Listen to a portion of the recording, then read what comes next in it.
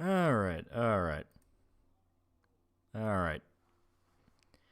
Call person out with $2. Wish I could watch tonight, but gotta work early. Rip. Yeah, that shit always sucks. You'll have the VOD, so don't worry about it. It'll be good. Dr. Homicide, $5. Cruise money. I had job interview on Tuesday. Less than a day later, I was told I wasn't getting the job. Feels bad, man. Anyway, have a fun stream. Be how it be. Be how it be on this bitch of an earth. It be how it be. Second 162, $5 for a little news. For a little, the news is worth. Funimation's effectively dead. Yeah. So Funimation as a company's been dead for a while, but they've kind of been basically a parasite on Crunchyroll, where Funimation and Crunchyroll sort of merged. So Funimation would do dubbing, and then Crunchyroll would release their stuff, and then Funimation tried having their own streaming service. Essentially, that streaming service is getting shut down. They are now officially bundling with Crunchyroll, and the prices, if you want to have like Crunchyroll as your main, I guess, anime service, is like going through the fucking roof to the point it has what, like they have like $100 a year plan, and everyone's going like, fuck you. Fuck you.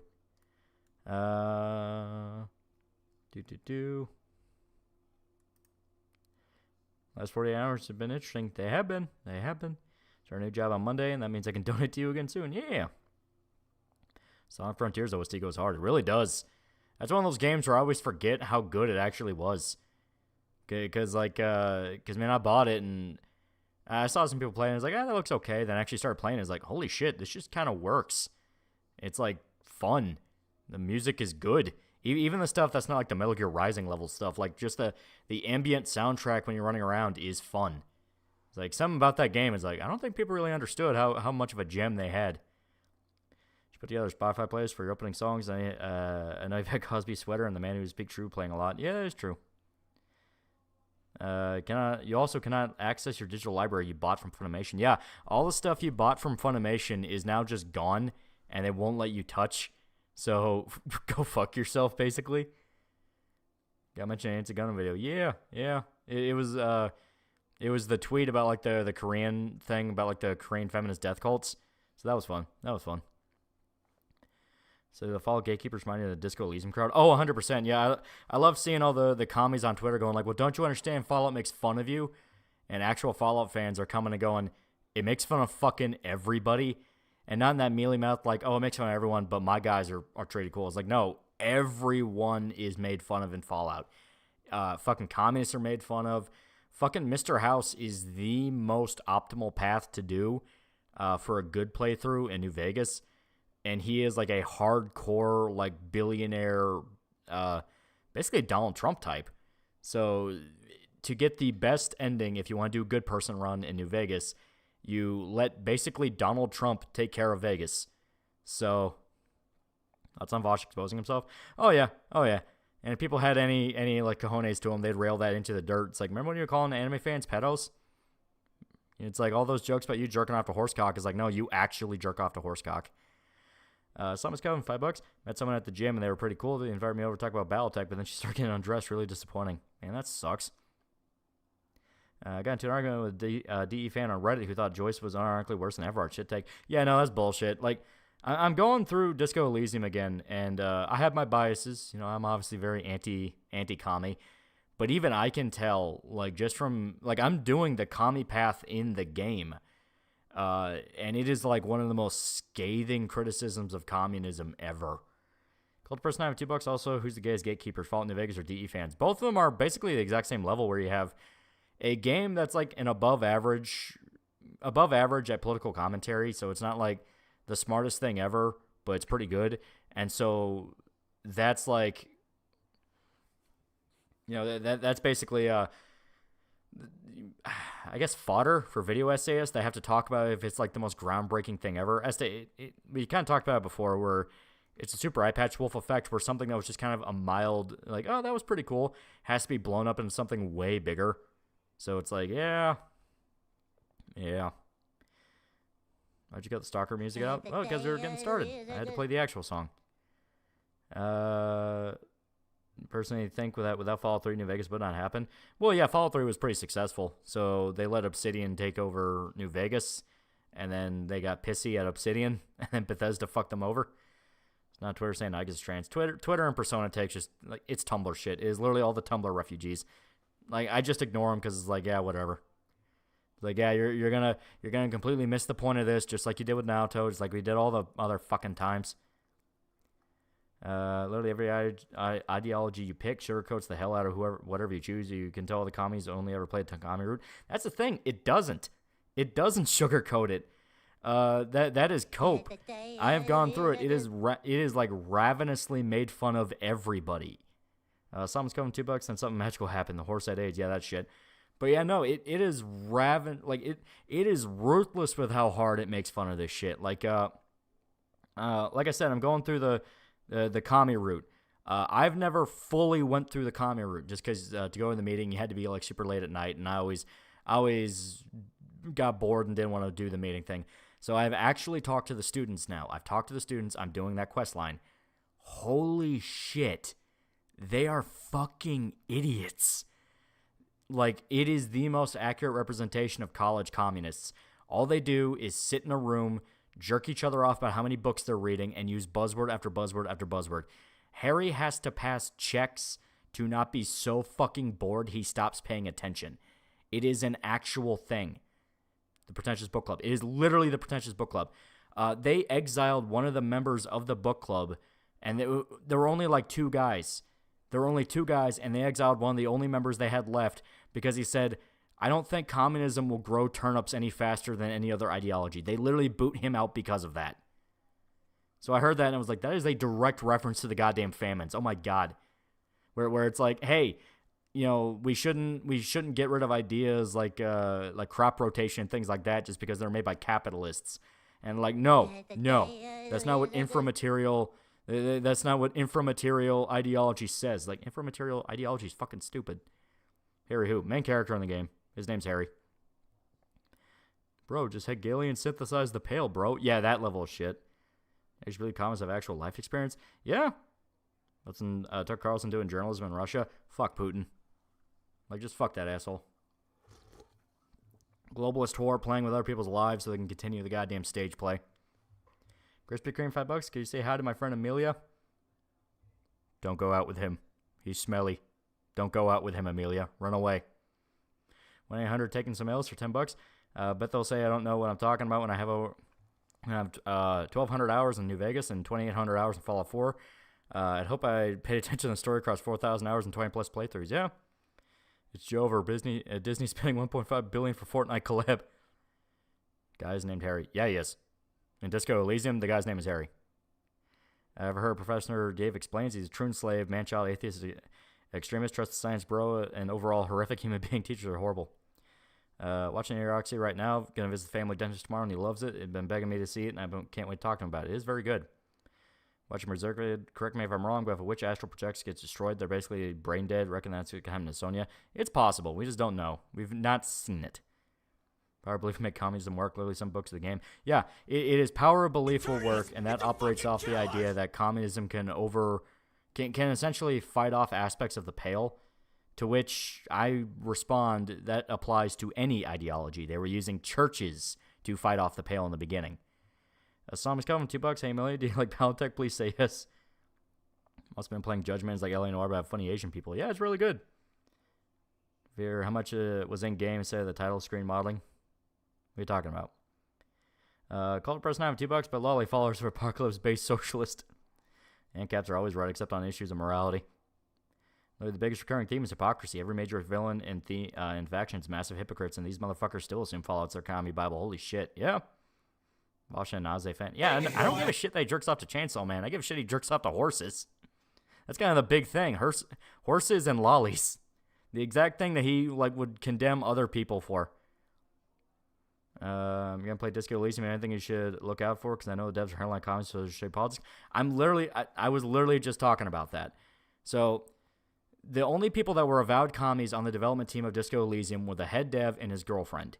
They were ousted from the company and directly condemned by a lot of the other people in the studio for stealing credit and refusing to do any work. The lead dev in particular said that he wrote over half the game. His best friend, who was the actual lead writer, has said, no, he fucking didn't. because he was taking credit for characters like Easy Leo and Kuno, who were very famous characters in the game, and he was the one that wrote them. So the lead dev was claiming he did everything and stealing credit from everybody else. He was an asshole. Mark Capes Carte, $2. Love my home state or staying none of the above. Was paying $2. Rewatching Jail on Netflix. Forgot how good it was. Yeah. Blame Edge Bomber guy from New Vegas Commies. Yeah, that's. I'm actually gonna go into that in the Disco Elysium video. The perspective of these games are warped by people who do video essays, and people need to understand that just because there's a video essay doesn't mean they actually know what they're talking about. Like, there's so many fucking moments where it's like, dude, you are just painting what you want to see in this. Vosh saying anyone who kink shames him is racist, fucking hilarious. Yeah. And one charge arguably helps contain 10mm hole, potentially failing, but it does seem to help. Well, they establish it. The way they fought off the Pale was with churches. It was like spirituality and religion. So if they want to do this thing of like, well, communism breeds that, it's like, well, religion does the same goddamn thing. So it's not an ideology thing then. It is a thing where it is any sort of thing that gives humanity purpose and faith and hope. So that's literally any political ideology. It's just people's nihilism that gets in the way. It is human evil and corruption that gets in the way. It's human nature. The ideology doesn't matter. The ideology are just terms. It's the actual people involved with those systems that either expand or retract the Pale. Someone's coming $2. Communism is the ideology of parasites. Jesus. Yeah, his best friend said he was glad that he was fired. Yes. I want to say I was sorry for being a dick on the Silent stream. Hope we can still be stream buddies. As stated, this is a very good moment to understand that there is a lot of people out there that want you angry at everything. Admire everything. No, it's observe everything, admire nothing.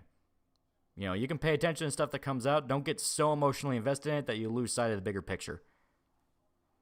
Nihilism is baked in the ideology of communism. Yeah. Power of belief? Yeah, kind of.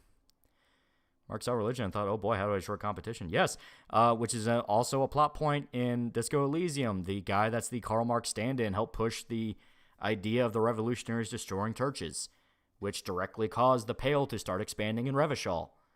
That they try to do a thing of like, oh, maybe it was when the revolutionaries died. It's like, no, I think it's when they burned down the fucking churches. It's like, I'm not sure if I'm interested in the game. Lolly says it's against Marxism and nihilism. Shut up and take my paycheck. It's very good.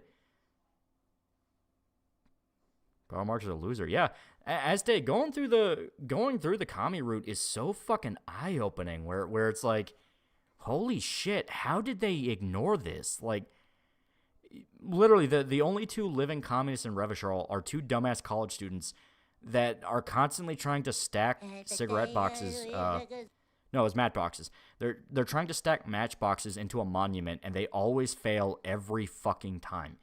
It always fails. And the logic voice in your head will say it will always fail because what they're trying to do is nonsensical. It is a direct reference to communism.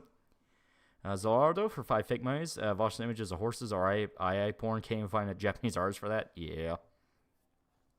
Open faith, fight off the Pale. Good fucking luck doing that in the communist space. Pale thrived in the USSR. Well, that's a direct thing. The Pale was expanding in Revachol. It's implied that's why it blew up the reactor. James for $5. Checked out Mr. In Between. It's pretty cash. Seeing Ray kill a couple of Pales is pretty base. It's a very good show. Very good show. One of my favorites. DE and New Vegas are two fantastic games for retarded fans. Oh, yeah. They dared to mock my based, wholesome fascist playthrough. Now Disco must die. I've been thinking recently, why do so many people think anime is for pedos from Twitter to KF? They all view it as a demonic thing. It's just some peacock and killjoys. There's been some interesting posts about that where people are like, this is the consequence to porn being so mainstream to where people cannot turn off porn brain.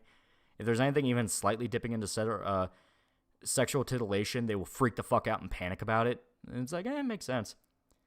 The Rock turned heel and aligned himself with Roman against Cody Rhodes. You know what? Okay. That's a storyline. Have Rock go back to being a heel. Okay. Think D is worthy to play at full price? At the moment, the company is kind of in an interesting position. So, I guess? I mean, the money's not going to the people that, you think it would go to. Iramonto Little for $10. See the Vosh leak? Lomao, so much for his moral high horse. It was like right after he finally responded to Pippa calling him a horse. It was basically Asmongold reacted. No, one of Asmongold's editors included a clip of Pippa saying, "I don't care if a horse fucker thinks I'm a Nazi." Vosh got pissy about that and railed against that and called it called her a Nazi, called anime pedobait, said Dragon Maid was pedobait anime, that kind of shit. And like the stream right after that, he got outed as jerking off to literal anime lollies, the exact name called pedobait, and horses.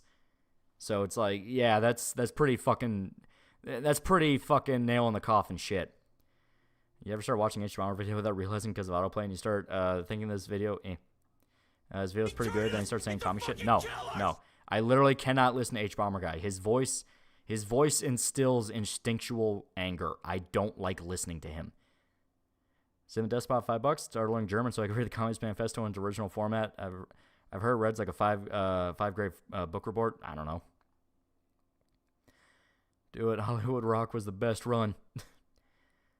All games are political. Motherfuckers on Cairo 5x5 spot for an enchanting table in Minecraft. Also, Asmongold versus Vosh. It's basically Anabomb versus Coffin Baby. Yeah. Personally, I hate the classic "my religion backwards and evil because no like gays," despite the fact how Christianity is about acceptance. We don't hate you because you're gay. And his tags are in the same folder. It was literally in the same folder. You could see his ID. You couldn't see the text on it, but you could see his ID. Bomber needs to stop being a little bitch with his trolls remorse, most annoying thing. From my understanding, his fans are starting to turn on him because, like, people are pointing out that he went to bat for Hassan and protected him, even though Hassan was a million times more guilty of plagiarism than anyone else in his video. And on top of that, one of the guys from his subreddit broke into the house of that James Somerton guy. So now it's a thing of like, all right, you kind of caused this whole thing. No, obviously it's not. He just covered a guy who committed plagiarism. But his fan base is that frothing angry and like morally obstinate that now it's just kind of out of his control. Even if he never intended for it to happen, it fucking happened, and now they're angry at him. So it's like, yeah. Something's coming, $2 versus DE, build for your straight edge cop. Straight edge, you want to do definitely logic. Trying to remember what the yellow one's general term is, but you want to spec into blue, you want to spec into yellow, and a little bit of red. A little bit of red or a little bit of purple. Just avoid any like schizo stuff. Avoid the supernatural. Avoid drugs. Avoid alcohol. Things like that. It's actually pretty easy to play straight edge. Saw some Twitterlers complaining about gushing over magical girls. Yeah. Red Roadside Picnic after your Stark review. Good read. Yeah. I recognize H-Bomber guy's voice because I don't watch him. Trying to point guns at IH was his biggest mistake. Well, in general, he was using it as his personal hit list. He was using it to gun after guys like Cinemassacre. He was using it to gun after people like Illuminati, who he famously had beef with. Gunned after an internet historian who he had beef with. And so now that kind of casted a doubt with the fact that he protected Hassan, where it's like, oh, okay, so when it's your friends, you'll make excuses for it, where it's like, well, that's not technically plagiarism, that's just content theft. It's like, but that's literally plagiarism. Plagiarism is a form of content theft. YMS basically made a video shitting on Sound of Freedom and people like it. Drinker, I feel like you have to because Chuds like it. Yeah, and that's stupid. That's at that point where don't even pretend you're objective. Don't even pretend you're objective. Arcade Script, $5. Remember during World War II, Stalin begged the church for help. The moment the Soviet fell, the Russian faith returned instantly. Yeah.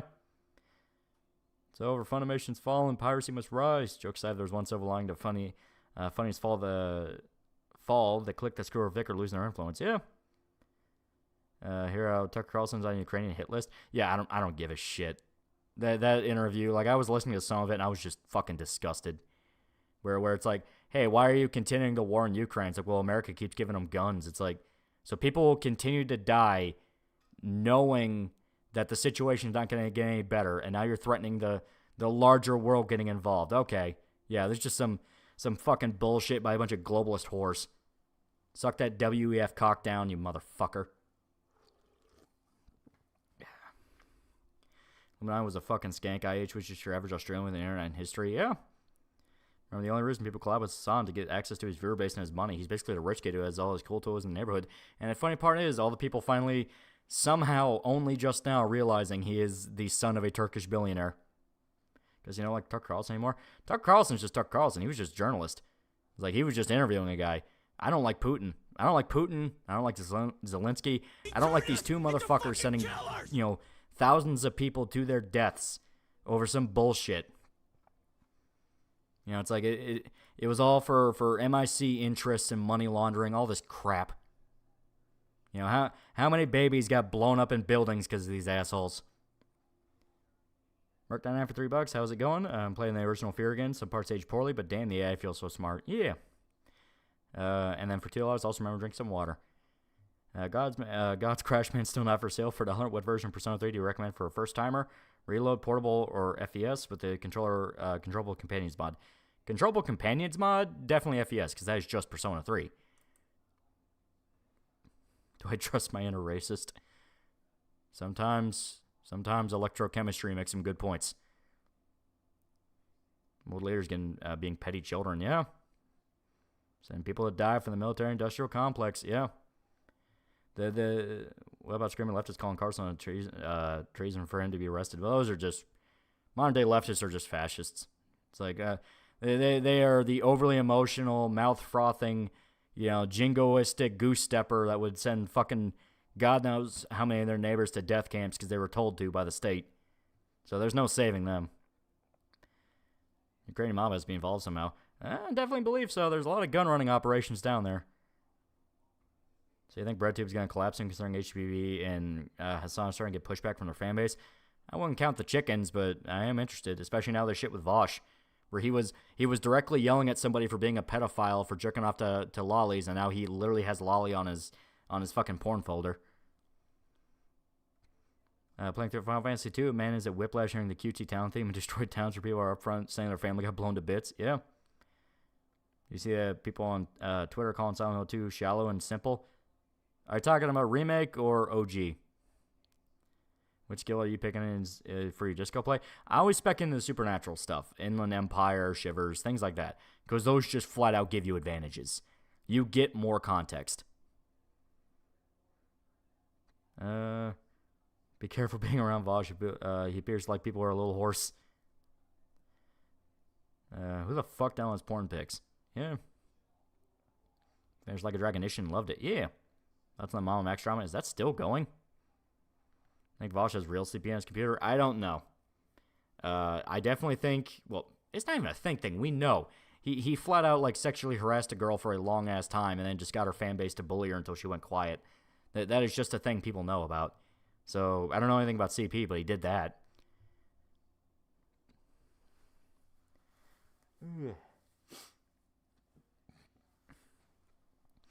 Speaking of Marxists, I find stupid that agnosticism is considered Marxist. When Roosevelt said it, I thought not much of a contrarian. Yeah, that's kind of the thing where if you pay attention to the people saying like, oh, well, no true artist has ever been conservative, and then you look at what they consider to be liberal, it's just basic human traits. They literally consider those to be liberal. So, of course, everything will appear leftist if they just make up standards to where it applies to 99% of people on the planet. I survived my Lulu from 13 Final Fantasy X Rule 34 binge the other night. Just thought you'd want to know.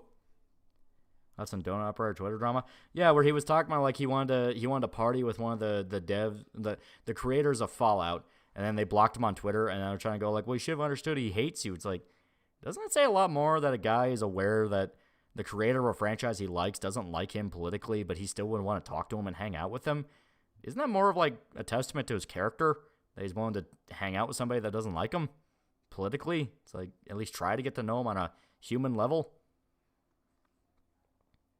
His name is Nere's Raphael Ambrosius Casteau. That's what the voices in my head saying. I don't trust those guys. Hear about Nick Riquet going full swinger cuckold? That's not surprising. That's on Vosh. They see my level production he's doing. They has CP stash lying around. I don't know. It'd be a little dangerous to speculate, but here, I'll flip a coin. Heads, yes. Tails, no. Oh, the coin fell on the floor. So that was God telling me absolutely, yes, he does. Excited to start Persona 4 Golden? Yeah. Did you ever be like your neighborhood being fucked with a rubber strap on? Yeah. Also kind of depressed me that Sawyer shot that down because I would love seeing him fire a Headcat or AM-180 or recreation of some of the fictional weapons in New Vegas. That would be fun. Was it Josh Sawyer that blocked Donut Operator? I think it was Sawyer, yeah. It was one of the founders. I just don't know which one in particular. Or Joseph Anderson's dumbass rant about Silent Hill 2 a few years back. Yeah, where he clearly didn't understand basic plot points. God never lies. Yeah. Webwin Donut. He wanted to go shooting with one of the creators of Fallout because he's a big Fallout New Vegas fan. And he found out the guy blocked him on Twitter before he even knew him. So it was Sawyer. Okay, yeah. Since you're a VTuber and Kiaru fan, I recommend Kotoko, Kui Nuko. She's an independent dark-skinned dog girl VTuber. She's pretty base. She streams on YouTube. All right, that's pretty good. Sawyer was the creative director, I remember correctly. Okay. Don't meet your heroes, kids. Even Fallout dev sad as fuck. Which leather jacket did you choose? I'm a fuck the world type of motherfucker. Yeah, I also picked fuck the world, and that's just because Cam wanted the piss jacket. So I'm like, you know what? You can have that one because it applies to you, and I'll choose fuck the world. No Star game made leader designer takes place in medieval times. We're still having a non-talk on feminist ideas. Oh god. Gushing over Magical Girls manga, latest episode adapted the chapter I hated and forgot about. Never had it. Have I audibly said, damn it, it's the baby fetish episode until it was Wednesday. Oh boy.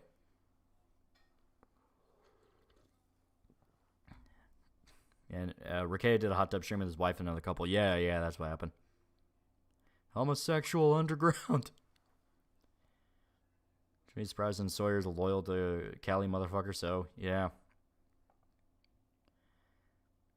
Most game devs are California people. They don't see anyone who doesn't live on the East and West Coast people. Yeah, that is true. That is true. Gonna wait for Persona 3 Reload. Same, I'm waiting on a sale. Not because like there's anything that in particular pissed me off. It's that no game is worth $70. The only time I've broken that rule is because it was something I've been genuinely excited for to the point I'm like, I always buy the fucking deluxe edition, so that's past the 60 mark anyway. But Persona 3, I was like, I mean, it's just Persona 3 again. So I was like, I'll hold off.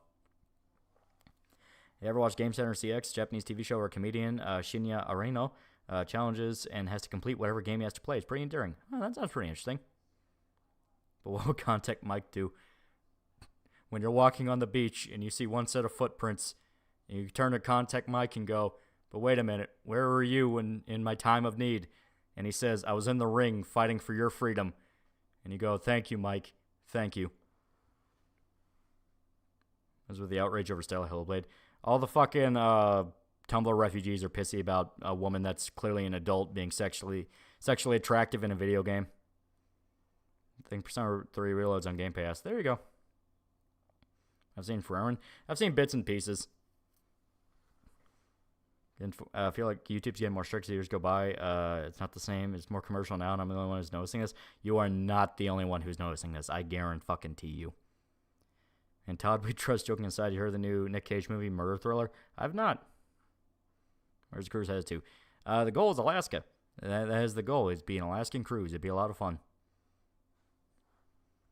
It doesn't need to be $5,000 for it to happen, but I put that there as like in case anything goes wrong. I always overshoot my financial goals just to be safe. Because like, well, you just don't know what could happen to you.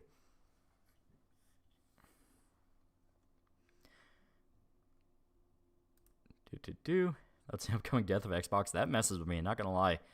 Hearing that, oh yeah, Microsoft might just stop making consoles. It's like, what?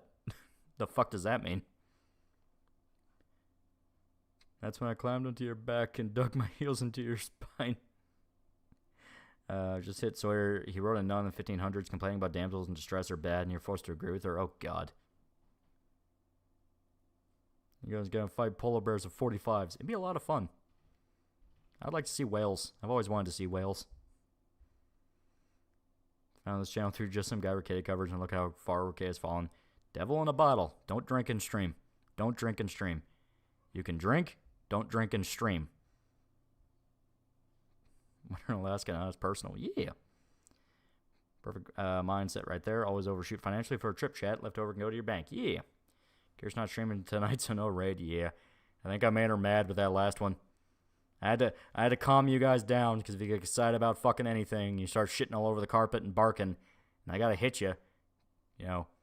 And from there, that was then extrapolated by, oh, I guess he doesn't like us. It's like, no, that's not what I meant. It's just, you know, I can't show affection because you'll pick up on the fact that I'm giving affection to people, and then you people are like, oh god, we have to do something, and then you panic and shit your pants all over the place. Terrible wingman, chat. Terrible wingman. That's a Mog and Elden Ring canonically being a pedophile. So that's where the George R. R. Martin influence comes in. My brother sold Adderall in middle school. See? Think BreadTube will collapse soon? Yeah, you've asked that, motherfucker. Can I name my child after your daddy? Nobody wants shit pants anywhere. Yeah. But yeah, so Ricade just drinking too much or something? A lot of it, yeah. He is like drunk himself into a fucking stupor. That's on Dead or Alive. It was fun. Back in the day. Yeah, George R. R. Martin threw a tantrum about anti-fans of Game of Thrones. You hear that? How about you stop whining and write the fucking book, George? I am now convinced of that theory people had that the reason the next book is taking so long is because a lot of the ideas that he wanted to use were the ones that the show ended up using, and the show either fucked it up or the ideas were just that bad that he had to scramble and write a completely different book in order to make up for what happened.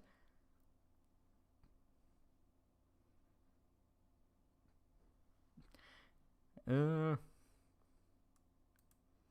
EVS Veto and Dick become a victim of skeptic effect? They definitely are. They're way more obsessed with infighting than what they were doing before, and now it's all just a grift to them. It is literally a money grind. Nose trophy bottle of Huckleberry flavored bourbon on my desk and decided to go to the brewer's website. Surprised it was cheaper than I thought it would be. Yeah. And complaining my anti-fans kind of suggest that yes. Yeah. Are you going to check the Northern Lights? I hope so. I would love to see the Northern Lights. That's something I would genuinely love to see. I was told one good piece of advice from local authors: don't get attached to ideas. That is true. You a picture of comparing Ricada from 3 years ago to now? Absolute fucking mess. Stay, don't drink and stream. That shit's rough on you.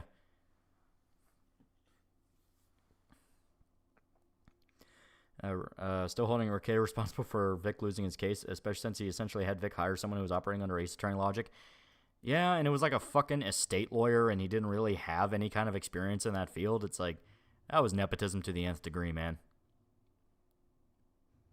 We'll spam $2. George R. R. Martin needs to get a co-writer and be done with it. Yeah.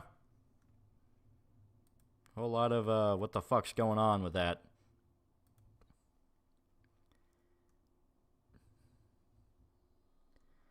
Okay.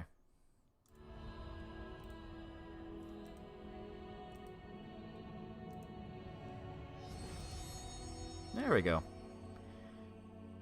Every time I've seen Nick and his voice just sounds awful. Yeah, because he's drinking himself so much it's eating away at his throat.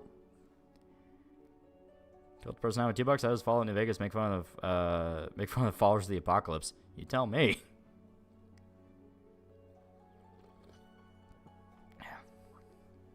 Ricada saying to a man pretending to be a girl named Mandy the Sonic Shoe Medallion his name go Christian. It's a fucking demon, man. Whoever gets that Sonic Shoe Medallion, bad shit happens. Bad shit happens. Do not go anywhere near that fucking medallion. Georgie shouldn't have killed off a lot of characters, especially since I think he has writer's block to do that. Yeah, he doesn't know who to use anymore. Here's the last Game of Thrones book. Everyone committed incest, killed each other, and everybody died. The end.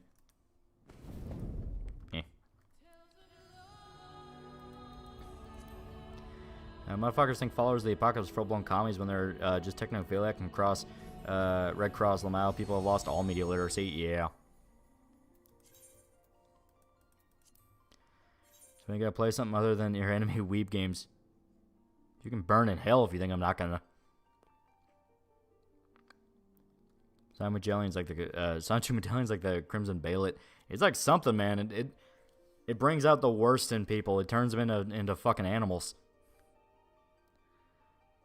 Followers of the apocalypse get fucked over in most New Vegas endings, and they hold no power. Yes, they're altruistic, but everyone walks all over them.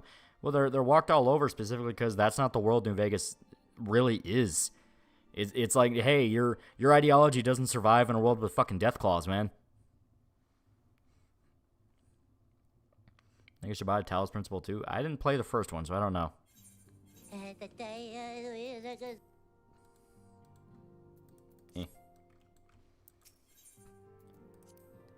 Saw The Crow last night. Really good movie. Ever thought about doing a video? Yeah. Guys, remember most of the factions pretty well. Jan forgot about everything about the followers and the doctors and arcades are radder. So they're kind of like a hippy-dippy commune of scientists that are like, no, we're basically like the Brotherhood of Steel, but we want to work with people instead of hoarding technology. They want to share it. It's basically like that. And yeah, they end up being just kind of fucking idiots and taken advantage of over and over again. Because, you know, altruism's nice, but these people will fucking kill you. Yeah, the followers unintentionally create Caesar's Legion. Yeah.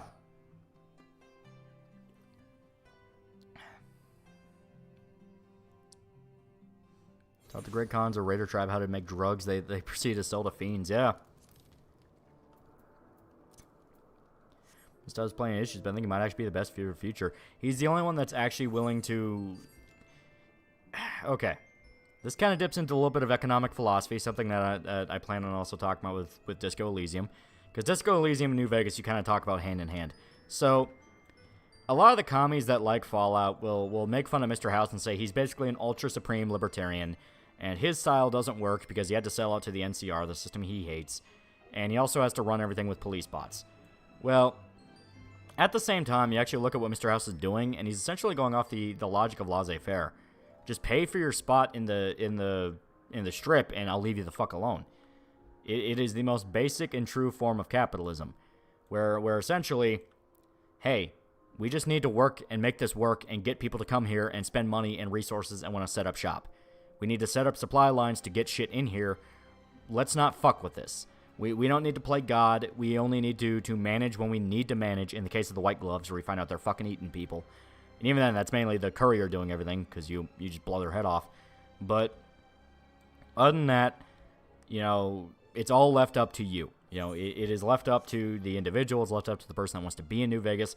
You pay a hefty fine because that spot is premium territory. Because what the fuck is everywhere else?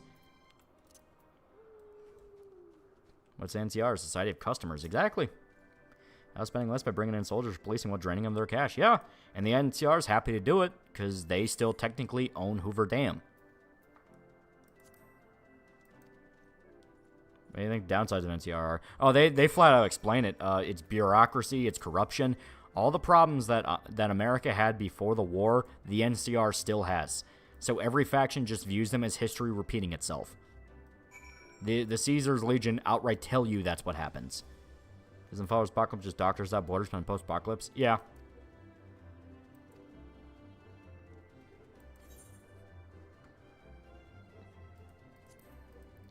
Yep. Want to see what democracy does? Look out the window. Yeah. So then, what's the con of Mr. House? Then that's pro. As stated, it's very unstable. It's essentially you only have one central figure that's controlling the chaos, and even then, he doesn't save everyone. So there's still violent gangs. There's still crime. There's still corruption. It's all just kind of mediated by one central figure with a grand vision. It's the reason they had to make a point that, you know, Mr. House has been alive for centuries, because if he dies, who is there to pick up the pieces? Who's there to enact the plan? It basically relies on the idea Mr. House is immortal, or at the very least will live for centuries. I mean, that's why killing Mr. House is like such a big deal, and he like breaks down when you go to kill him, where it's like, this is hundreds of years of work you pour down the fucking toilet.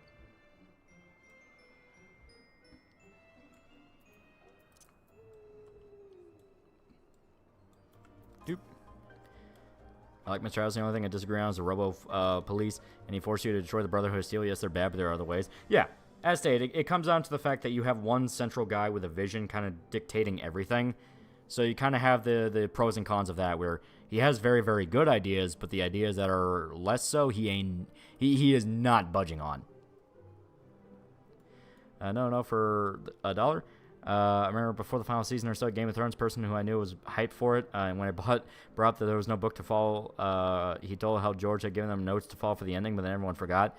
Also, sorry for the long message before. Yeah. So yeah, it is based off notes that George had. Okay. And here's a work for evil or failure governments. Yeah. Barrett is the Syriac word for Satan. Oh, that's pretty cool. Fuck, the Great Khan's no pity for them. A bunch of raiding, drug trafficking thugs. They're raiders that get what they deserve. That's the funny part where, if you ever do anything to personally fuck over the Great Khans and, like, destroy their faction, like, every single ending slide, it's them cursing the NCR. Like, to the point of self-destruction where it's like, yeah, they were destroyed, but at least they took the NCR down with them. That they're just completely psychotic, and it's to the degree of, like, motherfucker, like, what?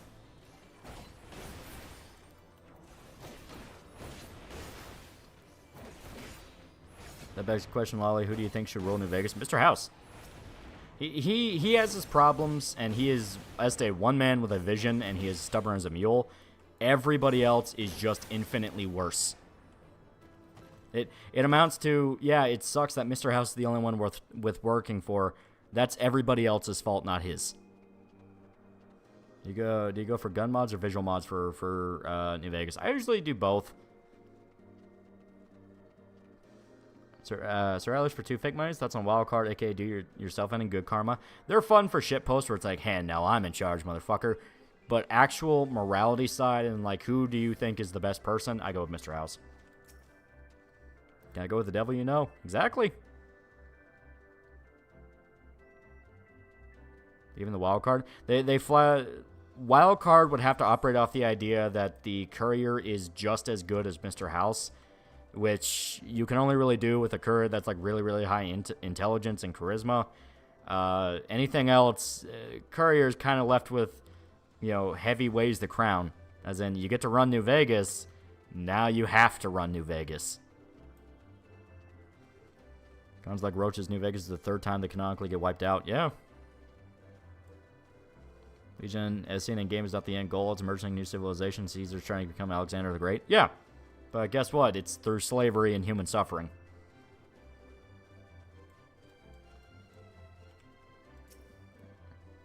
I was basically trying to future-proof the Mojave. Yeah.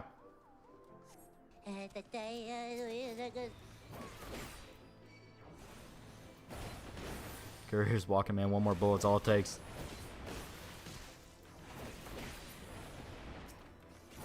That's on Far Cry 4. Recently been having some nostalgia for it. I didn't play it enough.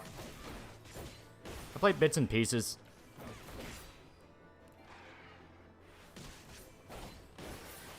Oh shit, well, New Vegas fucked my game. Yeah.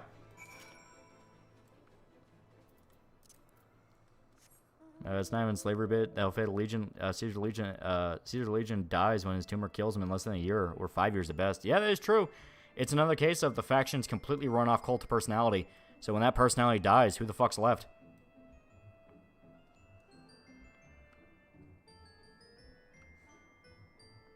Caesar's just doing what they did in the old days. Yeah, and that's not really much of an excuse. You're supposed to learn not to do that shit. Caesar's a piece of shit hypocrite. Yeah.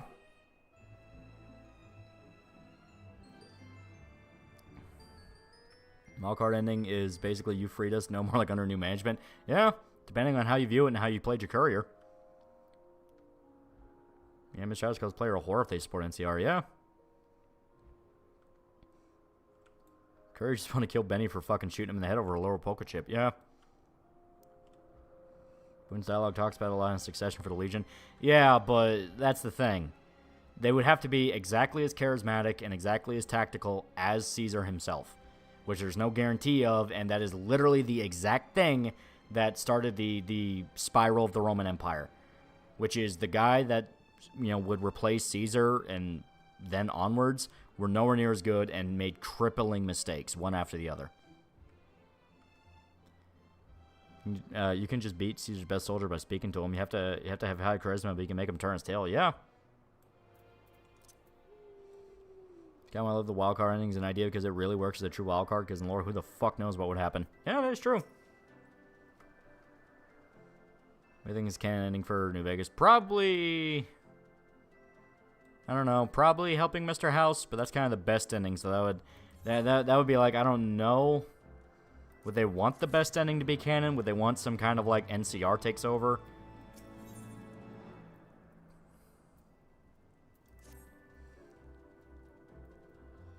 And challenges in game incentivize you to shank him with a knife. Yeah, it's true.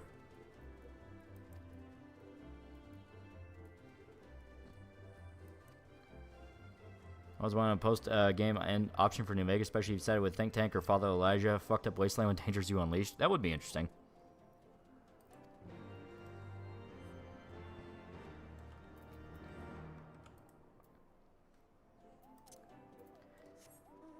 We're talking about New Vegas shit, because that's been in the news, because one of the developers spurred the fuck out. I'm saying NCR is most likely canon. Probably. Culper's $95. Guess house akin to Trump then. With them in charge, most net positive, but they have no successor. Someone's time's up. It's free for all. Yeah. Kind of fitting in a way. Okay, I gotta.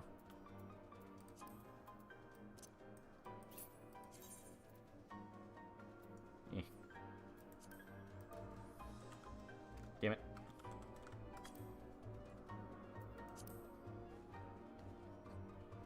See an H-Bomber guy's video unfollowed? I'm never watching an H-Bomber video. You would actually have to fucking kill me before I'd ever watch one of his videos willingly. I hate that smarmy cocksucker in ways you will never believe. That entire genre of YouTube would be... It would be a net benefit of the world if that entire genre of YouTube was burned off the face of the planet.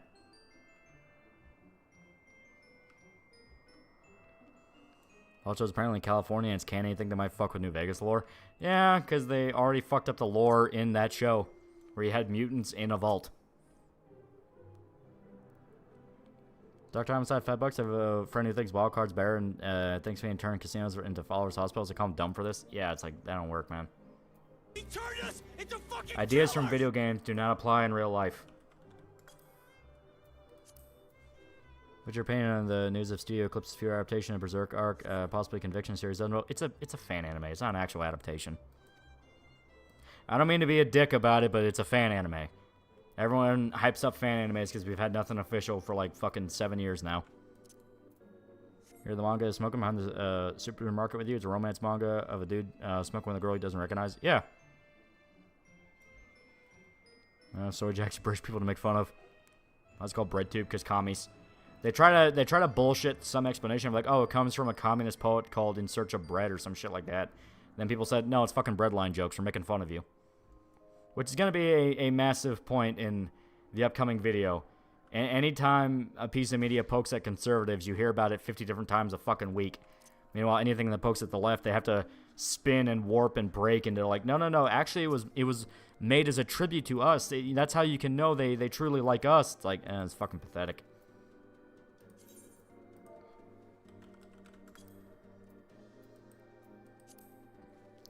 Hear about the New Vegas cut content about the people in Novak getting turned to slaves? Yeah. Your franchise gets recognition and attention it deserves from the leftist media essayist Monkey's Paw Wish beyond all horror. These are literally meant to be Alexander the Great because he dies young after forming his empire and is likely to be split up by his generals like Hearts of Iron 4's OWB. Well, or also, you know, just Caesar. Call person out for $10.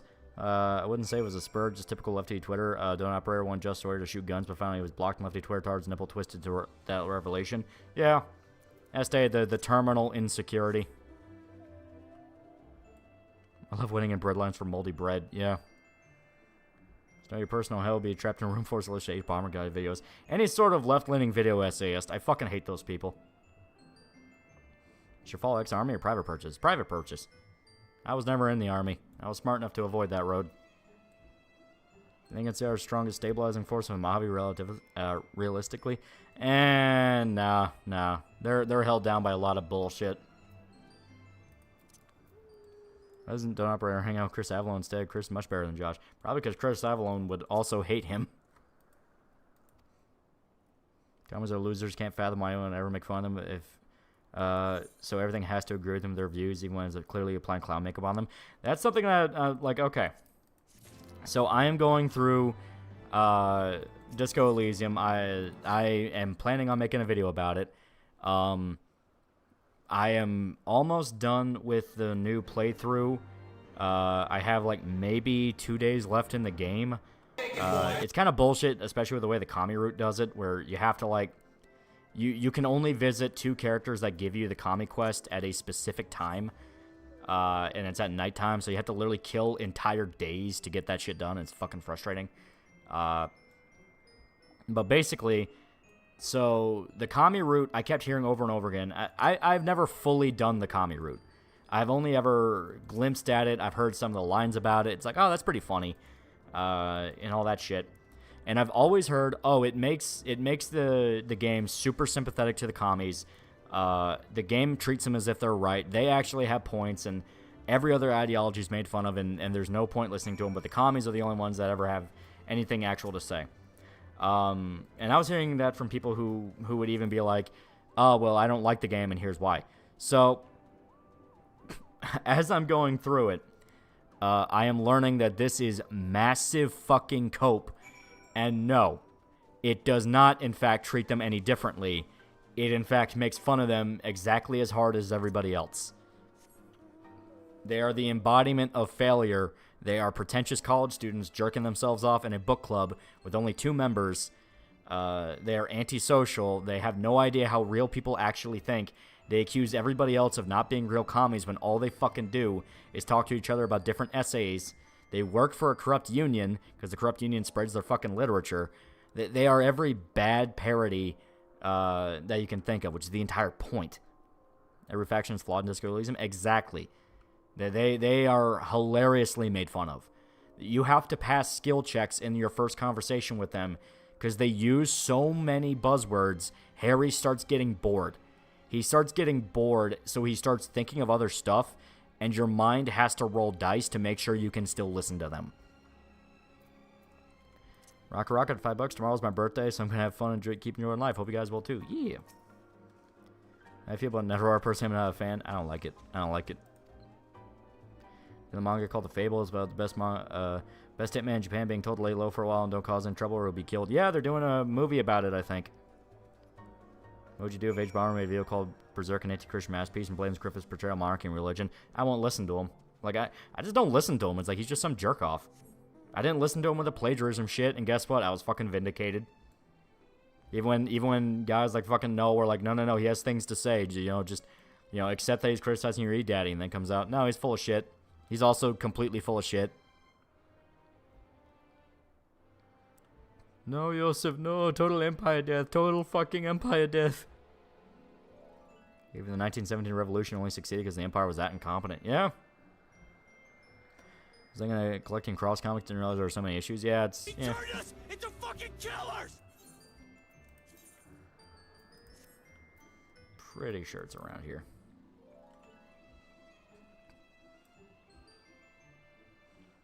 It was getting an anime directed by the maker of Bottoms. Okay, that'd be cool.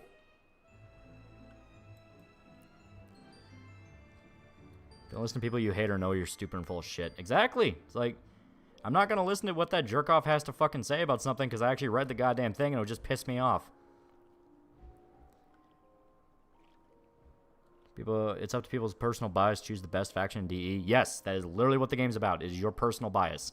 Because a point I'm going to make in the video is specifically, if you just ignore everything and just focus on the main story, you can beat the game in less than 12 hours. And that is only because it shackles you in the first 2 days. It just flat out refuses to let you go to an area you need to go to progress the story. Because the actual main steps are very small. The whole idea of it is, as you are investigating, you get distracted and pulled into other things. Now, some of these other things are pretty substantial. They reveal a lot about the setting. They reveal a lot about Harry. All these other things. But the actual the actual story around what you have to do is very simple and small. Only watch OG Hellsing. Damn, Hellsing Ultimate has a ton of comedy compared to the more serious. Yeah. Anyone could make a good video when they're one introducing the audience to the media. That is true. There it is. I always forget where it's at. But yeah, so almost like the game's commentary on how life can be derailed if you supplicate yourself to an ideology to outrun your problems. Yes. Almost like that's what it's about indeed. But yeah, I mean, it's it's something to where it kind of annoys me how much people just kind of ignore that aspect. Alright, it might be... There we go. It annoys me how much people kind of ignore that aspect and just go, well, Disco Elysium critiques capitalism. Because really, it doesn't say anything that substantial. It's just rich people are assholes. And even then, the rich people in the game that are assholes, it's stuff like the billionaire who's so rich he warps space and time. Though I think a lot of that's also pale exposure. But, you know, it's the fact that, like, you know, none of the ideologies really say anything substantial or mean anything groundbreaking. It's all just more blathering. Hypocritical blathering.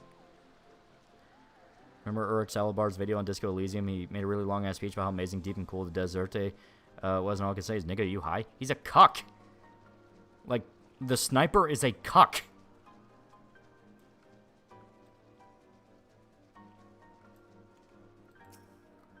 Communists in Disco Elysium sound like failed college students who think they're the next revolutionary. That is literally what they are.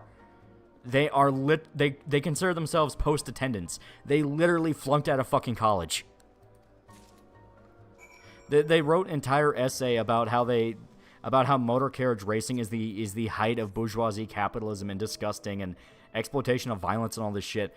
And Kim takes one look at the article and says they never stepped foot inside of a motor carriage. Like, it's this thing where they are completely fraudulent to everyone but themselves. Joyce Meyer is one of the nicer characters. Joyce she's shady, but she's very honest with the fact she's shady. She flat out tells you, I have people I report to, I need to make this sound good for them. She is very upfront with you every step of the way. Like, if you go, like, the game will try to be like, oh, maybe you shouldn't trust her, you're playing kind of into her hands, but the more you work with her, the more it actually kind of does show the state of the union and how bad things have gotten. It's one of the reasons why I let the Hardy Boys die every fucking playthrough. I'm even going to make a point in this playthrough. Hey, if you let the Hardy Boys live, you get an extra scene. I refuse on principle to let them live. They need to have that ass kicking. They need to have that tribunal because they do not understand their actual role.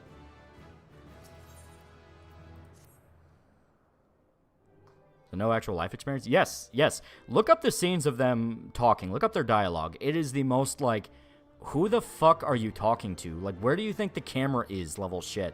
They're trying so hard to impress you, and you're just sitting there like, what the fuck do any of these words mean? Ever seen the 10-minute speedrun in New Vegas? Yeah, it's pretty interesting. Jimbo 2 exposes supernatural powers again. Are you talking about Disco? Because it was talking to the city, remote viewers division, kind of tapping into the pale a little bit, but, you know.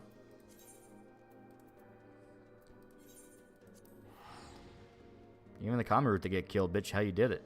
Well, the whole thing in, let me take off my jacket.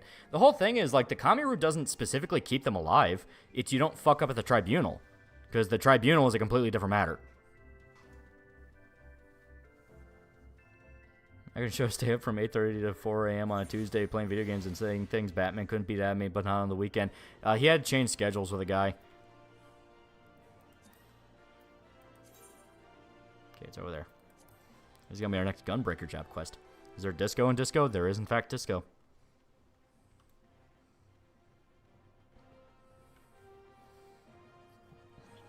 The biggest comments in the game is an insult. People this stupid? Yes. He caused the entire situation not out of politics, but out of a personal vendetta because he's a cuck. Also, they had Valentine's Day out. Very optimal for this speech about how the main villain in Disco Elysium is a massive cuckold.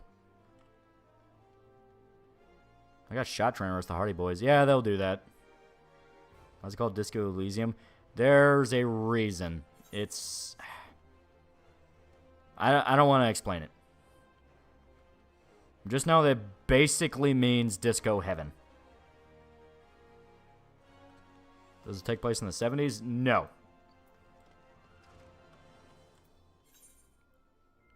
Yeah, looks like the guy. Looks like a gunbreaker.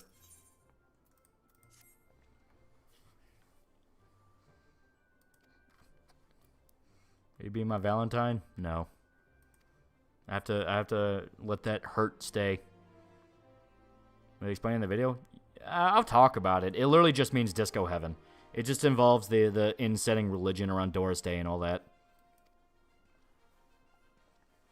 you ever do Yu Yu Hakusho review? That would be fun. Eric Salabar literally believed he was a true commie shit. The sniper said it really just doubt how smart he was. Yeah, it's like the sniper tells you you're not a real Here's the thing. The sniper isn't even a true commie. Instead of dying for the fucking revolution, he fucking ran off and deserted. You know, one of the things I really want to talk about I'm specifically going to contrast kind of those characters in the game with the non-commie types. Because you have the obvious one is Renee, the veteran, and the sniper, who are literally polar opposites. One was a fascist, quote unquote, working for the king during their reign and fighting against the communists. The other is a communist. And you see just how different their lives are. You know, like Renee had a life. He was human. You know, he has a friend he still talks to. He's just a crabby old man playing ball in the neighborhood, you know. He's there in the city of Revachol, living with people, working with people. You know, he loved a girl. Him and his buddy would bicker back and forth over who really deserved the girl. When he was fighting as a soldier, he saved the life of one of the cousins of the king, even though he hated the guy. He hated the motherfucker and was like, he was a piece of shit. No one liked him. Yet went out of his way to save his life, even though it fucked his leg up. And he got a Medal of Bravery for it. Like, Renee is just a good man. He is a crabby man. He may have fought for the wrong side, if you want to believe it that way. But he is a good man. Meanwhile, the sniper is living alone on an island, just seething in hate and nihilism and misery. And he became obsessed with the woman. That's all I'll say, the woman. To the point of, like, he kind of viewed her as his property. And when he saw her with the mercenary, he got bitter and angry, like he was betrayed. And was like, you know, fuck you. And he wanted to punish her. So he shot the mercenary while they were having sex to punish her. And it's like, isn't that just such a perfect representation right there? Titus is another one where at first he's all like, oh, you're not going to talk to that woman. She's been through enough. Fuck you, man. Then the minute you tell him, it's like, hey, you know, she doesn't really agree with what you're doing. He goes, oh, that fucking whore, that fucking cunt, that piece of shit. It's like this interesting hypocrisy of that moralistic shield they put up, and then that tiniest little poke, it all shatters down, and you see they're just a fucking bastard.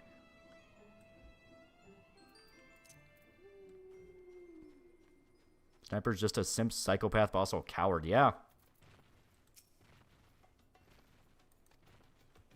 Sniper sounds like every bread tuber wants they own a gun. Or the one who got euthanized for being tired. Yeah, I heard about it. Up in Canada, land of, man. I'm going to have to tell Weed Bro not to make any self-deprecating jokes up in Canada. I don't think he'll come back. Most Eastern Europeans call music or clubs disco. Yeah. And it was made by Estonians, so, you know. Extreme incel rage. It is literal incel rage. What's worse, twisted nut or broken femur? I've yet to have a broken femur, so twisted nut. FF8 or 8 remastered? I have yet to play the remaster of 8, so I don't know. So again, is D really worth it? I think it's amazing. You want to talk about Ursa? Yeah, it's on stream. Would you recommend it? If yes, then OG or remake? Check out OG. OG's classic. It has some bits that are like the remake will never be able to touch, just out of copyright-wise. Actually, this is in the Netherlands. They also have mad. Oh, God. Disco vid soon. I am working on it. I'm recording footage for it. You know, testicular torsion. Less so much that, more so much of Winston always kicks me in the nuts whenever he jumps up on me. I'm pretty sure it feels the same. Knowing commies, your explanation about the commies and DE is probably possibly how they unironically view themselves. That's what I think. What do you mean they can't touch it? There have been jokes in the original Urusei Yatsura where, like, Lum and the main guy will literally just start talking about Star Wars and what they thought about Star Wars for, like, 2 minutes straight. Like, they'll be in the middle of an argument. It's like, oh, how dare you cheat on me? And then they just start talking about Star Wars. So it's stuff like that where it's like, there's no way they'll be able to do that in the remake. Disney will get in the way. You know, whoever owns Star Wars get in the way. It's like, yeah.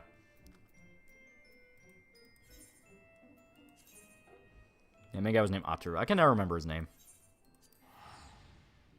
F8 Remaster is a little ugly to me. It's a foam port and it looks like oof. I enjoy moments I play DE, but I can't get distracted with something else. It is not for everyone. It is a very talky game. Bulldog named Winston does the same thing. Yeah. They're very affectionate guys, though.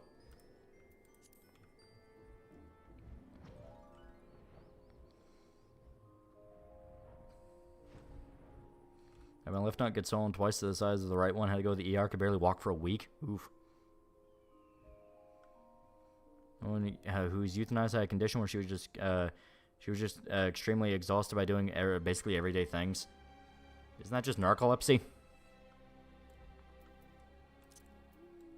There's no serious summarize the plot of the Return of the Jedi after a meltdown sequence. Yeah, that's what I'm referencing, yeah.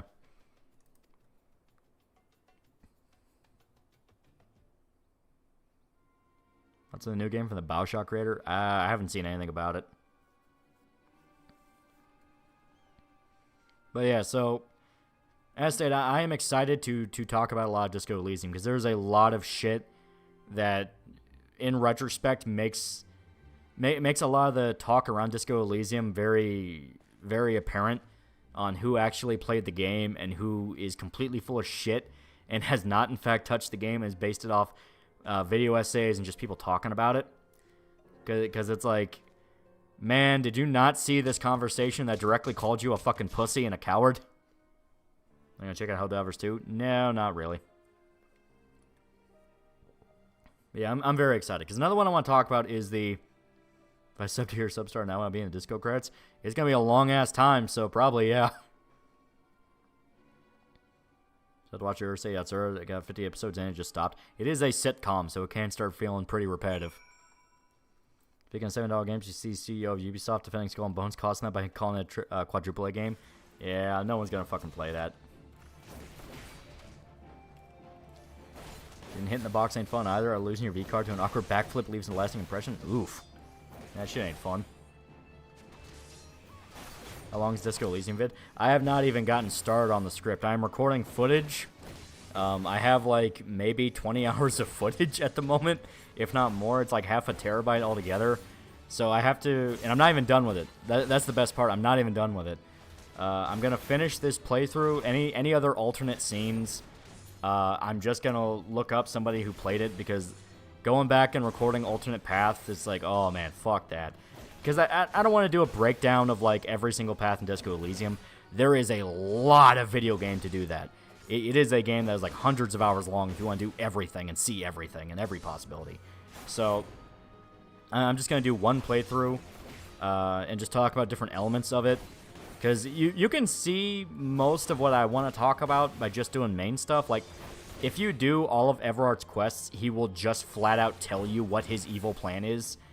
And it's a thing where I'm sure out there is someone who unironically thinks Everard is the coolest and the most based guy ever. You listen to his evil plan speech, and you literally feel that like voice in the back of your head screaming because you realized this is a motherfucker that's going to collapse the world because he's really stupid. Are you pro saves coming, Disco? Oh, 100%, yeah. Like, if you want to see a result, look for the fucking result. Some of those dice rolls can be a little bullshit. Now, granted, Disco Elysium does what a lot of other video games just outright refuse to do or just are not able to do, and that is they make failing interesting. So you can have really fun scenarios where you fail and it can still unlock different scenarios for you. Scenarios, routes, whatever. There are people who like Everard's a DE subreddit. Yeah, right there. Right there. It's like, that is unironic lack of media literacy. It's like, he is the bad guy. He is very, very evil. He is very bad man. Is video gonna be a big boy? As stated, I don't know how big it's gonna be, but yeah. Gotta get your gun back though. Yeah. And also, you should do the quests because they're really fast. They don't take a lot of time. And you do get that perspective on who Everard is as a person. So you're like, oh my god, you're the fucking devil. The two bunnies gonna fight. What's your response gonna be when the commie screams at you and say you don't have media literacy? I'm just gonna post scenes of the game where it's like, motherfucker, it's talking about you. Any idea how long the video will be? I don't know at the moment. I don't know. I haven't even finished recording footage for it. The voice in Harry in your head or Harry's literal schizo voice is a good point. Kind of like a visual novel, a chance dice roll, right? Yeah, it's more accurate to say it's like Planescape Torment. it's a CRPG that focuses a lot more on the dialogue and the story and the puzzles than combat. There's no combat in the game. I played Arcana of Steamworks and Magic Obscura, followed Isometric made by Troika. Yeah, I played a little bit of it. What's your personal favorite path in DE? I like the supernatural stuff. I love how it blindsides you. You know, where you are being told over and over again, it's not real, it's not real, it's not real. Then you find out, yeah, it's real. Like, it is 100% real. Failings are better than the correct way. I love Harry failing to run away from the landlord, almost dies. Yeah, you have that. You have the ones where you freak out when you're talking to somebody and just start taking your pants off. It's fucking great. There's some really funny fail states in the game. SAS forget Everett killed the former head of the union using the deserter. Yeah. Like, he is a fucking murderer. He is going to drag the dock workers into a war with a mercenary band. He knows he cannot win, so he can then use the massacre as sympathy points. And his fat ass gets to sit on the chair. I love the fuck the hat mentality. Breakdown with Excel. Yep. Fuck the hat. It's fucking great.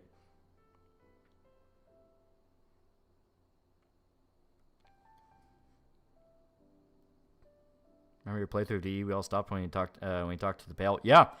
There was a reason I really wanted to show off the Pale, because that was the moment where the supernatural stuff, like, okay, if you listen to people talk about Disco Elysium, it's always about the politics. It's always the politics. Oh, it's so good at critiquing capitalism and fascism.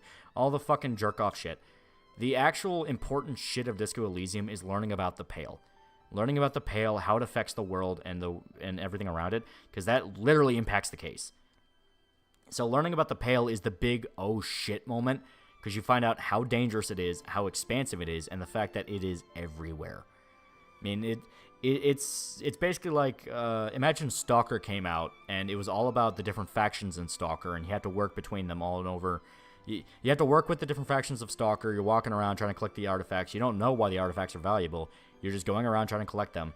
And then you find the mutants. Then you find the radiation. Then you find out you're in fucking Chernobyl.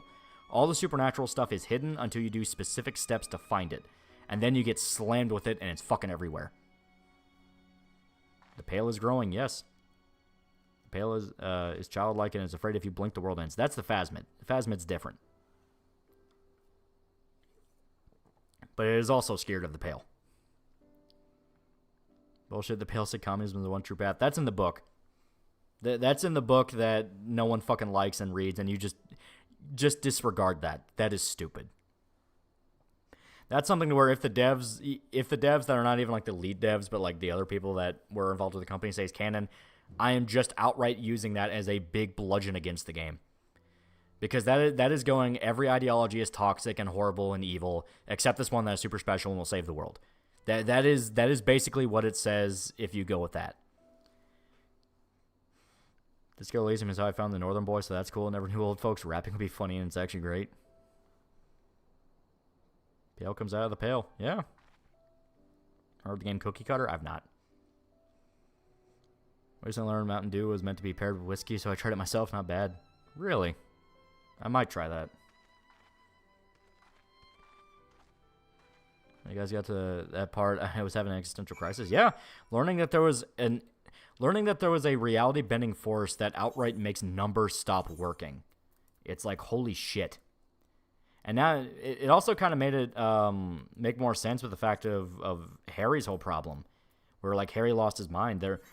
You can interpret it as Harry lost his mind because he was learning about the Pale, and he was like an amateur. I forgot what the term is. I think it was like entronomalist or something. They have a term for scientists who specifically want to research the Pale and what it's doing.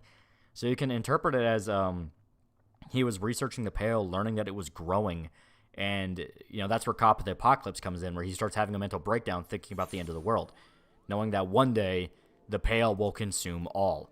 So he couldn't handle it on top of all of his other personal issues, and boom. Numbers stop working? Numbers literally stop working. That's where, once again, if you talk to the guy in the shipping container, your clock and the indicator of how much money you have start freaking out. Because he's been traveling all over the world, and he's been exposed to the Pale over and over and over again, so he's become a sort of like Pale entity. He's a pretty cool guy though.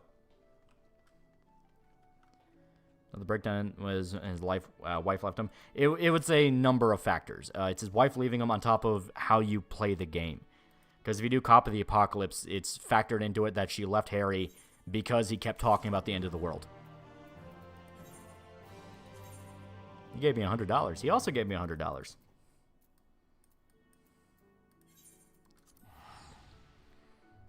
Can I LARP as an idiotic, delusional, apathetic anarchist? Yeah. Listening to a VOD from a month ago, fuck you for defending Daniel Craig Spectre. I remember defending it. I just remember going, it's not the worst. It's just rough. You could combine the Stalker games and Metro into one video. You ever do a Metro video? No. I will talk about it, but I'm not combining them into one video. They are such different beasts. Where did you get the information about his wife? I never heard that. Are you talking about his wife leaving him? Because, like, it's when you beat the game. So in the number layer and held up one finger could be 1, 2, or 8 billion. Quite literally, yes. Numbers as a concept stop working. That's why no one's ever been able to get past the number barrier. Because that's pretty much the layer where you're probably gonna die. / not even exist anymore.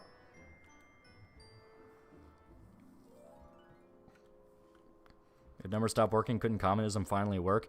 Well, I mean, that also applies to every ideology. Like, every ideology would work in the Pale. Also, it would kill all life. So the worst from Daniel Craig's era. And No Time to Die was the worst. Sky whaling. Pale decodes the universe. Pale is the universe. The Pale kills the universe. Harry needs to get the fisherman woman.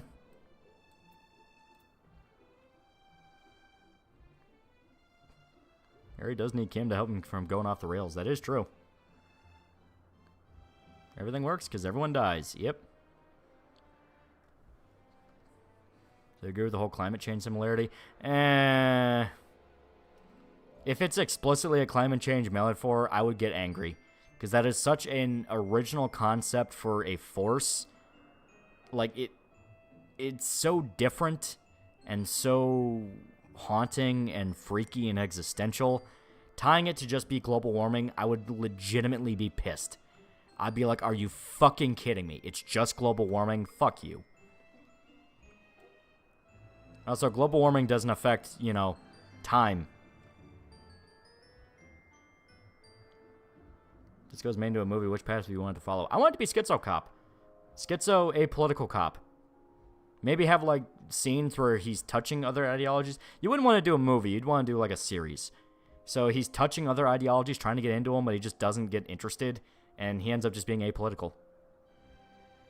The Pale is entropy. It is entropy. It is heat death. It is more than just climate change. It is the end. Superstar Schizo Cop, yeah. Mountain Dew is supposed to be paired with moonshine, not whiskey. I'm from Tennessee. I should know. Mountain Dew is from Tennessee. Okay. That sounds like that'd be really sweet, though. I don't know. Schizophrenic policeman is also autistic. Yeah. Can artists and writers fucking stop ruining their own words by turning them into allegories, metaphors about climate change, depression? Yeah. Have you ever watched or read Initial D? Yeah. Everyone knows Deja Vu. Disco feminism. Harry tries to discover how the Pale is connected to the patriarchy. There are jokes about that, yes. Again, that Harry was a radical centrist. Yeah, he can be whatever you want. That's one thing I really like about Disco Elysium. It's, even though Harry was a pre-written character, he really is a Rorschach test where whoever he is how you see him as. That's why like a big aspect in the game I want to talk about is specifically the idea of, like, don't let other people tell you what Disco Elysium is about. Play the game and have your own interpretation. That is what the game is about. I know I just said don't let people tell you how it's about, but I just said what it's about. The game is all about interpretation and bias and how you see it, how you see the world. It's open-ended. It's open-ended in the right way. I mean, there's obviously good and bad actions. Don't be an asshole and make kids cry. Don't do shit like that. Don't be a dick. But at the same time, it's willing to let you come up with your own rationale behind everything. It doesn't judge you for different actions you take, even if the voices in your head try to, because it's up to you. You know? I see Harry's a very determined policeman. Yeah, there you go. Yeah, but read Overrev instead of Initial D, because that video on Overrev I want to do ain't ever coming out. Imagine Harry is a normal bloke. No concrete Dominic beliefs, and then goes into a fucking mental breakdown, and he discovers r/politics, and all goes downhill from there. Also, Kunoism. I don't know. Kuno kind of deserved that punch, and that's what I mean. That's what I mean. It's up to you why Harry punched him. Did he punch him because, oh, that little shit was getting on my nerves? Or did he punch him because I've got to get him to shut up right now? You know, it's up to you. How do you interpret it? Do you think Harry can solve the death from Death Note? Yeah. He has actual psychic powers. And some faggots say video games can never be art. God gave mouth cancer for a reason. Ever watched the Armitage 3 anime? It's cyberpunk anime with cute android waifu. I've not. Wake Kuno up and give him superpowers. Yeah. As Phasman says too, pale comes from humans. Don't blink or it'll disappear. Yeah, that's the big thing. The pale is not just some force that exists out in the world and can't be stopped. It is specifically human nihilism and human depravity that causes the pale. That's why it really sparked up in the world after the revolution. Because the revolution solved nothing and only made the world worse. Another failure of the commies, one might even say. That's kind of why I saw it more as like radiation. I kind of saw the pale as more of like radiation sort of fallout, because they talk about the reactor exploding and leaving, you know, fallout everywhere. That's kind of how I viewed it, where it's specifically, you know, just kind of the leftover radiation from a failed Soviet bloc. So it's chaos from Warhammer. Yeah. A lot of Eastern European folklore loves that whole like occultism thing of manifesting into reality. Pale is literally Black Pillars incarnate. Yeah. I like the ending where Kuno becomes a junior detective. It is kind of sad that you can't help Kuno Ease, but at the same time, it's like, she's too far gone. She's too far gone. At that point, it's crabs in a bucket. She'd rather just not be alone and drag Kuno into it, too. What's the most horrifying Lovecraftian concept to you? Definitely kind of like I have no mouth and I must scream shit, where you can't die and you're stuck in a state where you would rather die. The pale is like the zone from Stalker. I would not be surprised if they took inspiration from it, yeah.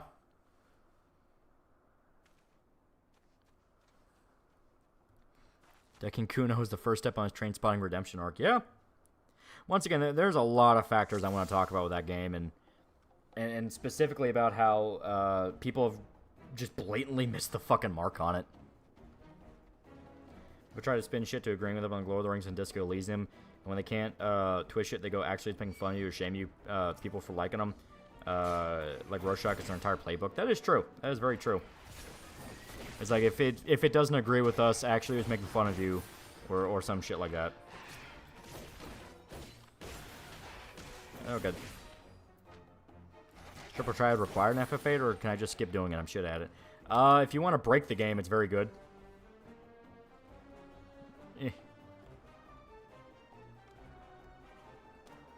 Kuno is love. Kuno is life. Kuno is genuinely really sad because he is a kid who was fucked from the word go. You know, he is somebody that just needed anyone better. You know, he needed a better dad. He needed better friends. He needed a better city. He needed one not run by fucking thug-ass union members. I am going to rant so hard about how the fucking Hardy Boys fully deserve to die. They deserve to die, and it's genuinely karmic beauty that they die. It is a thing where I think letting the Hardy Boys die, they try to paint it off as like a sad thing, but it is so fitting and wonderful that they die. Because the entire game, they're the guys in control. They're the big dicks. They're the ones who are like, oh, you best not fuck around in our neighborhood, boy. You know, that shit with Titus and all that. And then you directly tell them, the fucking mercenaries are going to kill you. They are going to put you against the wall and fucking shoot you. And they go, oh, there's a lot more of us than there are them. And what happens at the very end? The Hardy Boys are all alone up against that wall, begging not to die. It is beautiful. I love it. Here becomes Kuno's Guardian post game in my headcanon. Yeah. Guys required to get Squall's ultimate weapon, Lionheart by disc 1. Yeah. As stated, you kind of need to do it to get some of the more broken shit in the game. Hornet will kill the rest of the bees. Yes! You tell them over and over again, the Hornet will kill the hive, and they don't get it. They don't get it because they're too used to being the big dick in town. It is something where I'm gonna talk about that. I hope I don't fuck up and let too many of them live, because they all need to die. They all need to fucking die. I hate the Hardy Boys in ways you guys cannot even imagine. It's not a thing of like, oh, the game sucks because of the Hardy Boys. No, they are horrible people in the story. They're horrible people throughout every single step of it. They get one or two moments of like, okay, well, they are just guys, they are just blue-collar guys. But still, it's like, no, you motherfuckers are going to die, and you're going to die screaming. Are the Hardy Boys you're talking about Disco Elysium confusing with the young adult adventure novels? Yes, it's in Disco Elysium. There's an outcome and they can all die? Yeah, you can get a lot of them killed, yeah. I don't remember how to get all of them to die. Weapon upgrade system is so needless in conjunction stats. Yeah. You legit let the mercenaries just kill them all, or does the game force you to fight the mercenaries? You're forced to fight them, but depending on how you do it, they can kill pretty much all of them. I know in one of my recent playthroughs, one of them was still alive. Our context says Disco Elysium's Hardy Boys, not the young adult media franchise. I mean, we were talking about Disco Elysium. I assumed you guys would not think that I would just start immediately talking about the Hardy Boys. You know, seeing the Beekeeper, Jason Statham. It was fun. It was goofy as hell. It was literally the Kip Boga movie where he's going after call centers that scam old people. But you know what? Fuck it. That's fun. Anything like the Hardy Boys, two young whippersnappers with nose for solving mysteries. You let one live? Unacceptable. I did it by accident. I see you painting your rogged again. This is our stream rabbit. Our stream rabbit is for the actual fucking road to 80. I play the rogged again when I'm like, hey, I need to get further in main game because I wanna get past Stormblood. I wanna see all the cool stuff post Stormblood. Plus, this is a different job. Rogged again does Dark Knight. This one does Gunbreaker, and it's really cool. Do not redeem! Do not redeem!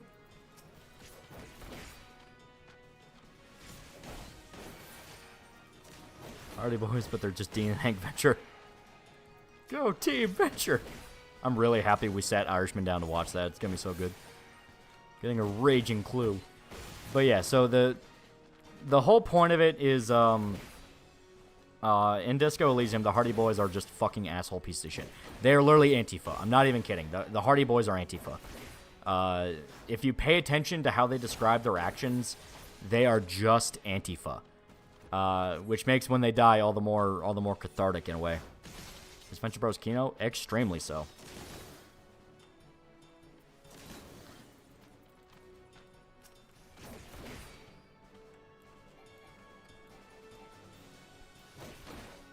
Hardy Boys. That sounds a bit gay. Chaz this. Yeah, like, kind of literally. Antifa without government protection, basically best possible outcome. Yeah. There's going to be a lot I'm going to talk about in that video. I'm so fucking excited. Are you going to show in the video their death? Yeah, I plan to. I'm almost there. I just got to do some other things. I want to do the communist route. Because I want to show, like, hey, the communist route does not, in fact, paint you sympathetically. It paints you as an out-of-touch, pretentious idiot.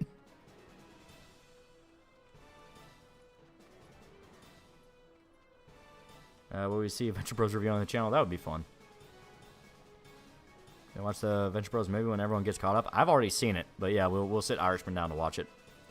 Think Tetsuo from Akira was truly evil or redeemable up until a point? I think he just went crazy. He kind of just completely lost his fucking mind after a point. Of course, learning that he's a fucking ultra-powerful psychic, it's like, yeah. Did you threaten the Hardy Boys with suicide just out of spite? No. I waited until, like, day 4 to interrogate them because I wanted to have everything stacked against them.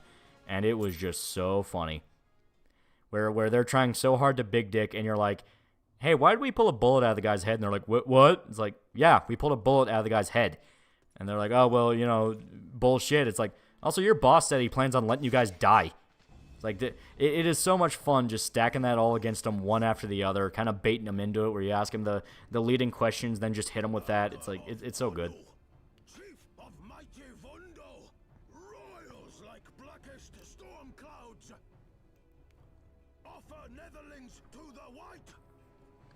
If I was a dumb kid with too much power, took the easy route to power instead of having to mature like Kaneda did in the manga. Yeah.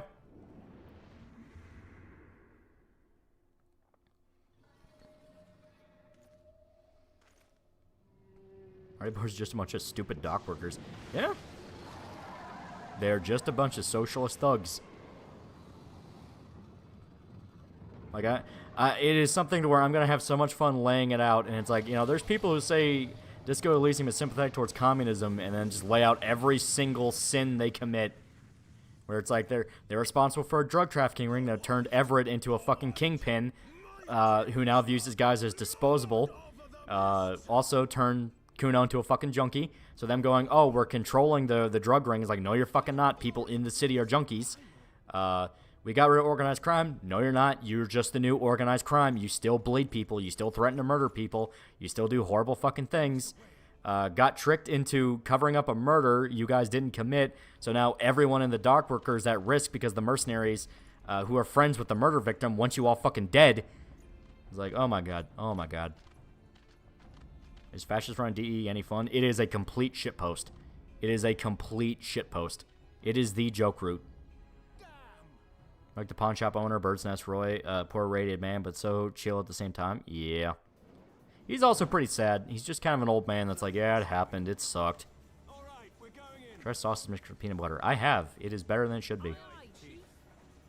Friend told me Disco Elysium devs are mega commies. Only the lead dev and his girlfriend, who everyone else in the studio fucking hated. They're not even cool like black or brown shirts. There's gayer, more violent Antifa. Yeah. And another thing. Titus Hardy is a cuck.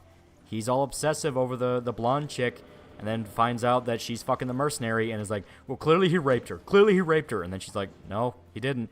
Goes, well, you were a fucking whore anyway. You're just a fucking whore. It's like, okay. Okay.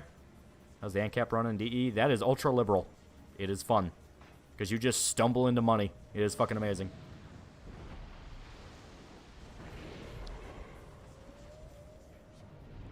Funny thing about the Vosh porn leak, thanks if his leaks returns, we now know he is nearly 50. No way. Also, he said on stream he's against AI art. Half of the porn he saved was AI. Yeah. There's no way that motherfucker's nearly 50. Are you kidding me? Before I start the road to work, I have to say Husband Hotel is for the kids who think they have religious trauma. They just hate church as a kid. Yeah. For real, not informing that. It's hilarious. Yes, quite literally. Detective solved 216 cases with a total of 3 confirmed kills. Very impressive. Is that the lead dev's GF who's dedicated the award to Mark and Engels? It might have been. Because the only one that was outspoken for sure was the lead developer and his girlfriend. Anyone else, they just didn't really give a shit. There were a bunch of Estonians, so Estonia did not have the best relationship with communism, and I think that definitely leaked into the game a bit. But I don't know if they truly cared. Boss is 29. Yeah, that's what I thought. It's like, there's no way that motherfucker's 50. He might have had, like, his dad's tax form on there or something. I'm thinking of it, where's the military in Disco Elysium? Are they still functioning, or say just that cut off? There's not really a military in Revachol. I mean, it is basically a state occupied by the moral interns and the coalition because the revolution fucked that up so bad. Like, there's not even really any law enforcement. They have the Revachol militia who are allowed to act as law enforcement, and the only military presence you have are the mercenaries. It's a demilitarized zone. Yeah, basically. It's just completely... It's basically an occupied zone. First team, anything atheist likes bananas, now Vosh likes horses, again more and more depraved. Yeah. In many cases, only 3 confirmed kills mean Harry is some kind of super cop. He didn't have to kill nearly as much to get the job done. Yeah. It is literally canon that Harry was a super cop. That's why he's capable of doing the super cop run, because that is shit Harry used to do. It's just the fact that his personal life ended up getting to him. Said he still literally hovered over by the moral intern blimps and warships. Yeah. Saw someone on Twitter comparing the most amount of swearing in Has-Been Hotel to the masterpiece that is a South Park movie. Love that movie. Yeah. Movie's so good. Shit. Romanian YouTubers say best advantage of capitalism or communism and socialism is that you can criticize without getting killed. Yeah. Well, a thing I'm going to talk about is specifically capitalism is nature. It is the most basic form of transaction. You want to get something from someone, so you have to give them an item you think is worth it. It used to be back in the day that was just straight up bartering. You wanted to get an ox, so you trade him some, I don't know, coconuts. You gave a guy the weight of the ox in coconuts to get the ox. That is how it worked. That is how history was built upon. Then we discovered gold. For some reason, humanity just really likes gold. We just have this very natural instinct to love gold. There were Native American tribes that had never seen gold before, never experienced a culture that took gold seriously before, and they loved it. They worshipped it. They were enamored with gold. So it's just this thing where humans have this natural desire to accrue more resources because resources mean safety, and just sort of build our lineage because it protects our families. You know, you find a mate, you have your children, you secure the next generation, and you want to make sure they're safe and secure, so you give them what you had left behind. And capitalism is all just nature, you know? You are smart enough to know how to get a good deal, you're smart enough to save your money, you're smart enough not to fall for scams. It is just survival of the fittest. I don't even want to use survival of the fittest. That already has a bad connotation to it, but it is the most basic form of transaction, most basic form of human interaction, you know? It is the most simplistic. Capitalism good, though greed and other things makes it hard, but still capitalism good. That's the thing. Greed and corruption are not capitalism only. Every ideology is infected with it. Socialism and communism, the two ideologies that say they're the solution to it, are also infected by it. So it comes down to the point of, why even try it? If they're also doomed to suffer the same fate, what's the point of even trying it? Why not just go with what works? Capitalism is nature. Hypercapitalism is like the boogeyman created by communists to look like the good guys. Yeah. Plan on using the People Make Games documentary. It paints the lead devs as massive jerks and the regular coders as just normal people with normal human problems. I plan on it, yeah. Because it's a thing where some of the like super fans of Disco Elysium have tried to cope and say, oh no, that's taken out of context, or no, I'm going to debunk that. A lot of it's their own fucking words. A lot of it is literally their own fucking words. Honestly, I thought certain people can be obsessed with gold more than others. Well, I say it's greed. It's human sin. It's human evil. Some of us are more likely to fall into others than us, you know what I mean? Gold nowadays has a lot of properties that make it valuable, how gold can last a long time. But you get my point. It's not about literally gold, it's about the innate human desire for currency. We like having currency. We like knowing that we're able to go out and purchase. You know? You know Jamrock Hobo, if so, opinions. I do not. Is he somebody?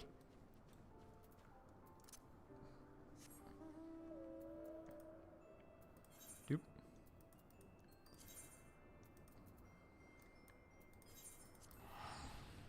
Gold's attractive and malleable metal is very rare. We've only found more use for it with time. Yeah. So Disco Elysium video is going to be an hour and a half. Probably longer. Yeah. Communism is built on greed because every communist assumes they'll be the one on top and not having to dig ditches. That is literally how it is with Everart. He's setting it up to where everybody else in his organization will die because then he's the one left in charge. No one else will touch Everart. Everyone else has to do the dirty work. And when it's time to get put up against the wall, everyone else dies. But not Everart. He gets to sit in his chair in his shipping container, which is the most like beautifully emblematic representation of communism, socialism that game can come up with. The fat wannabe kingpin who looks like a fucking rat gets to send everybody else to do his dirty work, intimidate people, steal money from people, murder people, and when time comes for the consequences, he's miles away from it, sitting in his fat-ass chair. You're paying which Phase Girl the best design. Lumi and Dizzy are definitely out there. I like Lumi a lot. She's fun. Here's a hungry leech sucking the life from Revachol, and the leech always hungers. Capitalism can work, but it's just greedy assholes ruin it for everyone. They can be eaten by other fish, so the pond cannot overflow with fish, so to speak. I mean, that's just nature. As stated, it's nature. Nature abhors a vacuum. When a monopoly forms, there will be circumstances that collapse the monopoly. What those circumstances are, we don't know, but it will happen. Humans are inherently selfish, in my opinion. We just need an opportunity to benefit ourselves. I'm guilty of this. Well, yeah. You know, I don't view it as a misanthropic thing of, oh, people are selfish and shitty. It's like, no, we like having self-preservation. We are just animals that are scared to die, so You know, the selfishness is the fact that we are scared of how it will impact us, you know? So it's not really a matter of, oh, we're selfish and evil. It's more the fact of we're scared this is going to impact us, impact our families, impact our surroundings.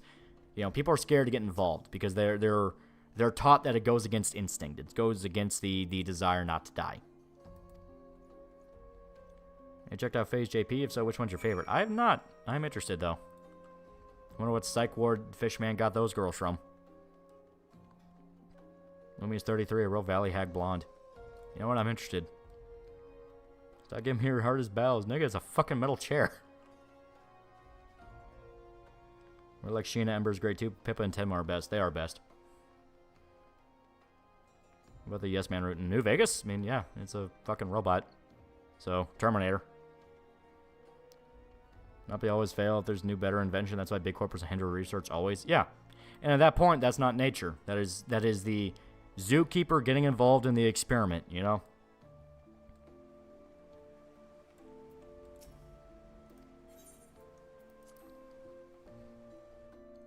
I want to live. Well, the reason these corporations have gotten as big as they are is because government money, and that shouldn't happen in true capitalist society. As stated, zookeeper fucking with the experiment.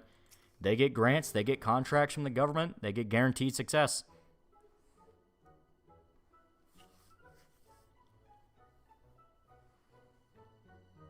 That's on Kim. I like Kim. He works perfectly as a straight man that can also be wrong. Like, there are multiple moments where it's like, Kim, you're just fucking wrong. And it's great. Like, even if you ignore all the shit of, like, Harry being a schizo, there's just some shit where you as a human being will hear that and go, nah, that don't sound right. Like, the theory about the shooter being right outside from the window. Where it's like, oh, well, maybe they stood right outside the window and fired the gun. And it's like, no, Kim, that don't sound right at all. You know? It doesn't sound right because, hey, how the fuck would no one hear a gunshot that fucking close? And the blonde woman outright said she never heard a gunshot, just the glass break. So it's like, nah, that's a plot hole, man. That don't make sense.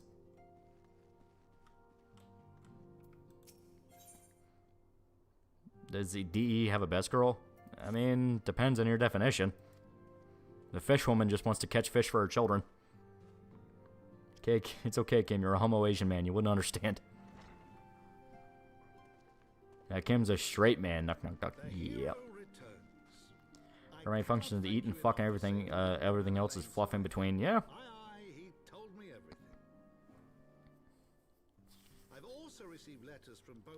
The government should be the hockey referee, but they keep fucking with the game. Very good point, yeah.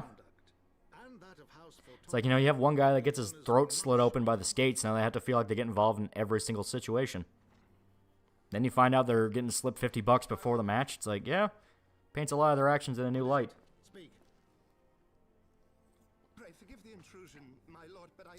Ever heard of Omrecker? He got kicked out of the Vandals crew and tried to accuse the entire group, even his once close friend, as pedophiles because the former member got out as one. I have not. Holy shit. Plot hole in my stomach. Block. Those players making Boogie Down, trying to silence a pure disco power. Yeah. How about the S-Man Rose New Vegas? I just talked about it. It's robots. This is a disco stream right now. Get your New Vegas shit out of here. Best way to make money during Disco Elysium? Don't be afraid to ask. Kim will yell at you, but it's like, just ask. Tal gave his based opinion on inflation rates. Google lolly inflation. Kim, I think silences work like the movies there in the Diesel Punk era, and the Brit used sounds bolt action pistol in World War II. Well, I mean, none of that shit exists in Disco Elysium. It's like, no, he was just operating off a theory in his head. Even he's willing to go like, yeah, it was probably a sniper.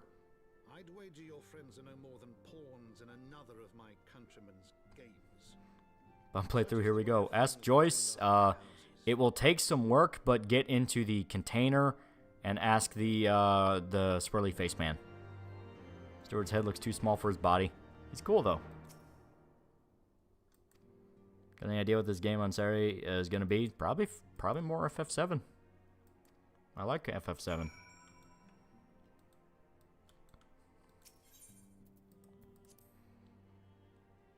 I think one shouldn't force civs to do things they may not be able to do, or force them to do anything at all. I think there's too much moral faggotry about it. Yeah, that's me. Yeah. I stay. Don't fuck with the experiment. Don't Don't force people to do shit, because that's not nature.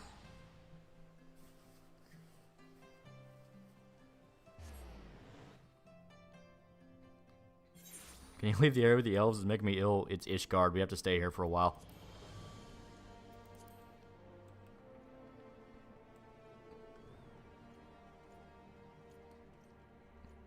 I mean, don't they have to use black powder revolvers? Yeah. As they never bring up anything like silencers. Like, as far as Disco Elysium's aware, that's not a thing. It's just the fact that Kim throws out a theory of, well, maybe someone stood back from the window and shot him in the head, like snuck up on the balcony or something, and it's like, that doesn't sound right. That doesn't sound completely right. And there's enough doubt to make you want to investigate more, which leads you to the ending.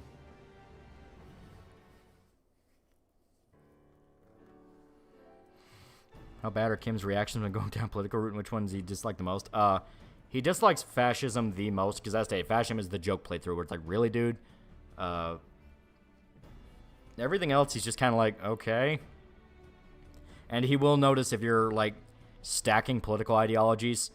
Like, if you become an ultra-liberal and a communist, he'll outright talk about that. It's like, he preaches, like, unregulated market capitalism and also the downfall of capitalism. I don't know how these, like, connect in his mind, but he's very vocal about it.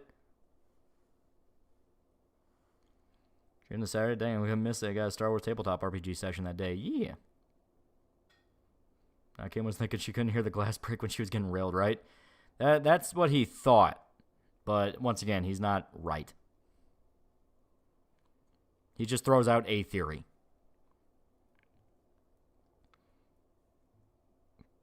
Handguns use paper cartridges. Kim Gun has one. Yeah. There's different models. Like, you have break action ones, which are basically like, kind of like, shotguns, like break action shotgun or something like that. And things like that. And then they also just straight up have automatic weapons, but that's like flat out military grade. I'm preaching every political philosophy. Kim is so confused.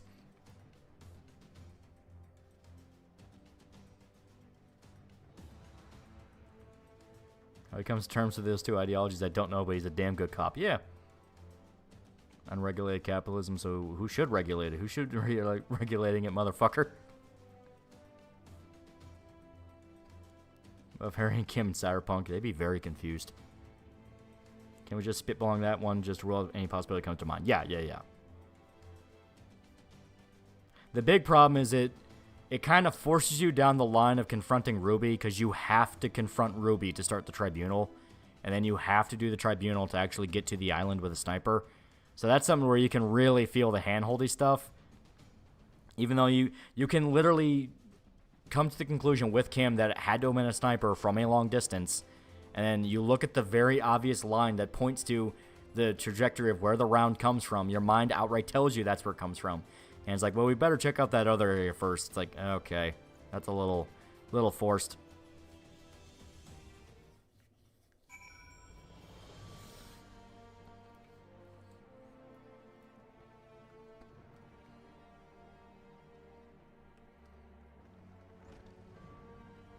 Best revolver in your opinion in the game or like in real life? Because in real life, I don't really have much opinion on revolvers.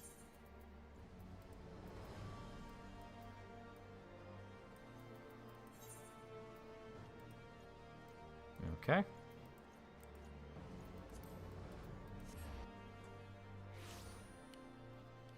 Ruby died on every playthrough. I did every time.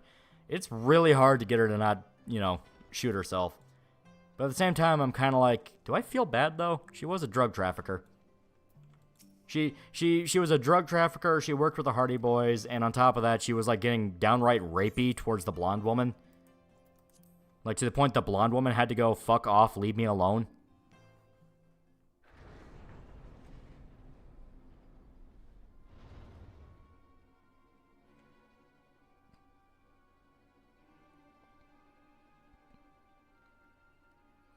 Why is Kim a good character? Because he's meant to be the straight man to your insanity, and they do it really well.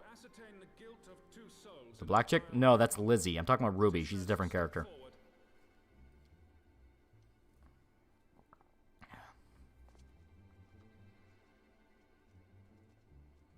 Sir Grinno, for the benefit of all here present, I would ask you to repeat the charges which you have leveled against this man and this woman.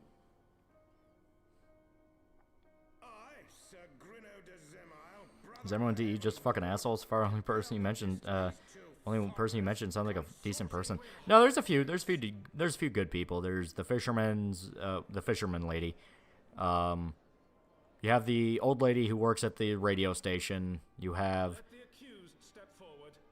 the music kids want to be drug dealers, but you can talk them out of it. And once you talk them out of it, they're pretty cool dudes. They're pretty cool. Trying to remember who else. Leo, easy Leo. He's just a good dude. He's a good dude that doesn't know what's going on. Would you be willing to read Tariq Nasheed's book about slaves who are already eaten by their masters? Nah, I was waiting for all the meme shit to get pulled. Favorite personality? I like the schizo stuff. I'm innocent of this charge, but I am no warrior and cannot fight. So I claim the right to name a champion. All three of the fisherman's kids are nice. Yeah. Cryptozoologists are just nice people.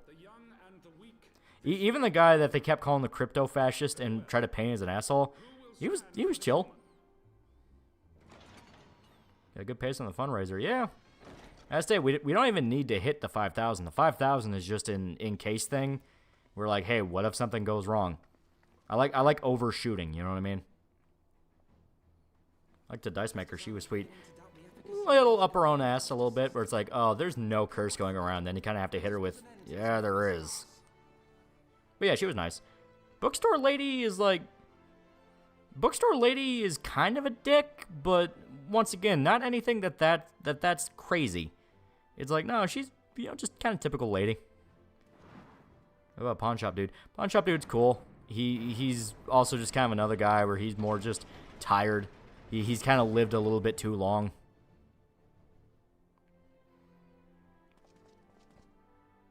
Left Hard, Deaf for Disco doesn't even know what fascism really is.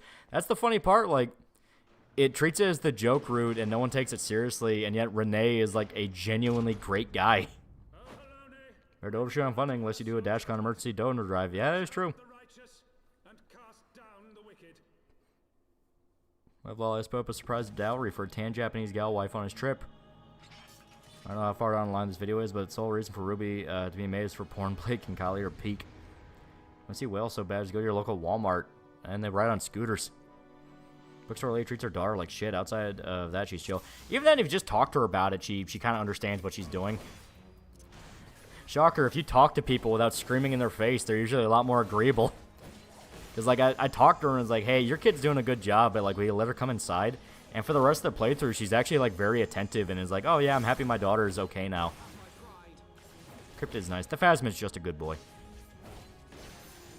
The Phasman doesn't know how to be bad. Does anyone know what fascism is? Do you know what fascism is? Do I know what fascism is? I think my sister's parrot trying to fight me. He keeps screeching and T-posing when I get close. It means he wants you to pet him. He's a bird. He wants affection.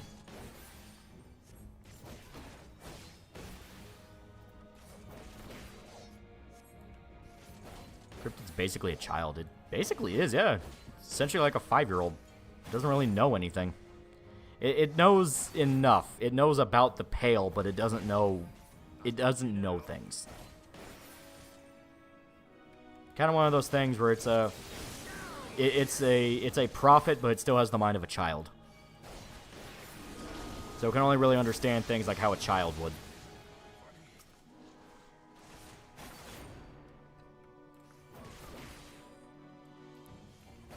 Watch the Lady Vengeance. Keep seeing clips of it in my YouTube video. It is very good. It's very, very good. Should be a novelty. The fact people are listening. If you don't demean and yell at them, yeah, right? Our chickens don't T-pose.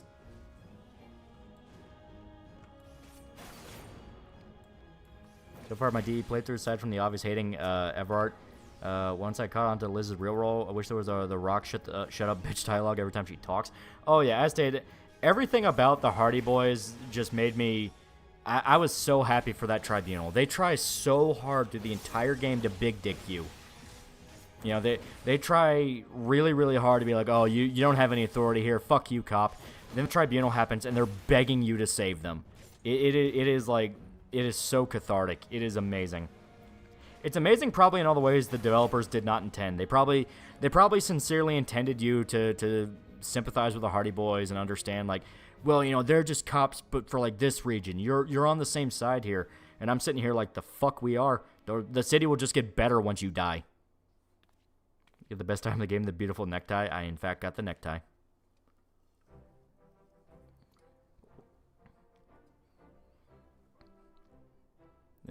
They say shit to cops, and when they need cops, they need them. Yeah.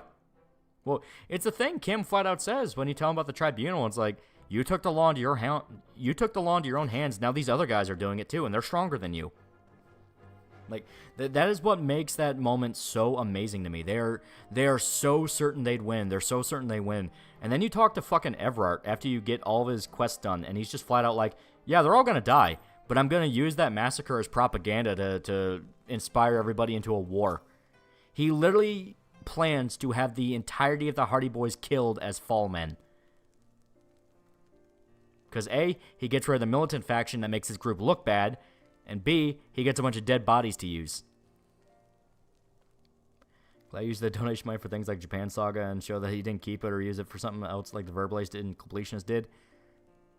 That's the thing. It's like, when I do these, when I do these where I'm doing like sagas, I kind of feel like, isn't that basically just asking people to pay for vacations for me? It's kind of weird. I mean, I make videos about it, but at the same time, it's like, that is a little bit weird. But I guess so long as I'm open about it and not going like, hey, I'm doing this for a charity, wink, wink, nudge, nudge. It's like, yeah, no, I want to go see whales. I want to take videos of whales so I can show everybody whales. X character in game from 20 years ago is obviously trans or, yeah, the I guess thing. Yeah, I know exactly what you're talking about. I'd say they were cooking, but the only reason they turned on the oven was so the gas would fill the house and they can die. At least you're honest, yeah. That's a Marie Rose from Dead or Alive. She's fun. I like her. A lot of Dead or Alive girls are good. Literally what vlogging is, well, there you go. See me as like, you know, very, very, very poorly experienced Adam the Woo there. How do you feel about Kim's impossible shot against Hoyle? I thought it was pretty cool. It's a good moment for him. The whole game, he's worried about his eyesight, and then he gets that one shot when it matters.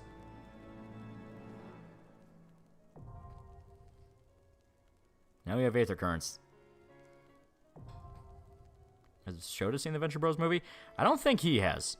Because he talks if he still hasn't had it. But I went ahead and watched it. I didn't care. I was tired of waiting on it. It's like, fuck it. I already went through the show again.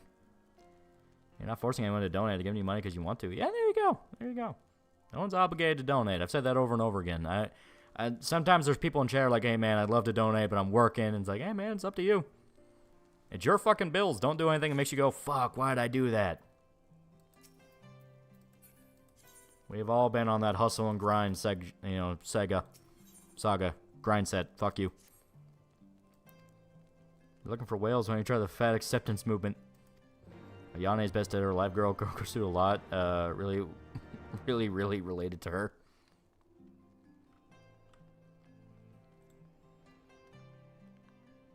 No, the money's going for asking for money to donate to St. Jude's and then it goes to a vacation. That'd be an issue. Well, there you go. Yeah, that is true.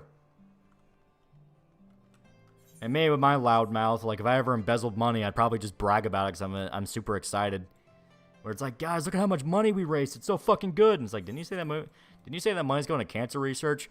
Yeah, all those dumbasses believe me. I'd say publicly on Twitter. I got a loud mouth. I can't keep a secret to save my fucking life. It's already bad when you listen to me talk about, like, spoilers for a game or something. I'm horrible at that. I was on Blasphemous. It was pretty good. I finally started playing it a little bit. It's pretty good. You want a vacation? That's fine. Just always be honest. Yeah. Like I said, I want to learn how to use that camera I bought to kind of make it look nice. Because I do want to do more stuff for the channel. Kind of get into more stuff. Like, I got ideas. I got plans. I'm a creative person. So Jack Linko's being used by mainstream media? Yep. Mr. Shadow Legend, I gotta be honest with you. I don't even know what fascism is. Nobody does. Who's worse, Elder Scrolls Elves or Witcher Elves? Probably Elder Scrolls Elves. Witcher Elves are terrorists, but, like, Elder Scrolls Elves are worse.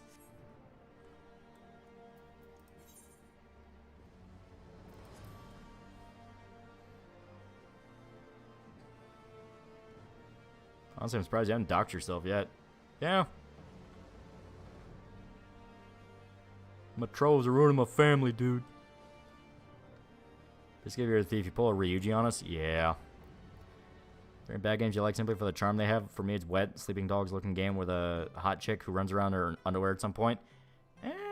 A few. Trying to think, like, I remember I really liked Splatterhouse on 360, even though a lot of people kind of consider that to be kind of an eh game. I always liked it. I'm gonna pin you to that tree and touch you in your no-no square. I mean, the High Elves want to end the world so they can return to divinity. Yeah. And Lolly kind of did by letting us know he lives in Kentucky. That is true.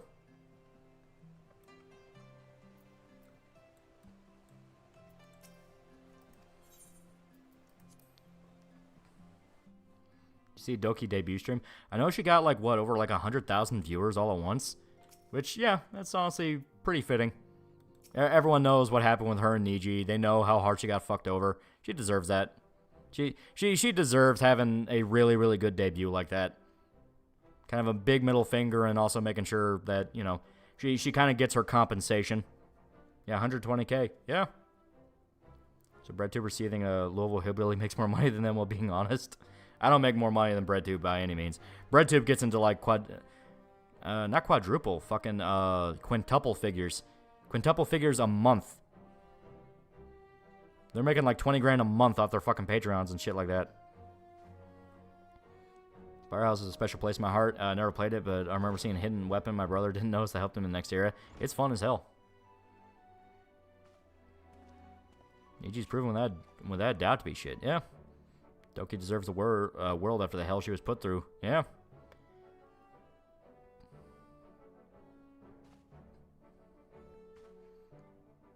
Think of it like this: the nicest elves in the Elder Scrolls universe are cannibals. Yeah.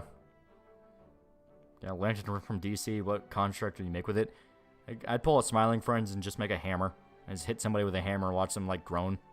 Be like, ah, you fucker. I make more money thinking I'm smart? Yeah, I'll stick to Lowe's. Yeah. Like, that basically amounts to it's like, would you be willing to spout out global homo talking points or keep your dignity? That's the luxury of like actual jobs that's not YouTube. You get to stay in the real world. Real world sucks, but you'd be amazed how much you miss it if you ever like get sucked up into content creation as a job. It's one of the reasons I keep saying over and over again, YouTube is not a job. YouTube's not a job. Anyone that tries to pull the whole like, oh well, you know, actually YouTube is kind of a job. It's kind of hard. It's like compared to working fucking retail, fuck that shit. So I'm going $2. Transfer and payment babysit has your payment. So the thing about BreadTube is that even if their Patreons crash and burns are rich kids, they'll be all right. Yeah, they're already rich kids. And I think that influences a lot of how they get popular. You know, they pay people in the right positions to prop them up. Some of them we know for sure.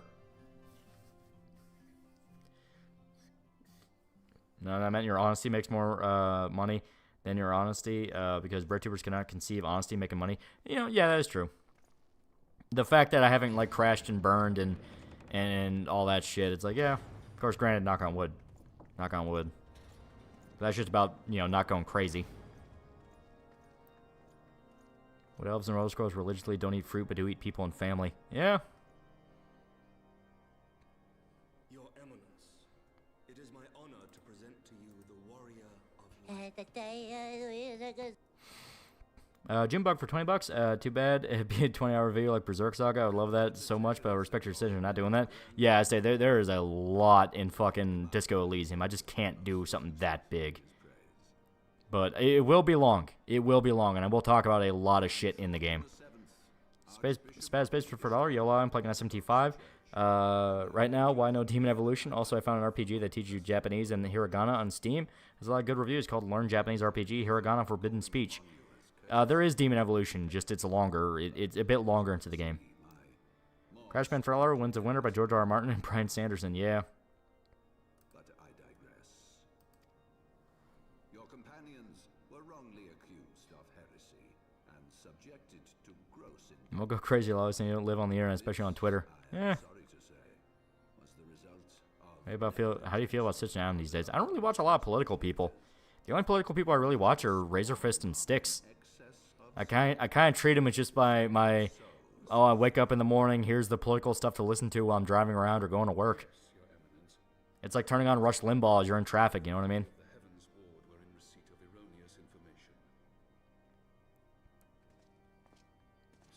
It's not a blue-collar job. Don't even pretend making YouTube videos is as hard as working at a coal plant, working on airliners. Yeah, it's just insulting. Said Razorfist twice. Yeah. Who's the best dead or alive boy? Ryu. Ryu Hayabusa.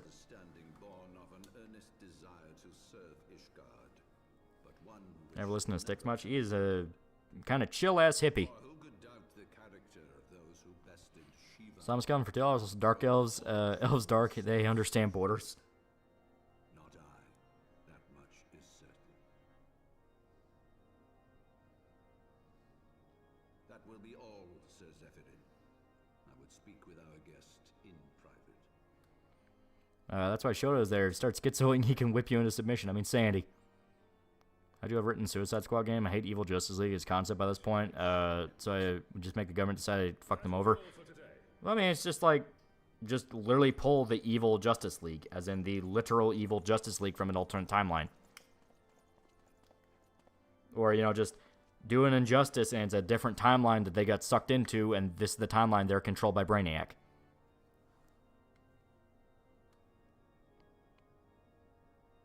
Going back to Gunbreaker after Dark Knight for the Rabbit Girl. We have to go further into the main storyline before we can do more Dark Knight quests, and we need to level up Gunbreaker anyway. Because we don't want Gunbreaker to fall too far behind. What do you know of the Asians? Chill-ass hippie's divorcing his wife. Yeah, that is sad. On the upside, he's very, very smart with just not talking about it. It's like, that is just the good idea. Just don't talk about it. Let's stick to a band Kami all these years back. Good thing he went to a scrawny hippie to a well-informed, well-dressed hippie. Yeah. Suicide Squad game for me to appreciate Origins, knowing full well how shit it could have been, when, although it still has problems. Yeah. That we might continue our war against the dragons. I have no intention of aiding their cause, of course. Is he moving back to the States? He's back in Vermont, yeah. He's still a hippie, though, so that means we're still obligated to be beaten. First part is that they added multiverse shit with the alt universe Lex, even without using behind that. Yeah. And Joker. Joker's from an alternate timeline, too. Their words with interest and paid lip service to their beliefs, biding my time and preparing for the inevitable conflict.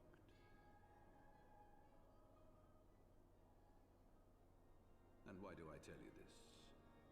Because there is naught in this world they fear more than the power of the warrior of light. This person with divorced parents is not following the kids. Oh, yeah, not by any means. The only luxury is that his daughter is still really young, so hopefully she won't be there for the ugliest parts of it. You know what I mean? Listen to Razorfist and Razorfist off his meds. You know which is which. Remember not liking Arkham Knight?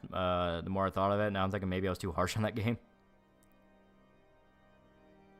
God, that version of the Joker is so dog shit, especially after Mark Hamill's. Yeah.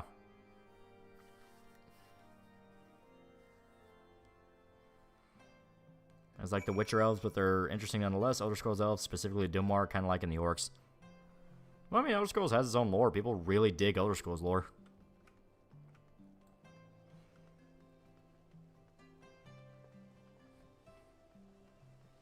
Why is Batman still around? Didn't he retire at the end of night? They explain that. He retired at the end of night and became basically the Scarecrow Toxin version of Batman, where he would use Scarecrow Toxin to scare the shit out of criminals. Then the Justice League formed. They invited him to join. He decided to join the Justice League and become Batman again, even though the whole world knew who Batman was. And then they all got mind controlled by Brainiac.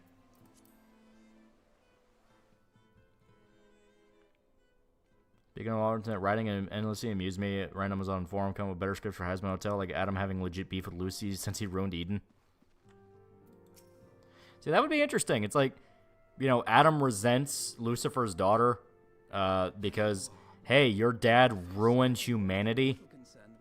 It's like, that would be interesting. Actually tie in biblical lore in an interesting way.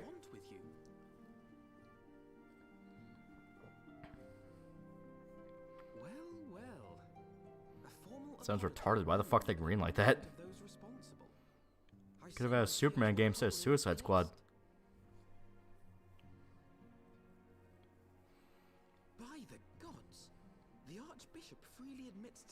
My parents fell out of love and still remained friends till the day he died, so I'm lucky their divorce wasn't bad. Still miss him though. Yeah.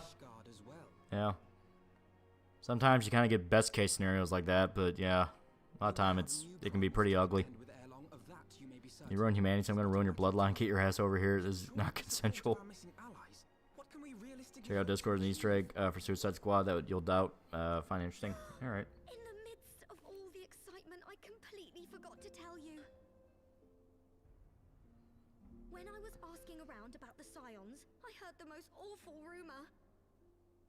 General Rauburn is to be executed for crimes against the Sultanate. If the Flame General dies, we will lose a staunch ally, and the one man capable of holding the Sultan. Oh yeah, it's like some downright cryptography level shit, yeah. Lord Orshifon was wise to counsel restraint, but this business will brook no delay. So, yeah, apparently there's apparently there's Easter eggs in Suicide Squad flat out saying Batman's coming back.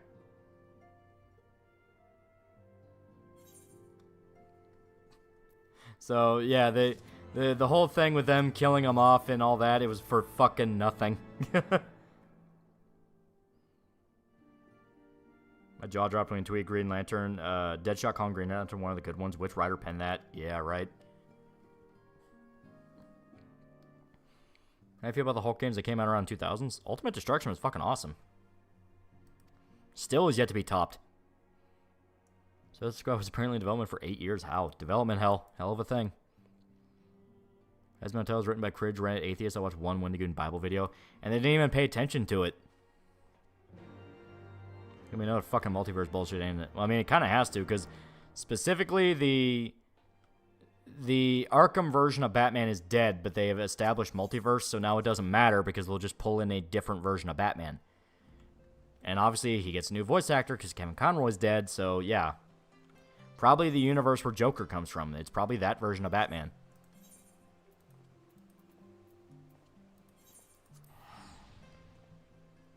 It's because of Backlash, or are they just gonna do multiverse? I think I think they knew damn well that they could not keep that game long term if they just kill the Justice League and that's that.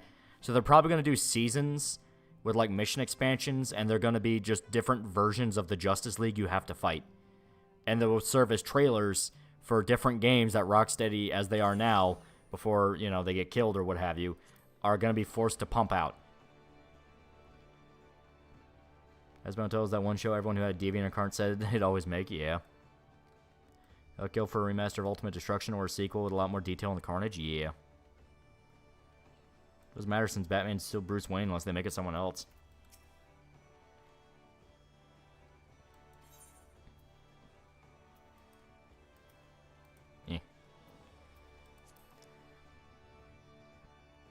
Unring Gilsey is no longer my mistress, only Lord of the Rings is my new whore now. From what sales? Imagine the universe which that Joker comes from as an equally lame Batman. Well, the thing everyone keeps noticing is that the Rocksteady used to be full of people that knew DC Comics inside and out, and they had some like obscure-ass references to them in there. And the new people that are coming in unironically say well, Batman's a piece of shit because all he does is beat up the poor crap. So it's like, oh boy, okay. They had no Suicide Squad was going to be hated. What were they thinking?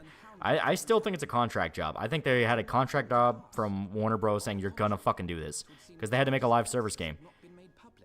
It's supposed to be a fucking single-player game, but it's also a live service game. So it's like, yeah. Sharp as ever, Master Elfino. On Marshal Terrapin's urging, the Elder Seed Seer and I demanded that the Syndicate suppress news of the Scion's alleged crimes until such time as irrefutable evidence could be found. It's my favorite 14 character. Proof to accuse the saviors of the realm of so unlikely a crime would have the people up in arms. In their wisdom, Worst part is that Suicide game could absolutely work. All they had to do was don't write whatever the fuck is that shit they wrote. Agreed. Suicide Squad game could have been interesting. Could have been a little fun. some few days I'm not a big fan of Suicide Squad, but some people really like them. and I was summoned for a private audience with the Sultana.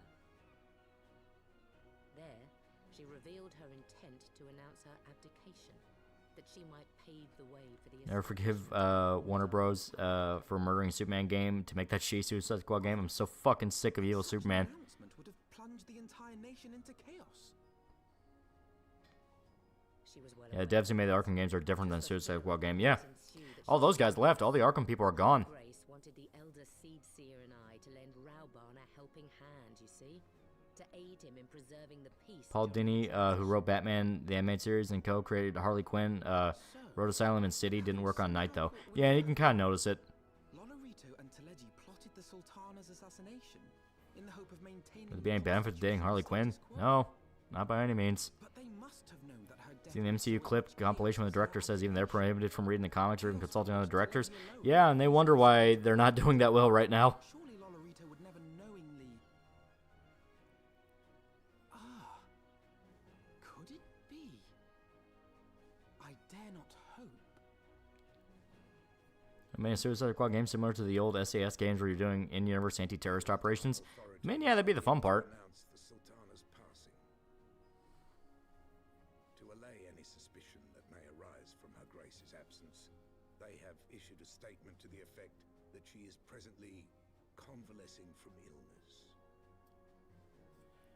Mayhap they're waiting for a fitting moment to break the news. Or mayhap they know of some other reason to delay. I should try to push Lucius Fox's son as the new Batman, starting the Miles Morales situation. I don't know. I really don't know. I think they'll pull in an alternate universe Batman. It won't be anyone from the Arkhamverse. Why he had been kept alive for so long. Pray mistake not my meaning. I am, of course, overjoyed that our friend still draws breath, and that he might yet be saved. But if his enemies truly wish to eliminate him, they could have done so immediately. I see no reason for this delay. Aye, you've struck upon an important point, Master Alphino. Following his capture, Rauban had been held. That's an Elden Ring story. Short rundown is how immortality ruins a society, and it's why everyone attacks you on sight. Yeah, Elden Ring I think definitely has a pretty good story. It was not the brass blades who spirited him away. I think it being a lot more straightforward than some of the other Souls games is to its credit, because you're kind of able to figure out where to go a lot easier. You don't have that moment of like hitting a wall and going like, all right, what the fuck do I do now?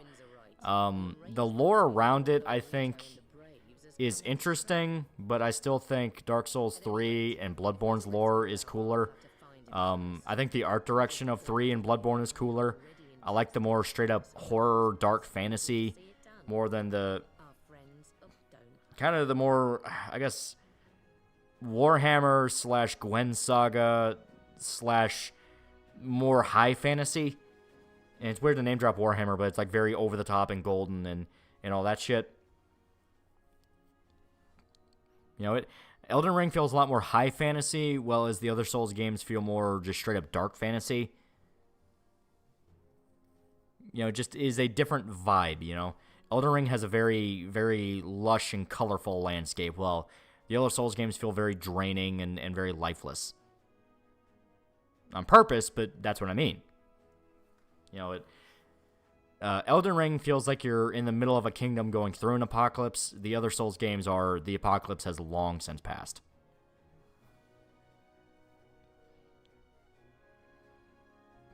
Elden Ring feels more hopeful, and in fact, with the Ronnie ending, could lead into something freaky. Yeah, that's kind of something that people notice, especially with the fact that the localization for Ronnie's ending makes it sound a lot more ambiguous than what was intended. Because Ronnie's ending is like one of the better ones, where it's just flat out, no, you get your happy ending. You get to leave with her. Tic Tacs for $3. That's when Funimation shut down closure. They were kind of unofficially dead for a while, and now this is kind of just pushing it even further into the grave. Where it's like, yeah, they're kind of just outright taken over by Crunchyroll now. I like Elden Beast's design. It is a cool design. I hate the boss fight, though.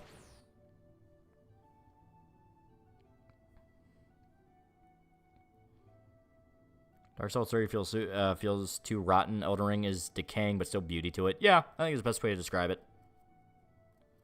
Goldmask ending is actually one of the worst ones since he perpetuates the curse of immortality. Yeah.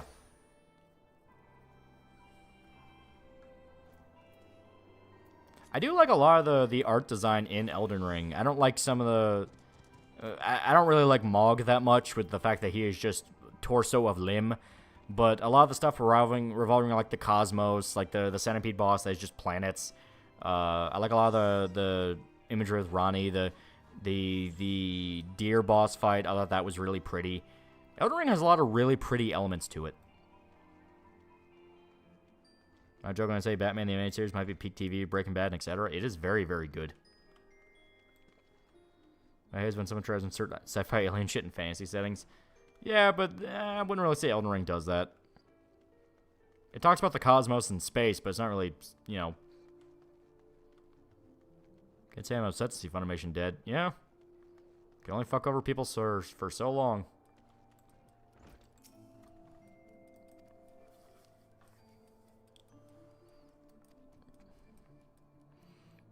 Fuck Mok, no wonder the Omens are persecuted.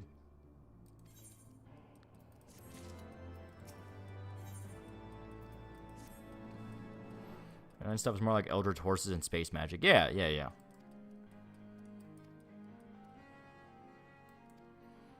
Southpaw Batman the Animated Series is dog shit because Mr. Freeze was beaten up by chicken soup.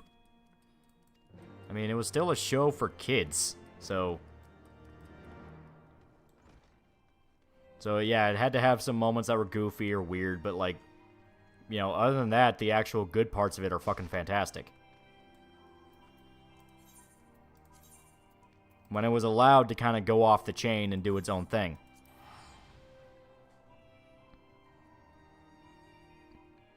I like the Dragon's Elden Ring, they're cool. I wish there were more ways to fight them. Moonlight Butterfly and the Souls, Dark Souls is very beautiful. I always felt bad killing them, and the poor best boy Sif.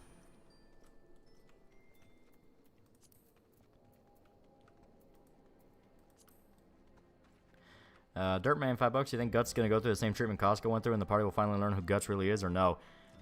It's possible. I mean, Farnese and Serpico know enough about who Guts is. Shrike probably knows a lot more about Guts than they're willing to say because she's jumped into his head so many different times and seen his memories. I mean, they saw Casca. Her and Farnese saw Casca's memories, so they know who Guts is. Everybody else, that is the question. Artorias went out like a fucking hero, yeah. His first super chat, shame him, spit on him, pee on him. The round ending is interesting. Her quest is long, think it's worthwhile ending. However, though, it makes me wonder what will happen next. Still looks like it'll work out. Yeah, it's supposed to be a more hopeful ending. Soul of Sinner and Slave Knight Gale fights are dope as fuck. They are very, very good. They're some of the best fights.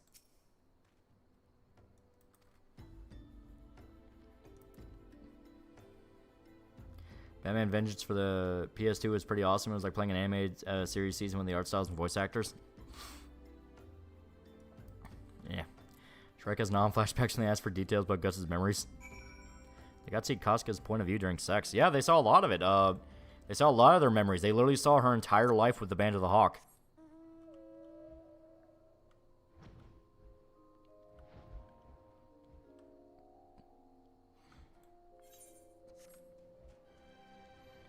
Are you a Scorpion or Sub-Zero kind of guy? Scorpion. I always thought Scorpion was cooler.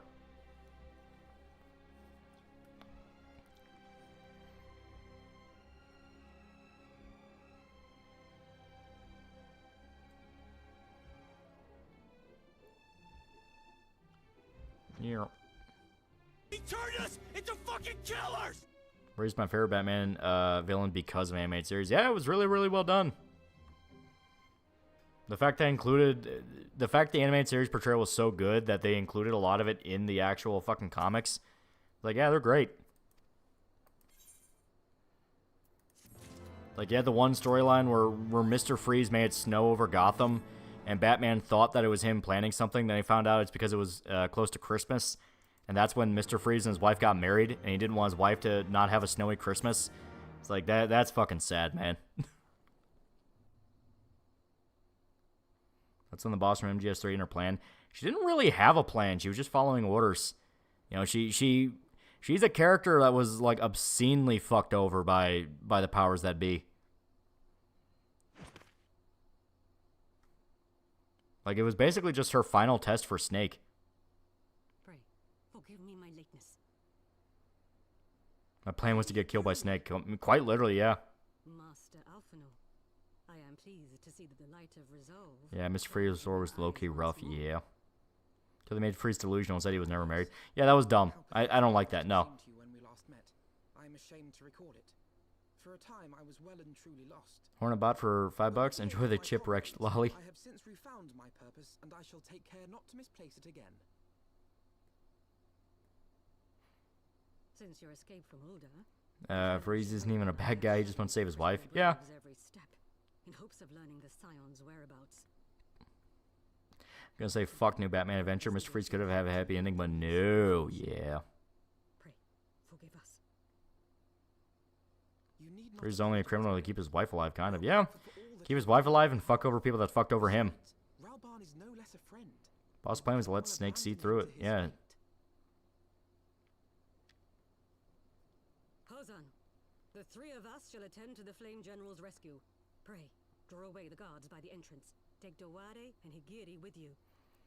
You played Mortal Kombat throughout the series, so timeline reboot. Scorpion is absolutely justified with his revenge. Oh, 100%. 100%. Even the reboot, they didn't really say he wasn't right to do it. It was that he was being pointed in the wrong direction.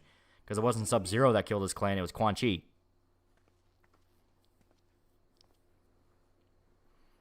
I was fun to see Snake succeed, so when he beat her, she was proud of him, though she probably be disappointed if she saw what he became. Yeah, absolutely.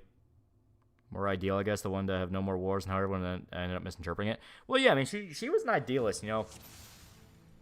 The boss's ideals were very, very humanistic, which is, I don't want any more war because it only brings death and suffering. And she is probably the best person to talk about that because literal mother of special forces. But, yeah, Zero misinterpreted that and Snake misinterpreted that to essentially create two different styles of dystopia. Snake created a entire nation of soldiers that pushed the world to the brink of nuclear Armageddon, and Zero essentially created a 1984-esque dystopia where information was controlled and the culture was changed to just accept war, but controlled war, to where it's all fought by mercenaries and companies. So there was still horrible human rights abuses, there were still people dying en masse, but it was in approved areas.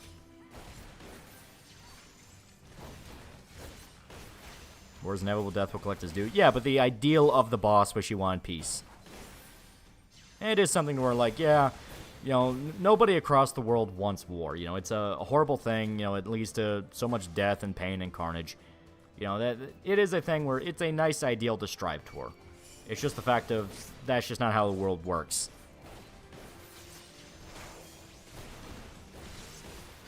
Metal Gear's so fucking cool. It is very, very good. You had more story in the first Sub-Zero. Yeah.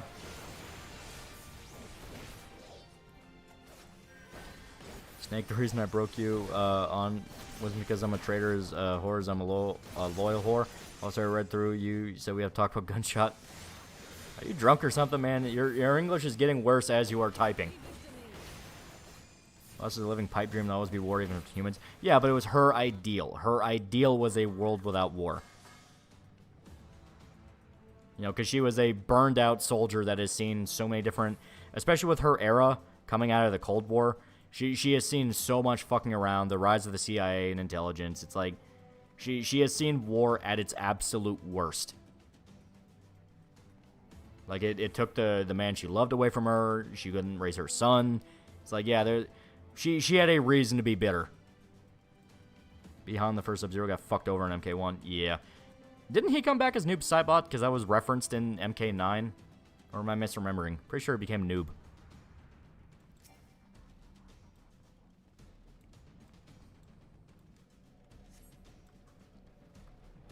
Read Ulblad's an underrated dark fantasy and it's dark. I heard about that. Everyone just kind of calls it Berserk Light, so.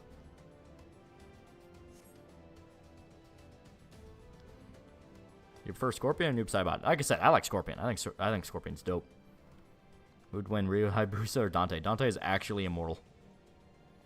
She gave birth storming Normandy. Yeah.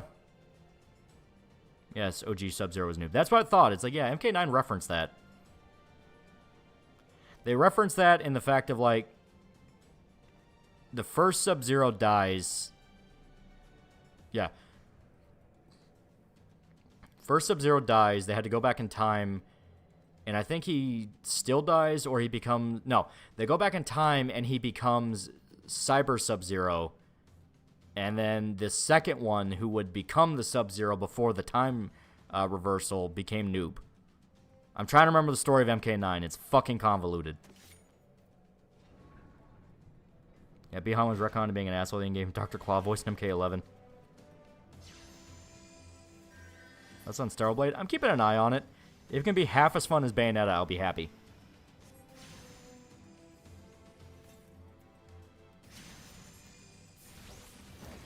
Did Big Boss knew... Not Big Boss. Did the boss know Ocelot was her son? I think they confirmed she knew. I don't think Snake ever knew. Well, Combat's bigger than time travel. Yeah, Noob Sidebot's an anagram of Tobias and Boone. Yep.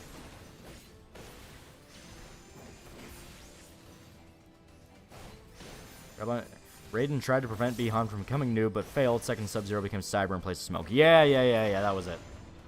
Estate, MK9 got fucking convoluted.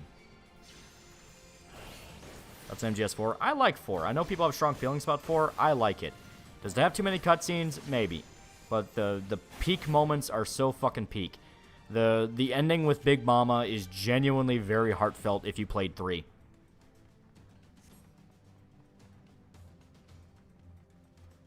Ninja Gaiden 2 ever gets remade, would you like Team Ninja to flesh out Ryu and Genshin's rivalry more? It could be cool. At the same time, I'm like, don't touch it. Just remaster it. Just remaster it. I don't trust you motherfuckers around it. Portal Cybot was ridiculously OP. Oh yeah, I remember MK9. I remember how hard that motherfucker was in multiplayer when people figured out his portals.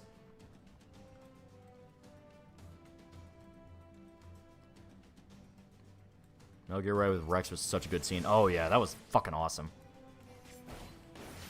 And then Raiden having to keep an entire fucking submarine from crushing you guys. Like, oh my god, there were so many peak moments in 4. It's so good. You ever bit into time travel stuff as MK? Is when Johnny meets his younger self and goes, wow, I was an asshole. Yeah, it's great. Overall, I didn't really like MGS4, but holy fuck, the good moments are so goddamn great. I'm willing to give the game a pass. Yeah. The way MGS4, because there's a 4 every time. No, it's bad. It's a thing where MGS4 did have some moments that made people go, are you fucking kidding me? But at the same time, I think those kind of got blown up over the years to be a lot more of a big deal than they really were. Because to me, they kind of just amount to, well, Vamp's not actually a vampire, to which I go, I don't really give a fuck if he's a vampire or not. And also, well, why was Ocelot not actually possessed by liquid? To which I go, yeah, that's goofy and weird, but at the same time, I don't really care if there's a possession or not.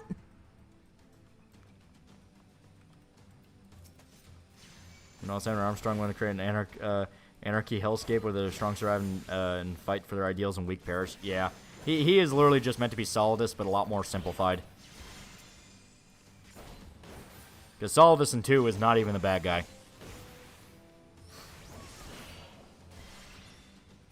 How would a Platinum Power Rangers game look like? Probably Beautiful Joe.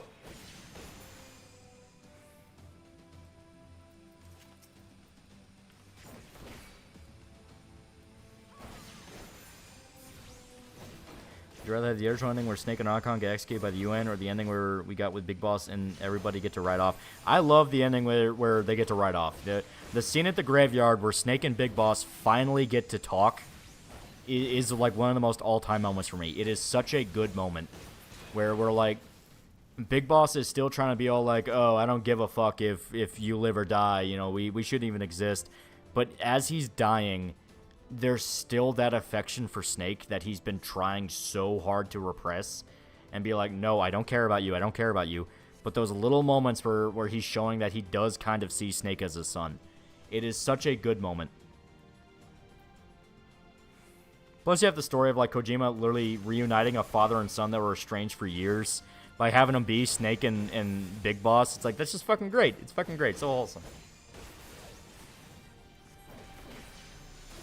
Yeah, Platinum Power Rangers game. It's beautiful. It's wonderful. 101. That is true.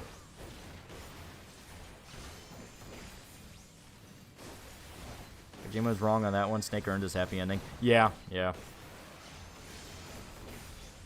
As much of a happy ending as it really is. Yeah, pretty good. Yeah. Just peak moment. Peak moment. The music at the end of MGS4, Father and Son, still gets me. It's fucking fantastic, man. Like, it's really sad because you get the scene where he's about to shoot himself, and it's really fucked up, and because it really does frame it like, yeah, Snake did it. He has the gun in his mouth, and you get the voiceover from Ocelot talking to Sonny where it's like, Snake's had a hard life, and he just needs to rest for a little while. It's like, God, that's fucking sad, man. Legit, okay. MGS4 is probably... No, it is. It is, because I played it before the Walking Dead game. MGS4, no joke, is the first video game to actually make me tear up. I'm not even fucking kidding. I barely understood any of the context of Metal Gear, but I played Metal Gear Solid 4, which right there, as a child, that mind fucked me pretty bad. But I could still connect to it. I could still connect to Snake. I could still connect to what was going on. And even with no context on who Snake was beyond he's the famous video game guy that hides in the box, you know, all this shit, when I got to the scene with him about to shoot himself, that cutscene was playing, I started tearing up. I didn't even know why. I was like, man, this is just really fucking good. I feel really bad for this guy. The best send-off. Literally one of the best send-offs. God, first Walking Dead season hits so good. Oh, yeah. That's one where pretty much everybody admits they cried like a baby. First part of MGS4 was the tailing mission. And I mean, eh. You're pretty good, brother, mate. Unironic, wholesome chungus, yeah.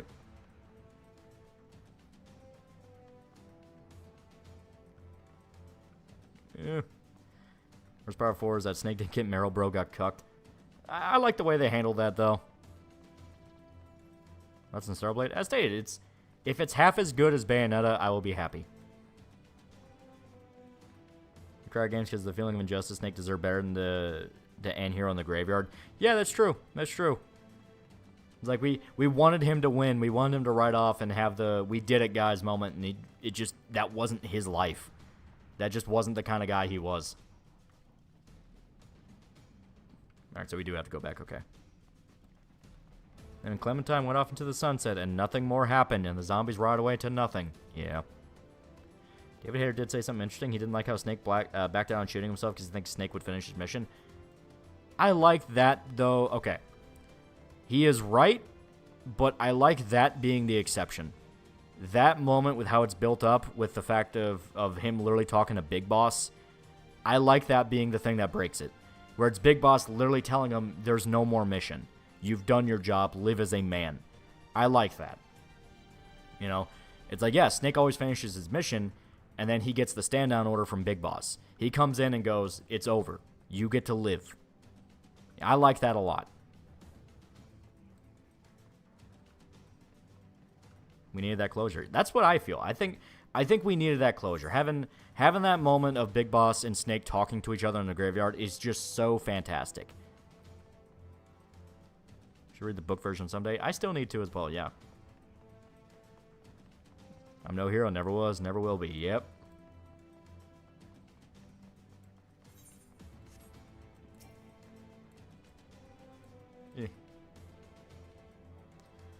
Final mission, live, yeah.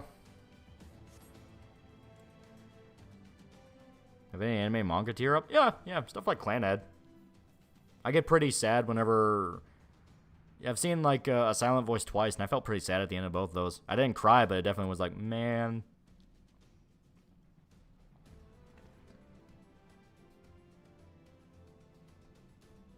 And it gives you your first order in the series, gives you your last. Yep. Poetic. Time for you to put down the gun and see the outside with your own eyes. Yep. Telltale Walking Dead's seasons 1 and 4 are great. 2 has its moments. 3 is forgettable, even if Javier was a cool pro tag. My big problem is I didn't really like how they kept Clementine along. I mean, I like the fact they didn't just kill her off. You know, I like the fact that they didn't just recycle them out and, you know, all that shit. But it is a thing where it did kind of feel like, man, there's not much point getting attached to anybody because they'll just die. Season 4 did kind of save it, though, with the fact that, you know, it was kind of all about Clementine learning to become Lee. It's like, you know what? I like that. And it went pretty hardcore where, goddamn, some of those kids went out pretty fucking bad. It's like, holy shit, some of those kids died really bad.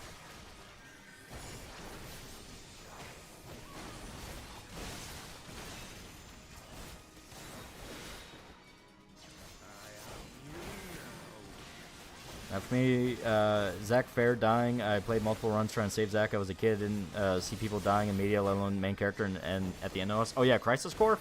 Yeah. I really like how they handle it in Crisis Core too. Shota talks about it where you have the slot machine system throughout Crisis Core as you're playing it, and at the very end, instead of giving you buffs, it's Zach running through all the memories he has with his friends as he's about to die. It's very good moment. Just like you can save Kenny and keep him alive even if you don't see him again. Yeah.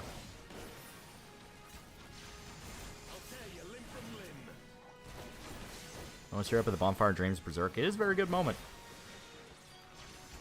The burning of the gong, Mary in One Piece always gets me. I don't know anything about One Piece. I don't know how big of it is as a moment. Watching Arthur die in the sunset, going in the direction he won for his death, definitely got to me. Oh yeah. Like, Red Dead 2, say what you want about the game, has some really stellar moments.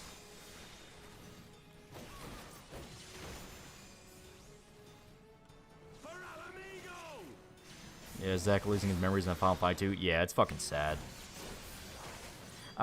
It's a thing where I'm genuinely worried how they're gonna handle Rebirth, because apparently in the trailer they've shown off for Final Fantasy VII Rebirth, Zach shows up twice. So I'm worried, like, okay, are they gonna... They confirmed Zach's alive already. So there are gonna be segments where you play as Zach, or is it gonna be some Genova shit where Zach and Cloud's memories are all fucked up, you know? Season 4 also has that cool thing where some choices actually fucking matter. You straight up get 5 different people killed, not set in stone like previous seasons. Yeah, that is true. It is over, Ilberd. Lay down your arms and surrender yourself to justice. Especially how Arthur died saving John's family, something that he could never have after he banned his first family. Sad as fuck. Yeah. What exactly? 'Twas not I who assassinated the Sultana, boy. Oh yeah, we're getting revenge on the guy that killed the queen and took fucking Raban's arm. I would ask whether an assassination took place at all. Clever little shite. Persona 4 Nanako. That's sad. Yeah, that is a sad moment. You fight for justice, lass. You best wake up. The truth is, you fight for whoever bloody well tells you to. Can you not see? I think Persona 3 always gets me. Yeah. Persona 3 is just made to make you sad. Even the Crystal Braves, they none of them care a whit what you want.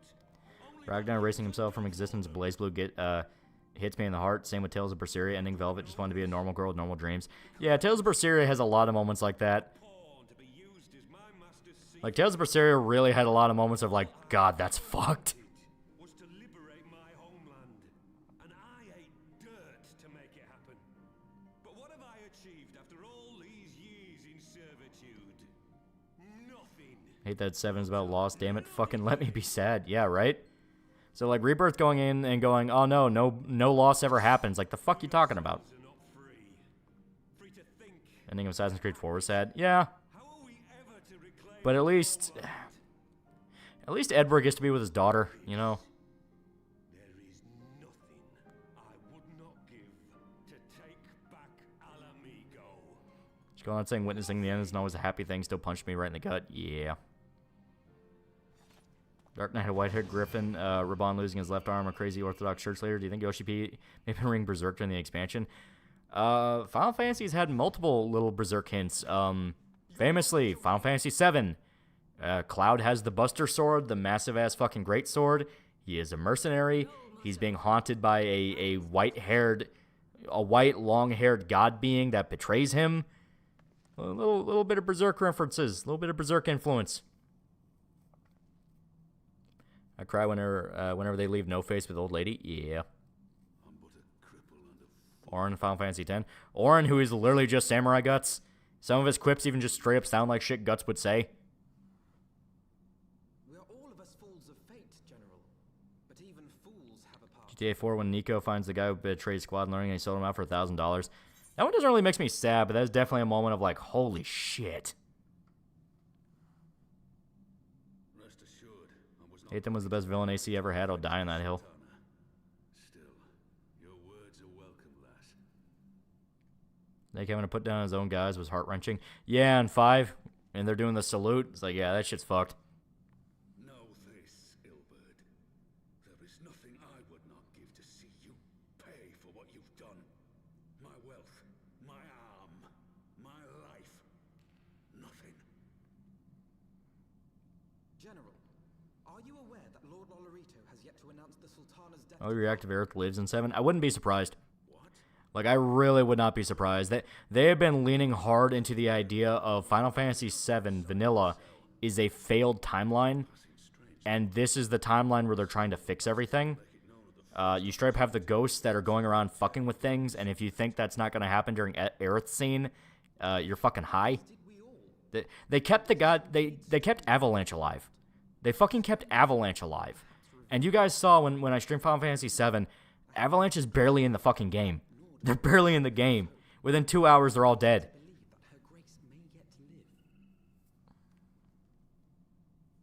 What?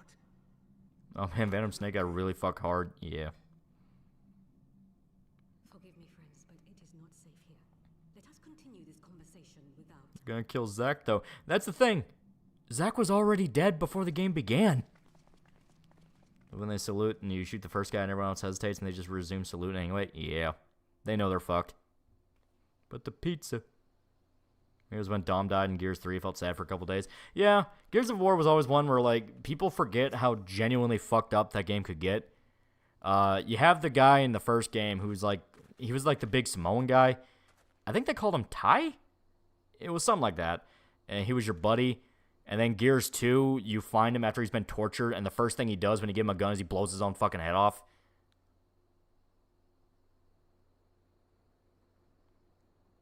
Trip, I want to see more Survival of the String guys having their philosophy slapped back when they're called out. They wouldn't survive their own rules. Yeah. Yeah, Ty. Yeah, Gears 2, yeah. And in the same vein, Dom's wife, that was, like, extraordinarily fucked up where he sees this vision where she's okay and she's healthy. Then you see her and she's a fucking, like, skeleton. It's like, oh, God. And she was still alive.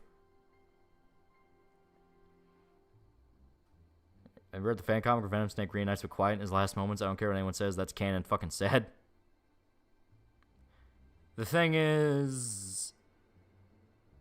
Yeah. You know, fuck it, yeah. I was trying to find a plot hole, and it's like, well, you did say Venom Snake. It's like, you know what? Yeah, that fits. Yeah, Marcus, what do I do? Yeah, that is a fucked up moment. Carmine's death was also fucked. Yeah, he's like got his fucking guts spilling out. He's got acid over him, and he's just telling you, tell my mama I fought hard. It's like, oh, God.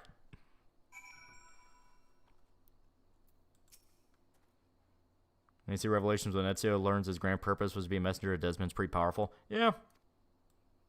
That's on Gears 4 and 5. I never played them. That was long after I got out of the series. I played up to 3. Because I had friends that really liked Gears. As if a mercy kill, used a Boltec revolver. Poor Dom with head covered in his wife's viscera. Yeah.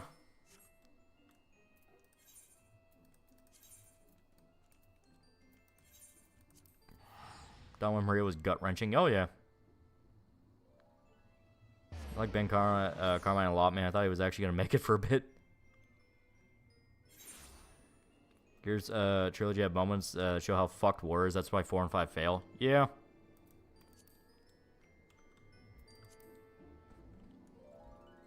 Two B's death. That was pretty sad. Yeah.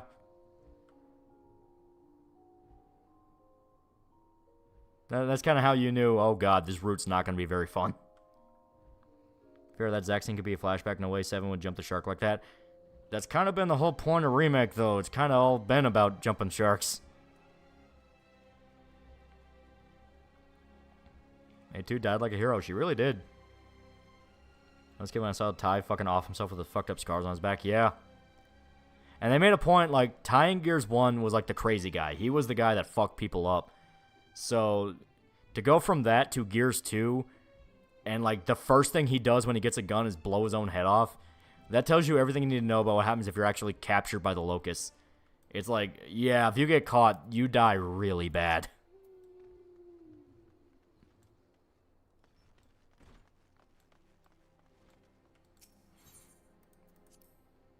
be fair, Zach's thing could be a flashback. Oh, yeah, you already said that. Yeah, Hal, I miss you. Hal, I miss you. Yeah, MGS2. That one's fucking hurts.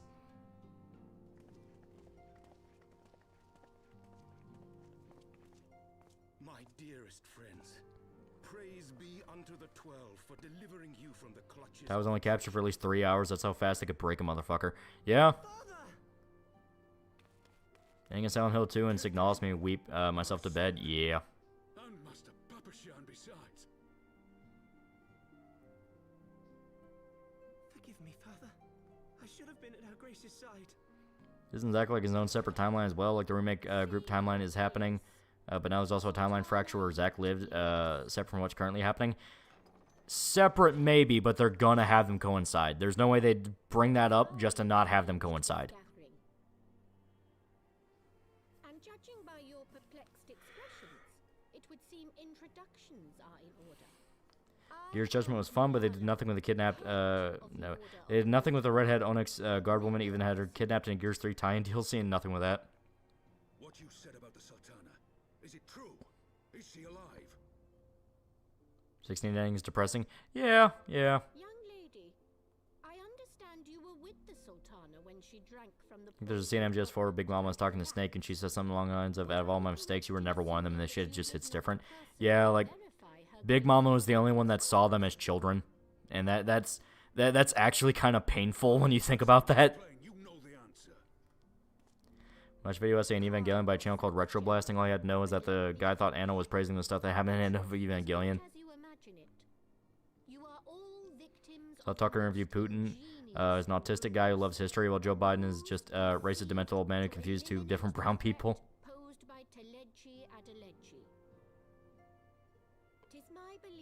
Should have a border liquid. Even then, like, not really.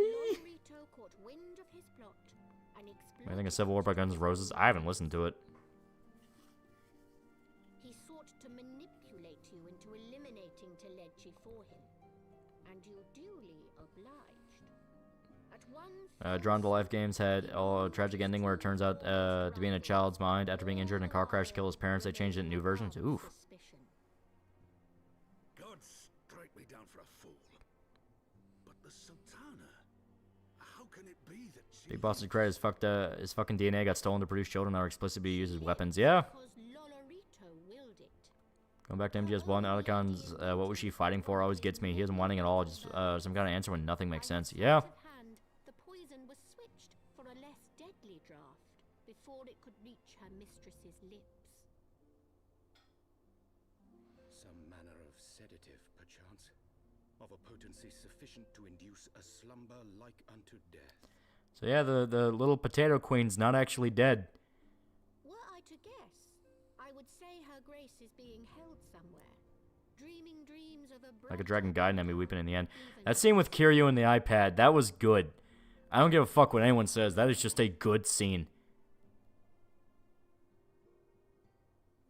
Died, but I lost my fucking arm. For his part in this. Though Lolorito's hands are far from clean, they did pluck Her Grace from the jaws of death. That must count for something. And though one may call the man's methods into question, it cannot be denied that he knows. Interesting to think how much influence characters in Metal Gear have with only one game appearance, testament to actual good writing. That's what I say. Mario 3 is super depressing in a lot of ways. Oh yeah. I had never taken sides in your feud with the monetarists, but it was not for want of concern for our nation. Ninja Waifu's death scene in Ninja Scroll really hit hard, almost teared up. Didn't really fuck with me that bad. It was sad, but it was like, I always thought this part of Heaven's Word story felt like a big asshole way to trivialize Realm Reborn's cliffhanger. I'm okay with it. I hope you are ready to work, General, for there is much work to be done. Is that Gnome? Close, they're Lalafels. To bring matters back into balance. I don't want to think of an alternate timeline where Funimation did the voices in 14. The wealth of Uldar lies in the health, happiness, and hopes of her people. As for the more worldly kind of wealth, Mafia 2 ending had Vito ask where they taken Joe and to be told Joe was not part of the deal. Yeah. To lead Edgy Adeledgy left behind. You Everyone will be voiced by Troy Baker and Yuri Lowenthal. alone can do. Rescue her grace and take MGS5 in the general is place just a her good sire punch for me. once So my held. favorite was For Peace her Walker. sake Yeah. and that of our nation. Seeing the fucked me up in gaming are daycare scene, Dead Space 2. Yeah. And the scene with Maria and Dom in Gears of War 2. Oh, and Dom's death scene. Yeah. Isn't that basically the voice acting in Realm Reborn? But at least they're British. If it was Americanized Funimation, it would have all been fucking like 50-year-old white women pretending to be teenage girls.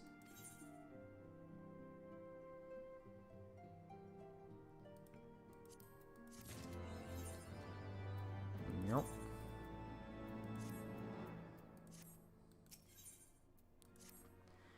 Does the PS3 Metal Gear Solid Collection have everything I'll need to know Metal Gear? I don't think it has MGS1, but other than that, MGS1, and I think you only got a code for the, like, 8-bit games. Alright, one guy's saying yes, so there you go. 13 Sentinels Aegis Rim ending is incredible. I keep hearing that one's really good. It has but digital codes. Yeah. I'm in Nolan North. He used to voice act everybody in video games. Now I don't hear him at all. I think he might be retired. He might just be old. Yeah, MGS1 and Virtual Missions are DLC. Yeah, that's bullshit. So honestly, it'd be better off just buying the new collection that came out. That has literally everything.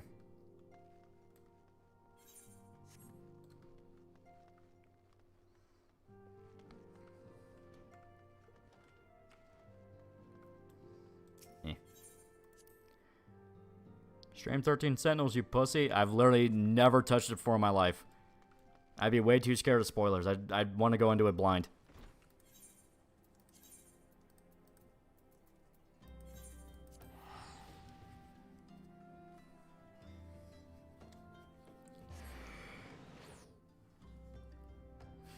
See, in MGS5 where you find out Paz was a hallucination all along is pretty sad. Feels like a gun punch. Yeah, that one's pretty good. It's like Peace Day never came.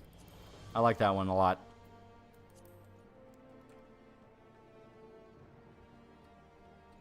My D&D campaign building up a little girl on PC that'll bomb my friend characters thinking he's Full Metal Alchemist her.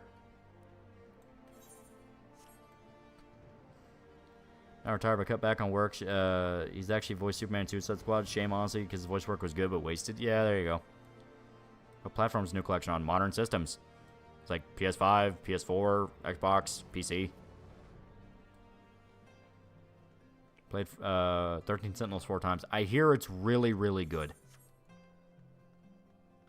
6-0's death alongside 21-O's hit really hard. 21-O just wanted a family.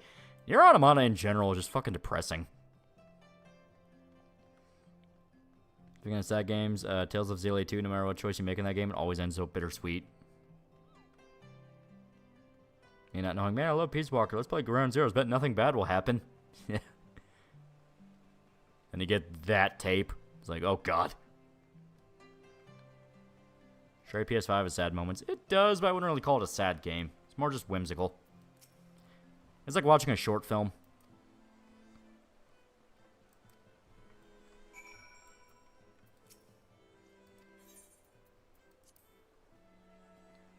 No one North is a much better voice actor than Troy Baker, honestly. I think North would have been better choice for Indiana Jones than Troy Baker, who isn't even trying. Yeah, I'll agree there. My mind was so depressing I had to replay Kingdom Hearts 2 to feel happy again. Yeah. Unpopular opinion, it's just Portable Ops is underrated. I know Shota really likes Portable Ops.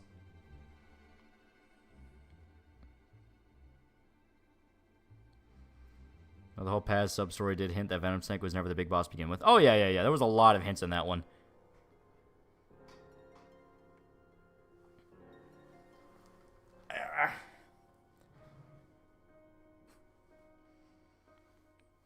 Pacifist Run can really hit you in Undertale. Genocide Run, too. They also guilt-trip you pretty hard with Genocide Runs. No robot buddy dying to free the world, but leaving the cat alone did hit me hard. Yeah. We found out Medic was super guilty over not saving Paz. Yeah. At least Armada has an uplifting ending. Yeah. Where it's like, oh, they might create life somewhere else.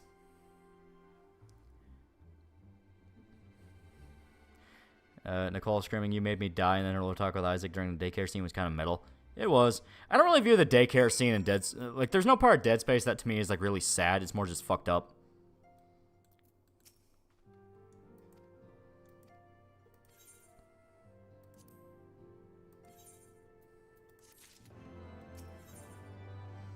Now here's to you, Nicola and Bart. Yeah, that shit. I like murdering scenes.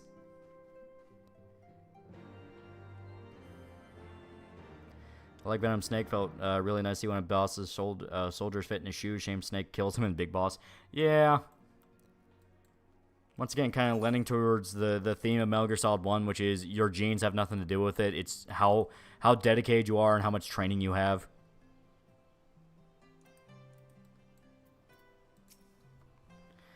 Dishonored, the overall bleak environment story resonated with me. It's also fortunate Emily is the canon run for 2. I feel Corvo will be murderous the second time around. Goes less to her manga and hit me hard. Yeah. It's like they have one last snowball fight before going to sleep, and it's like, oh god.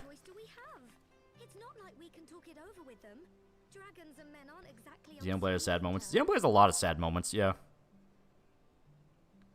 It's like in 2 where Rex just starts crying and Pyra just asks God, it's like, can you please let him, can you stop?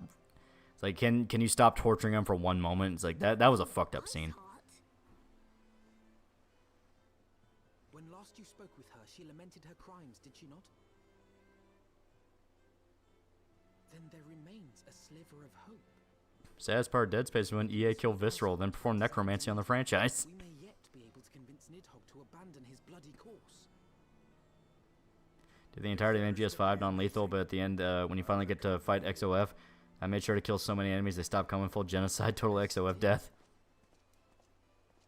Halo 3 towards the end was sad. That was pretty good. Even with your intermediary, Here's 2 is so ironic knowing that Nicola actually killed the policeman. Yeah. however, the mere attempt Once again, kind of lending to the themes of Ground Zeroes, which is, you know, you're not being persecuted, you're being punished for the sins that you committed. consider a more direct approach to ending this conflict. So I'll agree, though. Mumkar and Xenoblade 1 definitely deserve to die. Oh, yeah, yeah. The bad guys in Xenoblade 1 are just irredeemable assholes. Bad guys in Xenoblade in general are irredeemable assholes. It's like Jin you can make arguments about, but I still go with, nah, he gets the guillotine too. He's doing the exact thing his tomboy wife begged him not to do. Is that clear? Perfectly. Ending of Darkness 1 when we said, yeah, that was a good one. Diplomatic protection until instructed otherwise. For the original ending for Guns of the Patriots, both Snake and Otacon going to jail for war crimes. Yeah, and I don't like that. I like them riding off into the sunset in their own way. Plan to Sir Emmerich, Everyone when Scott died was just... commander accused of consorting with heretics. Indeed. I thank you for your counsel. God, Darkness 1's so fucking good. We're supposed to get a remaster any day now. Halo 3's epilogue is one of my favorites of all time. Chief becomes a literal legendary hero and went to sleep knowing that he finished the war, even if he doesn't know if he'll make it. Yeah.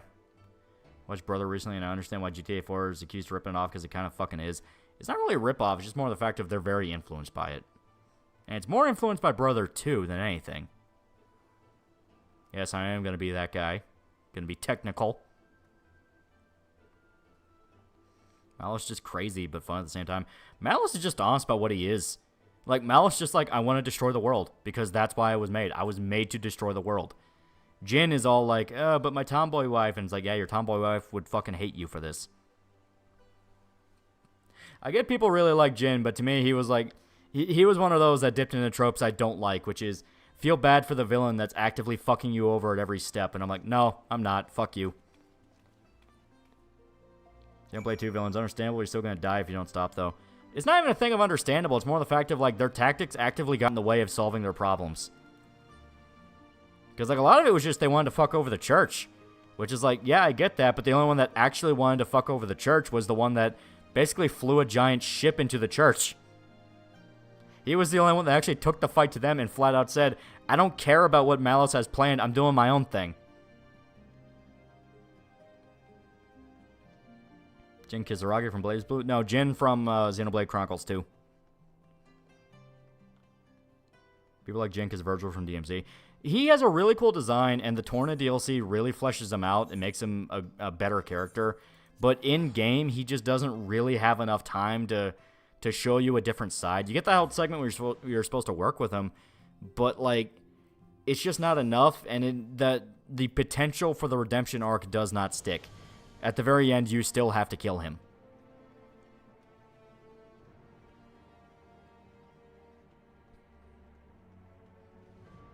I feel like Oscalad from Vinland was a villain I still hated, but I actually understood and even sympathized a little bit with by the end. Yeah. Oscalad's the embodiment of the term hero of his own story.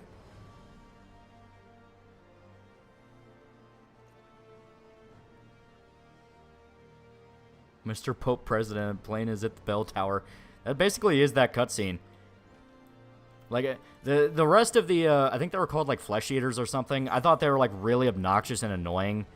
Because they're basically just like, oh, we hate mankind, and we're not part of mankind. And Rex flat out tells them, you know Malos wants to destroy all life, right? It's going to be everybody across the world. And they're like, no, he's going to make exceptions for us. And it's like, no, he's not. You're not going to be exceptions. He wants to kill all life. Then you corner Malos, and he's like, yeah, I'm going to kill all life. So it's like, you guys are fucking stupid. Twould seem I have visitors, and unlike those messing beyond our walls, these ones are welcome. Pray forgive us for interrupting you in the midst of your preparations, Sir Emmerich, but our suit concerns the impending assault. So I picked from FF7 Rebirth, there was yellow paint on choke climbable ledges. I'm okay with the yellow paint thing. I don't care about the yellow paint thing. It's like, I genuinely, like, there is no bigger nothing burger for me than the yellow paint thing. I must nevertheless request that you advise the Holy See to refrain from launching any preemptive sorties whilst we seek to put our plans in motion. Wow, an honest villain, shocking. Yeah, that's the thing about Malos. He just flat out tells you what his plan is. He wants to destroy the world. Because that's literally why he was created, to destroy the world. Will you not share aught of this mysterious undertaking? It doesn't make sense. I do not care if it does not make sense. Know that I have offered my lance to aid in this endeavor. I cannot claim that its success is assured. But Chernobyl, I think no one ever thinks it's going to be them speaking about death. More I see, more I believe. Yeah. which is more than Plot Planescape Torment. What can change the nature of a man? Yeah. Want to get in Villain Saga? Do we have any idea how close it is to the end? Don't want to get into it, only for it starts sucking. Made that mistake at the OT. It's pretty much not far away from the ending at all. It's like one of the maybe second to last arc, if and that's just from what I understood. Yeah, Dev's been using colors to guide players for a long time. Remember Mirror's Edge? Yeah. I don't care if normal yellow paint in proper context shows laziness to me personally. I don't. Like, hearing stories about how people get, ran around for like hours on end because they couldn't go through a single door. It's like, just put the yellow paint. I don't care. Just put the yellow paint. But I like this as a game dev. A lot of you fuckers are dumb and won't climb ledges without a nudge. 9% of players I playtested last year couldn't get out of a hole. Yeah, there you go. Obviously, there's a difference between the yellow paint and then the Suicide Squad UI. There is a difference.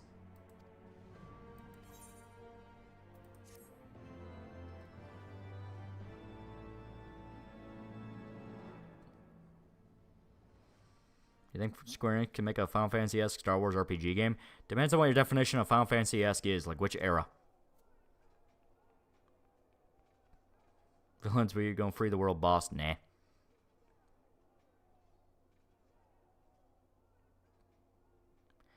Graphic fidelity goes up. It's hard to mistake objects in the background as interactable. It has a purpose. That's how I feel. It's like, if we're so desperate for non-stylized, has to be photorealistic, you have to have some indicator that something is not just a background image. Because people are now being trained to ignore the vast majority of stuff around them as just background images and flavor text. So giving something like yellow paint or some kind of indicator like that, like in Resident Evil 4 Remake, like Resident Evil 4 Remake to me is especially a case of like, why would you not have that there? With how much of the art style bleeds together, where it's a lot of dark browns and a lot of woodland areas with wooden chests, you need that thing to differentiate and go, I am not just part of the environment, I am something that contains an item. It's a visual indicator. RE7 had it. RE8 has it. Like, Final Fantasy VII Remake? At that point, that's more just straight up like... That's more like the Jedi Survivor games. Because those are more action games. I don't mind telling the player where to go by painting objects, but if it's distracting and it gets annoying. For example, why would you paint a ladder or a window in RE4 to make it obvious? I don't care about that. Estate. Paint as much as you need to show it's interactable. You know, in the heat of the moment, split-second decision-making, they need that visual indicator of, like, use that. If you would be a true leader of men, you must possess conviction as well as caution. Makes it easy to see an intense action. Exactly. Yeah, 13, 14, 15, 16 are all vastly different from each other for Final Fantasy. Yeah. Also 12. Don't forget 12. Although everybody does. For more classic Batman designs or armored bat suit designs. Both are really, really cool. I lean towards the armored ones. The armored ones look really sick to me. And this warrior of light, they have plans of their own. And 11. 11, yeah. Whole point is each Final Fantasy can play radically different from each other. Kojima was given MGS5 with no Konami strings attached to it. Would he complete it? I believe so. He completed Death Stranding.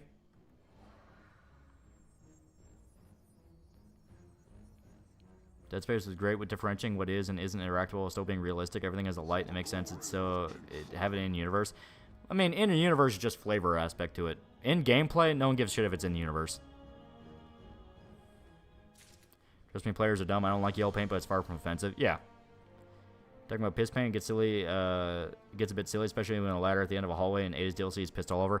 Like I said, I don't care about the yellow paint at all. Before RE4 OG, color difference between the wooden boxes. The boxes can be broken, the ladder in color, and the box that can't be broken. Yeah, that's because you had PS2 like level graphics to where you could easily have that clash, and it's not a problem. Something that's supposed to be directly photorealistic, that'd be impossible to make look right. It literally looked like the boxes were glowing. That's because I'm pretty burned out when he ended up quitting. Might still be bad memories and all. Are you talking about Nolan North? Because, yeah. It makes sense.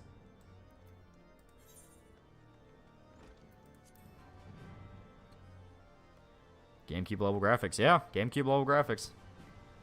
My point is stop helping players start trusting their intelligence. Yeah, don't do that. don't trust player intelligence. I think the style they have in RE4 make is perfectly fine. I think it is a completely fake controversy. I'm talking about Kojima. Guy was just talking about. Oh, okay.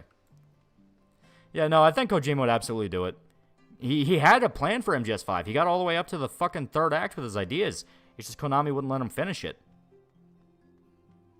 Good gameplay helped. Good photorealism. Gameplay helped. Good photorealism. Bad. Yellow paint in the pic was on ledges from a cliff face, hence why in context I'm saying it's lazy. They could have made them grassy, mossy or something. Maybe, but at the same time, it's like yellow paint to me, it's a non-fucking factor. I'm going to tease Veer with Kirsch. I saw the segment where he was talking with Kirsch, and he kind of did embody the VTuber simp mentality a little bit. Where it's like, oh, well, they have to be super talented, and like, praising her for doing the baby voice, like, all right, listen, I could get pretty egregious with shit, but homie, calm down. Valkyria Chronicles 4, when they killed off the little sister right when the racist chick was beginning to legit become her friend. Yeah, that was a good scene.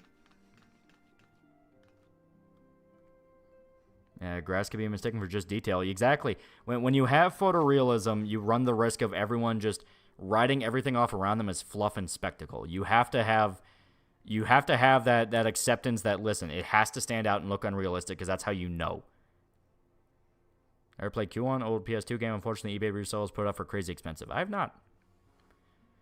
Has Kojima ever talked about what the final idea he had was? There were concepts. I'm trying to remember the exact ones, but like, you obviously would have had like Liquid and Psycho Mantis play more of a role.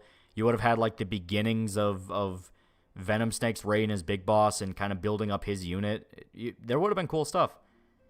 People don't complain about red barrels, but they'll complain about yellow paint. That's kind of how I feel. It's like, yeah, it's not realistic. It's a visual indicator.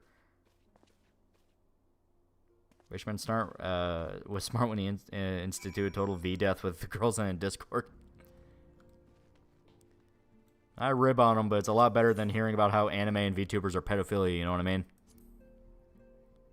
He might be a smelly, overly enthusiastic Romanian, but at least he's not calling you a pedophile.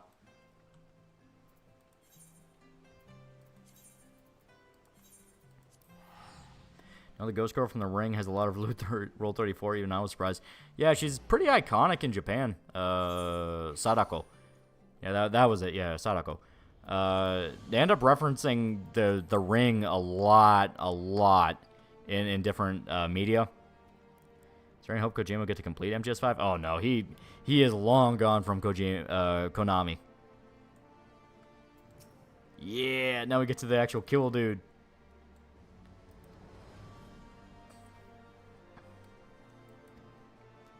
Wasn't V Sargon's lapdog? I mean, that was like fucking God knows how long ago, dude.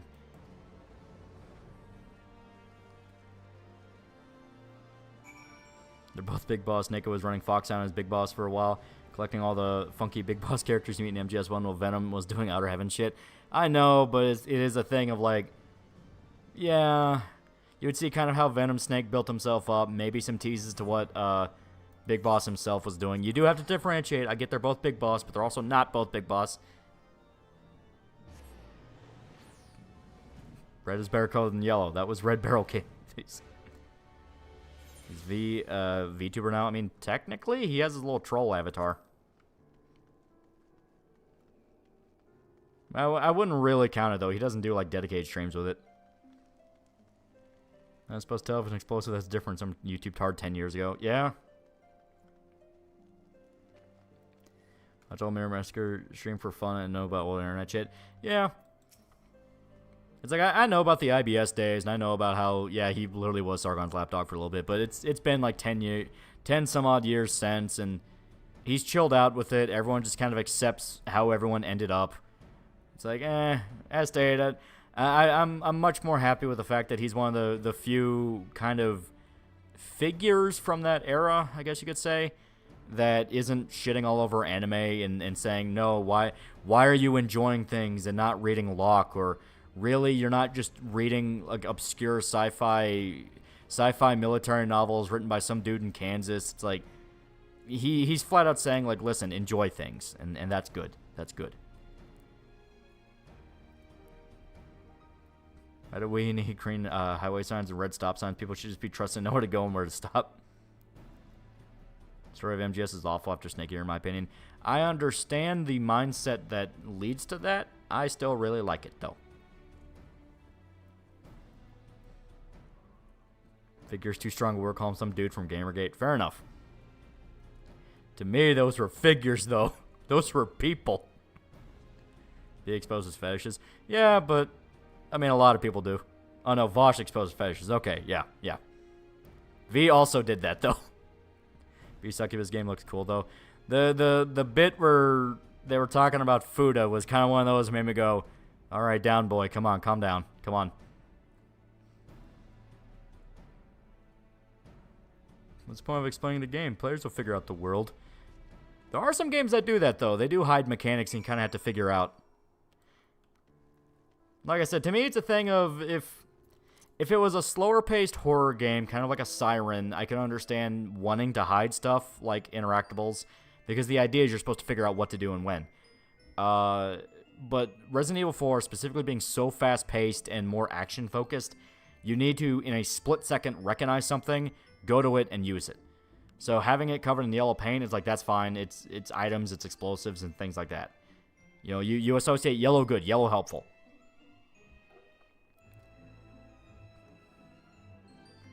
Max Payne 1's on Steam, but I can't buy it. It's a very good game, though. Oh, Aether Current.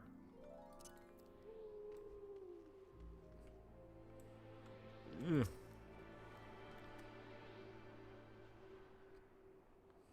There are no chick with dick, only guy with tits.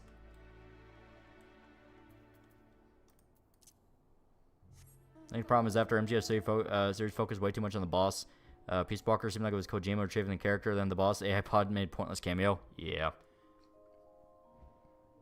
I will admit the AI pod gets a little weird.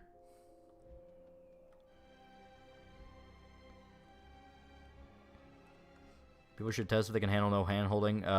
By playing Kingdom Deliverance on hardcore, even your map is based on you knowing directions and you don't appear on it. Yeah.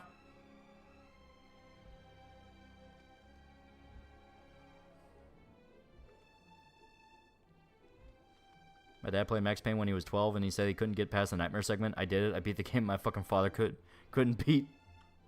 Get to lord that over him now.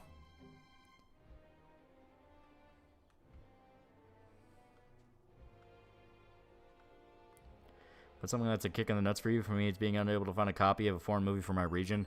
I mean, the obvious one is like a celebrity I like dying. Like hearing about Carl Weathers made me sad. Hearing about Toby Keith made me sad. It's like, oh man, that sucks. Trying to think what else. I guess an obvious one is like whenever they get your order wrong at like a fast food place or something like that. And it can't be something like, oh, they put onions on when you didn't ask for onions. Like, no, it's like a completely catastrophic one. Like, you know, you ordered like a bacon cheeseburger and they gave you like a fucking chicken sandwich slathered in mayo or some crap like that. Just that absolute, really? Now I gotta fucking deal with this shit now. Favorite Ace Combat game? I really liked, I think, 4. The one that was like, take it all away. Take it all away. Hey, that one. I like that one.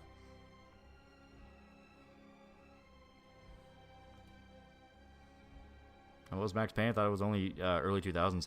No, Max Payne 1 was like, what, 1998? 1999? That was 5. Okay.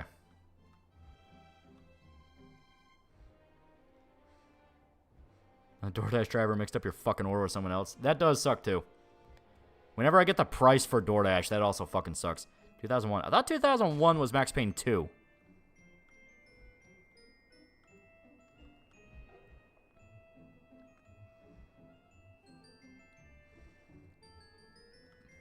Puddle of mud, baby. Yeah.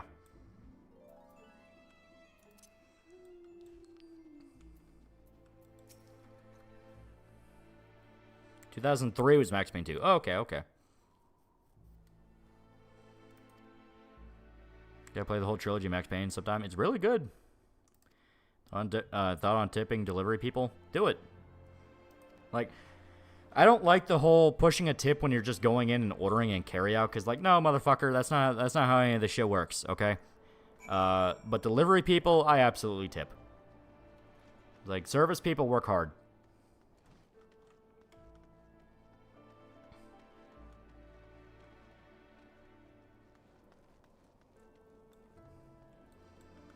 We gotta fight polar bears.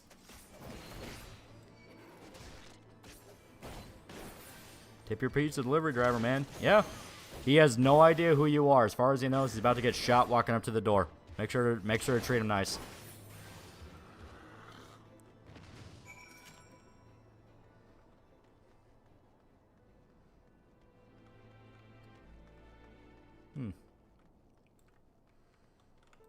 Tipping for carryout's absurd in concept. It's fucking bullshit.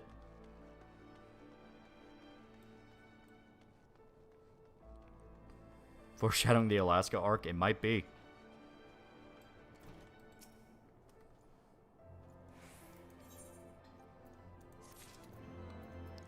Alright, gotta clear some of this out of the inventory.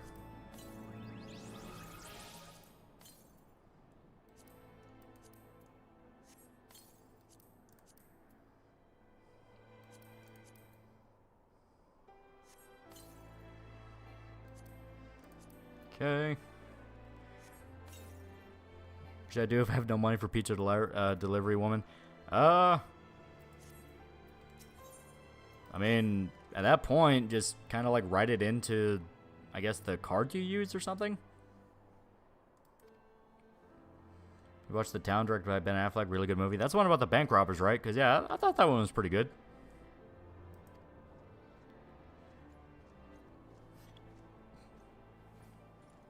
Am I gonna crash show to stream? I mean, I technically do. I'm usually in chat sometimes. It's a porn joke. I know. I'm telling you how to avoid a pornographic situation.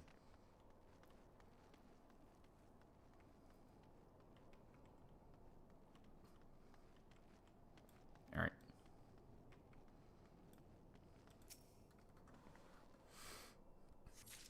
It's a great heist film. It is really good. I like it.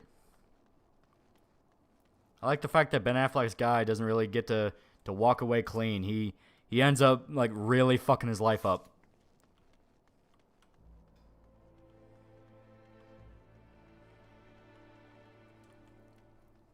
Okay. I think the last one's upstairs.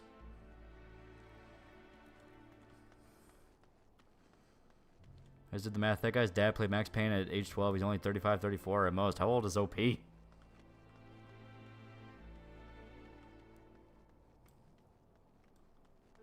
know, that's actually a good point.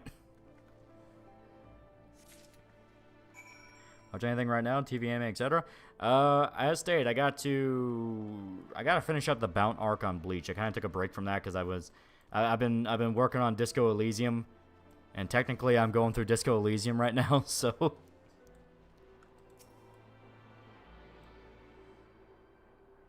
GTA 4 Lucky Clover taught me the reality of crime. Yeah. What if I don't want to avoid a pornographic situation? You think of that. You're not, homie, you're going to fumble that. You're going to fumble that bad.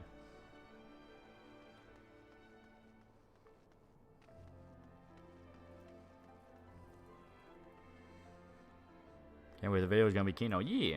As stated, I want to finish up the Kami route in the game, because I got to finish the quest, and then you get the extra dialogue with the sniper. I think it's affected whether or not you actually succeeded or not. But I think either way, the sniper still shit talks you. Bount arc, wow, how long is it? It's less so much that it's long and more so much of I took a lot of breaks.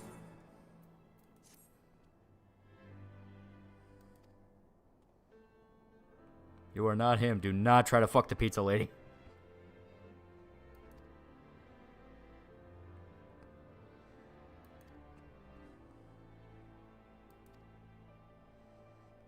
Have you played Defend Your Nut 2, the Flash game? I've not.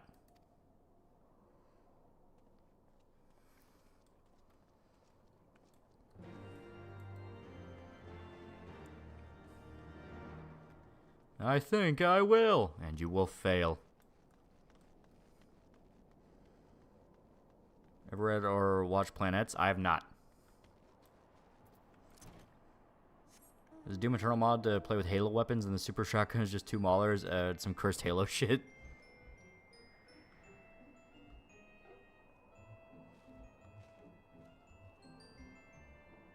You see, Joe Biden gave a speech about how he's totally not senile. Proceeds to say have a massive senile breakdown. Well, on top of that, the what was it, like, Department of Justice came out and said that they weren't going to charge Biden with mishandling documents because he couldn't remember that he did it. So it's like they're flat out saying, yeah, he has Alzheimer's. Like, this election year is going to be wild.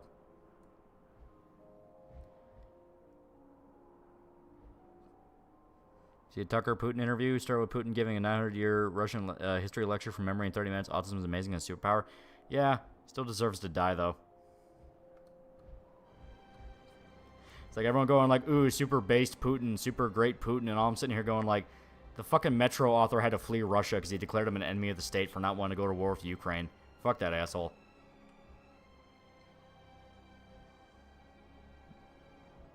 What's your favorite Marvel villain?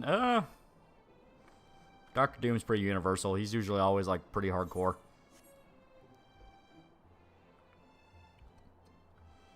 Hillary emails too. Electric Boogaloo.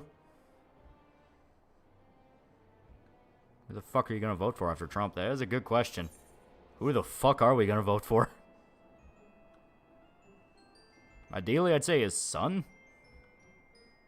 Stalker 2, man. I mean, yeah, not just the fact that we lose out on video games and shit like that. It's also the fact of, like, thousands of people died for a pissing match.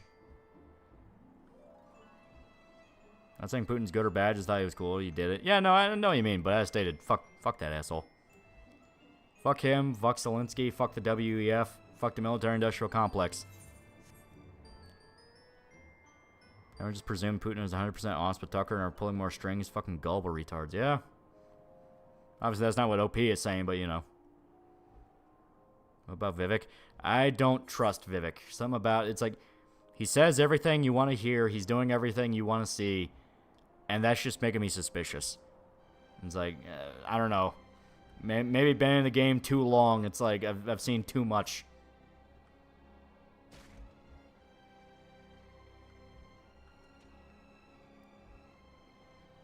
Supreme whale drop.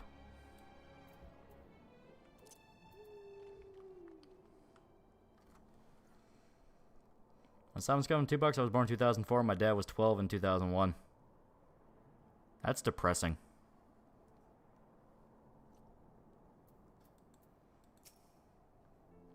Bro, he brought the whale mount. I love my indigo whale.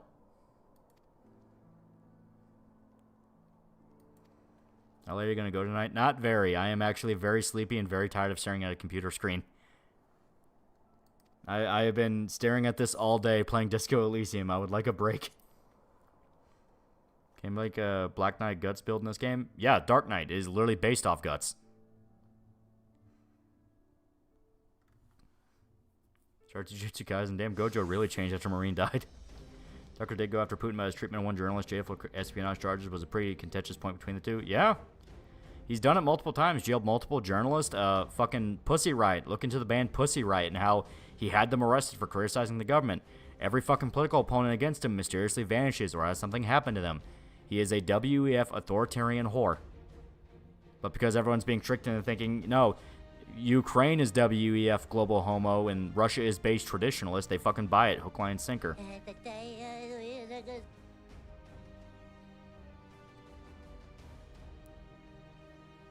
I want to play after I'm done with P3R. I want to finish Disco Elysium, but I also want to delve further into SMT3 Nocturne. Nocturne is very fucking good.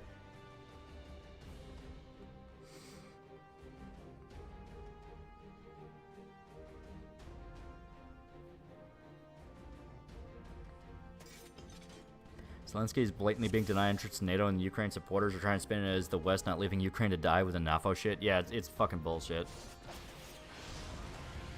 I say it's a giant pissing match for globalist interests.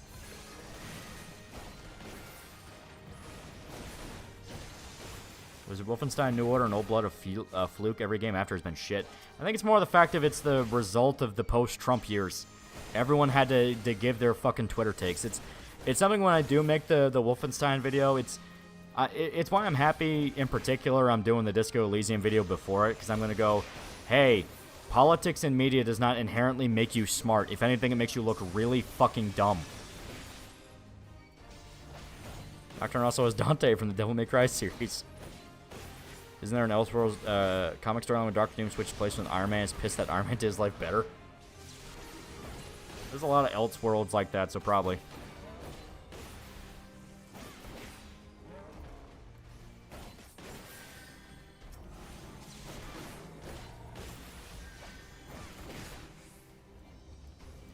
You believe in the whole neo-Nazi thing in Ukraine? The Azov Battalion? Yeah, they're real, but they were bankrolled by the American government. I don't care about the pissing match aspect of like who was worse than the other. It's like, no, this is a fake conflict being stemmed by military-industrial complex interests. Do you really believe Russia gives two fucks about the idea of like Ukraine belonging to Russia? They don't give two shits. Their people don't give two shits. There were massive protests when the war kicked off. It's like, no, it's all fucking bullshit. You have to remember, Putin goes to their parties. He fucks their whores. He takes their money. He swears he doesn't, but he fucking does.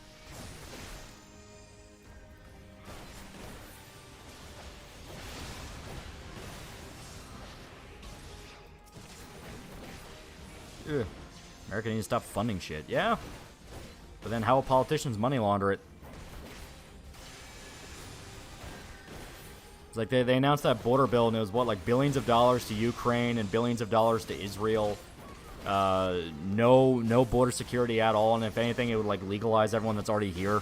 It's like some fucking like literal bad joke bullshit.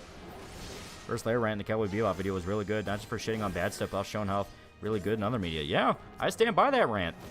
To this very fucking day, I stand by that rant because it is only gotten more and more like obvious, like with shit like Sweet Baby, where you literally outsource your politics to an advisement company to be the most current thing you can get.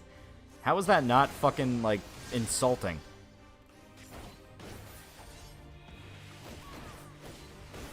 So I'm just going $5, guys. Pretend my dad's half my age is a bad thing. I got to play Halo 3 and Gears of War with my dad. Those memories none of you guys have. It's like, okay. So I think topless, heavily pregnant chick killing robot dogs by dual-wielding assault rifles is really dumb. I think Wolfenstein games are going to be bad for a while. Yeah. Anything to do with Nazis is just going to be insufferable to watch because it's just going to be, guys, we're fighting Nazis, though. It's like, who the fuck cares?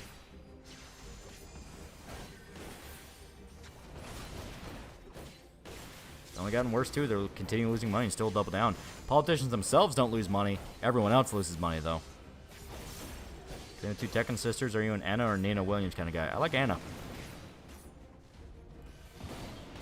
Broad immigration will lead to up to 65% ineffective tax rate and more. Believe me, I would live in Sweden. Oh, yeah. Everyone knows exactly what they're doing. It's like, though, you know, fill it with a bunch of people who are completely hamper the system. That would justify throwing more money at the system, which would then be spent on everything that's not the system.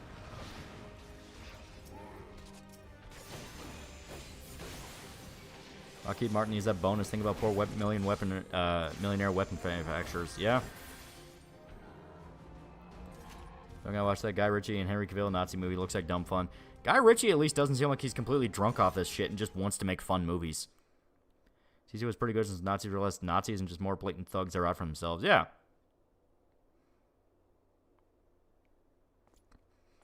Fighting Nazis went from Brothers in Arms. We perfectly recreated this town from history to we're fighting Nazis, you filthy Republicans. Modern politics.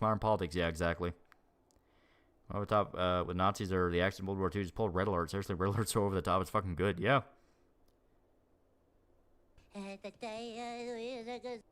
Gentleman was so much fun. I like The Gentleman a lot. That was a good movie. I don't know why Count Dankula doesn't like it. I'm like, man, fuck you. That movie's amazing.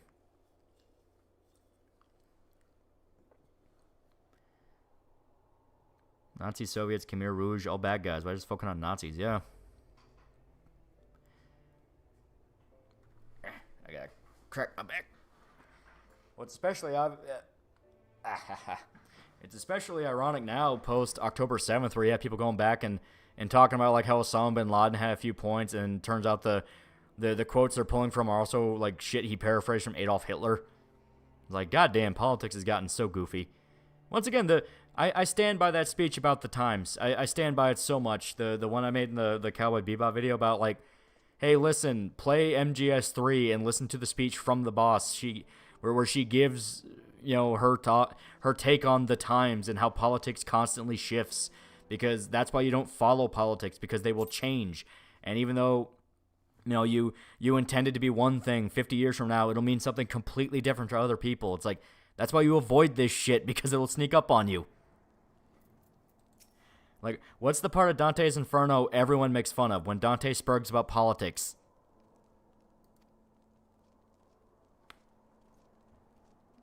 This argument, unfortunately, made you the Nazi and me the Chad.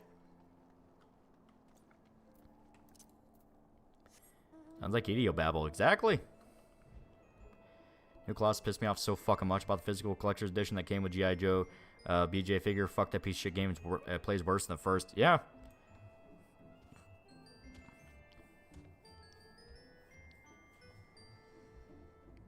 The times, they are changing. Yeah. What Dante say? If you ever read Dante's Inferno, the poem, there's multiple segments where he's in hell and, like, Virgil is talking to him about eternal torment and suffering, and then he's like, alright, but what's going on in Florence, though? Picking a Nazi so fucking funny that COD claims to go harder than ever with their World War II games refuse to have swastikas in them because it's offensive. Yeah. That was the babies Dante was talking about. No, like, the poem.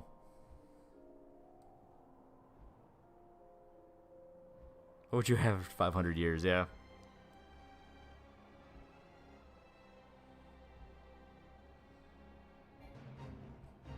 How about Dante's Inferno, the game, about visceral, your opinion? I don't like how over the top it is. I would have liked something that was a lot more grounded and more of like, he could still be a crusader and a soldier, but have the fighting be way, way more, I guess more like Sifu, where it can be brutal, it can be painful, but it's still very grounded, and is like, yeah, you can see this being kind of a low-scale thing. Which I get, you don't want to do that. It's hell. It's supposed to be grand and epic, but, like, I have some respect for the poem.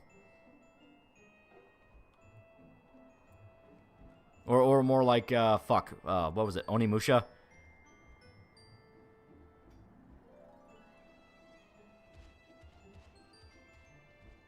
Wonder how many leftists would pretend they didn't say some crazy shit in 2023, like calling celebrities Zionists. Yeah, right? Dante's Inferno does save the politics a bit, since it's a way of showing how lowly Dante was, for he understood the greater things. That is true. Come Purgatorio, where they're directly saying, Dante, you're guilty of all this same shit too. Like, I like Purgatorio a lot because it's directly about that, where it's them telling Dante, you committed a lot of the same sins and you were on the path of hell. Like, Beatrice specifically asked God to save Dante. Do you want Dante's Inferno to play like any God of War then? Now with the gear system, just the combat? No, as stated. A more grounded, just Onimusha style where it's just human versus supernatural creature. I didn't like the over-the-top God of War stuff. I wanted to be just straight-up Crusader. Because the whole idea is it's not really about the fighting, it's Dante exploring hell and learning about the nature of sin. I mean, hell, Virgil was barely a character in the game.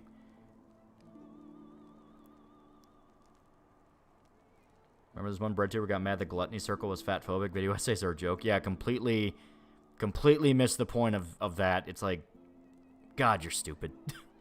For one, there wasn't really that many fat people. It was mainly the weird-ass worm creatures. And two, I mean, if they want to talk about, like, fucking Dante's dad, he was in the greed circle. Screw ground stuff nowadays, everything is grounded. No, but, like, Dante's Inferno, it would need to be grounded. Because the poem isn't about Dante finding his way through hell, it's Dante walking through hell and looking at everything. So I'm okay with there being combat, it's just the fact of, like, have it be some more Onimusha style, where he's not, like, you know, suplexing Satan or some shit like that. Have some more respect.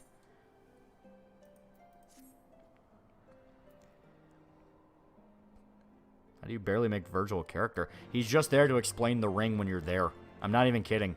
He's just there to go, oh, and this is what lust represents. It's like, thank you, Virgil. No combos. You can have combos, just don't have it be, like, God of War. Nicholas, you fuck you to fans. It was the first time that living zombie Deborah Wilson actress who was a Black Panther who does nothing but disrespects BJ the whole time. Yeah. Birthing nipples was so weird. Yeah. Yeah, Cleopatra. Yeah. That was weird. That was a weird boss fight. You ever played Darksiders games? Yeah. But those Darksiders can get away with it because from the get-go they're like, hey, we're basically like 40k with religion. So it's like, yeah, they can get away with it. I'm talking specifically because, like, I like the poem. I like a lot of the ideas in the poem. And I just see a much better game if they just kind of toned down the over-the-top shit and made it more of, like... I keep name-dropping Onimusha because that's literally what I want. Like, the beginning of Onimusha where you're just a samurai fighting demons. It's like, that would have been cooler.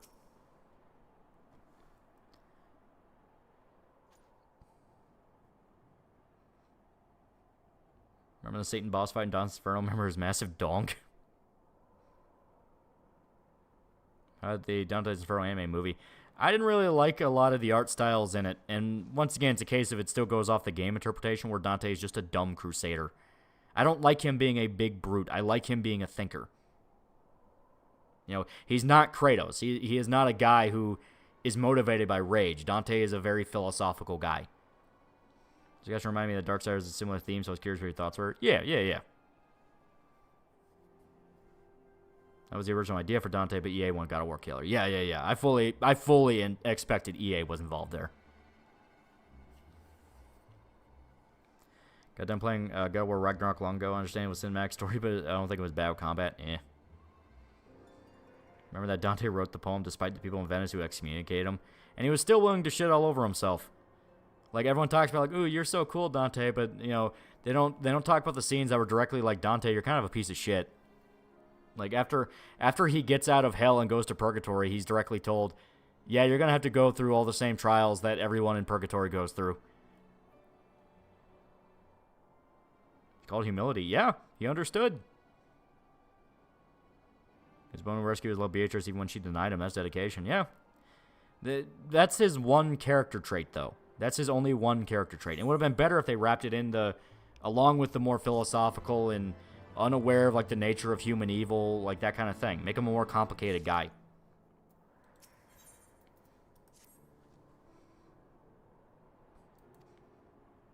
Like I said, I just see a much better version in my head where he is just a crusader. You know, you can have it be he's just coming back, he finds Beatrice dead, what have you. Kind of like the setup in the beginning. I will admit it was a good setup. And so he goes to the gates of hell to save her, and then Virgil comes in and is like, I've been given a task by God to guide you through this. Yeah, EA fake protest to their own games, fake controversy. Yeah. Thoughts on Castlevania Lords of Shadow games? Kind of came around the same time as Dante's Inferno. You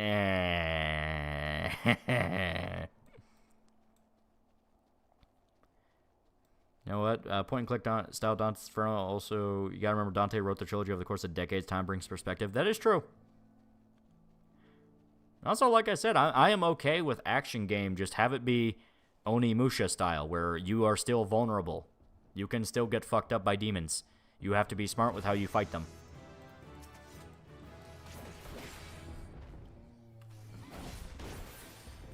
Junebug for $2. It sounds like you want Hellblade, but for Dante. No, as stated, I'm name dropping the game I want to see, Onimusha.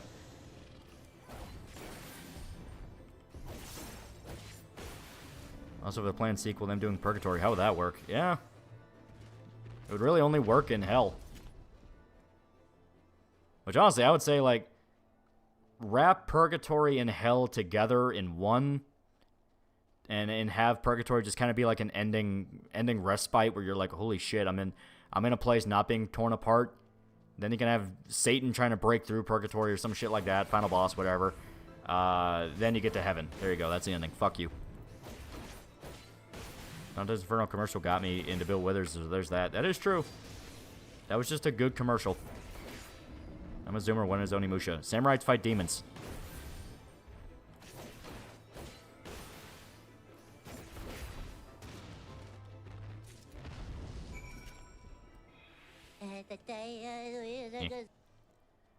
Found some of the designs Dante's Inferno, Wayne Burlow, monstrosities, and the rest are just horn guys. Yeah. I thought it was pretty cool. A lot of the art design in the game was good. It's just the fact of essay. They kind of need to learn when to tone it down for you know, human characters. I think chat knows what Onimusha is. That's kind of the frustrating thing where it's like, oh, so when you want new God of War, it's like, no, Onimusha. I want Onimusha. Yuri Tala, we enjoy giving Dante's Inferno exciting new gameplay with card fighting. Dante should fight Heaven's Force and kill God's final boss. Also, the DLC we playing as Saint, that was pretty cool. How much longer are you going for? Not very much longer. As I stated, I want to wrap this up early because I've been staring at a computer all fucking day. My eyes are dry.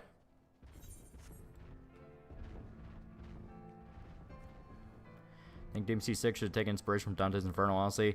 I just want 6 to be about Dante and Virgil going through hell with real co-op. That would be fun.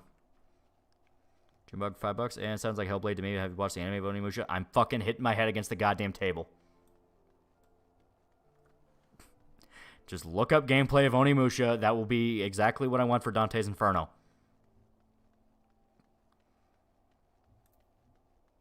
Onimusha, Nobunaga, OW, Wylan. Guys, I want to play like Onimusha where you're still badass, but think of badass chat. So Doom Eternal. My Chief Collection is $10 on Steam. There you go. Any comic book movies you recommend, like The Crow or Blade? Were they more edgy like that? 2004 Punisher. With a better camera? Yeah. I mean, you have modern game design. You know, you're not just sleeping just to dream. You fall asleep during the stream. No. I'm always aware when I'm awake. Because everything hurts. It's okay, Loli. I know what Onimusha is. Thank you.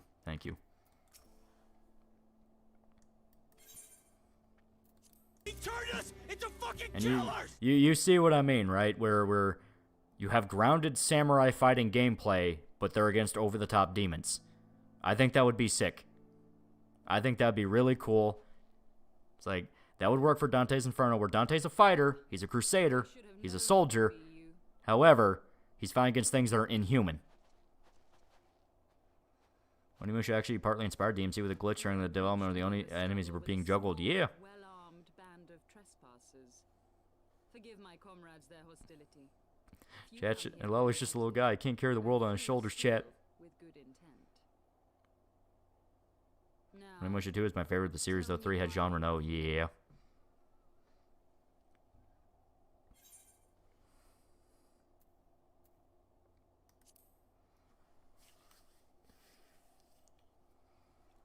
Junebug for $2 wasn't Onimusha on the PS2. I might have had it. Yeah. A romantic notion. I like if they would have had the Crusader's POV to give in to his bloodthirst, try to be good and holy, or even run away or something. But yeah, you can make Dante a flawed character. Even in the poem, he was flawed. He was egotistical. He was angry. He was petty. He was vengeful, and that shit that was addressed in like Purgatorio. That which the Holy See has taken such pains to suppress. What do you think of Bethesda? One of the biggest coin flips of a company there ever was. He spent the Guts arc where he's in 6 feet tall and wins a sword longer than my lifespan. What do you mean?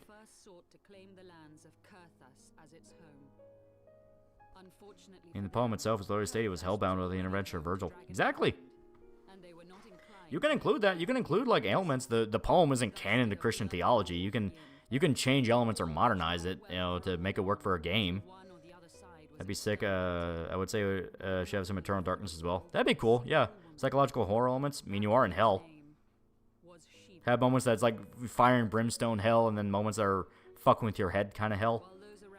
Would you rather have the Dante's trilogy books be an animated show or movie trilogy? I think show. I think show would pace it out the best.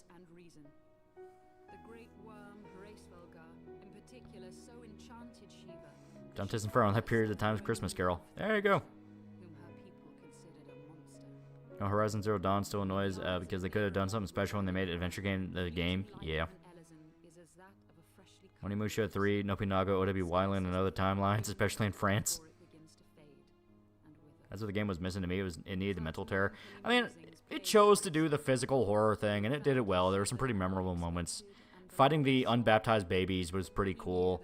Cleopatra boss fight was pretty cool. Greed kind of felt a little tacked on, though I liked the idea of it, where everything was just covered in molten gold. It's like, that was pretty metal. Beatrice's whole story, though, was stupid. Where she, like, actually falls under the influence of Satan and almost becomes his wife. It's like, that was dumb. Onimusha Combat is basically if Berserk was a Japanese samurai, has nothing special, brutal, unforgiving, and dark. Yeah. Like Dante's Inferno, but I'd be surprised if Crusader was as mighty as Kratos and beat the fuck out of death. He doesn't need to beat the fuck out of death. He just knows how to defend himself in hell. I'm surprised that Capcom didn't make a DMC character named Beatrice. Yeah. Yeah, she was just bait for Satan to get Dante. Yeah, I didn't like that. I didn't like that.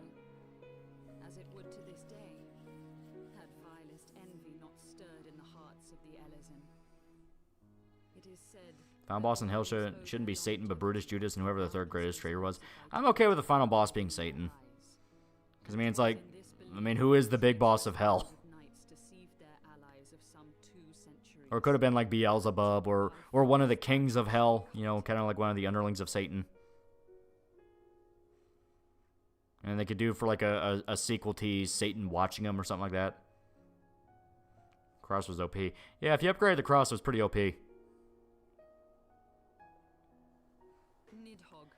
Like, I remember I was talking to my brother while I was playing the game one day, and he noticed that, like, I had the good side leveled up all the way, and the red side was, like, barely leveled up, and he's like, you know, there's no morality system in the game, right? You're not going to get a bad ending for doing the red stuff.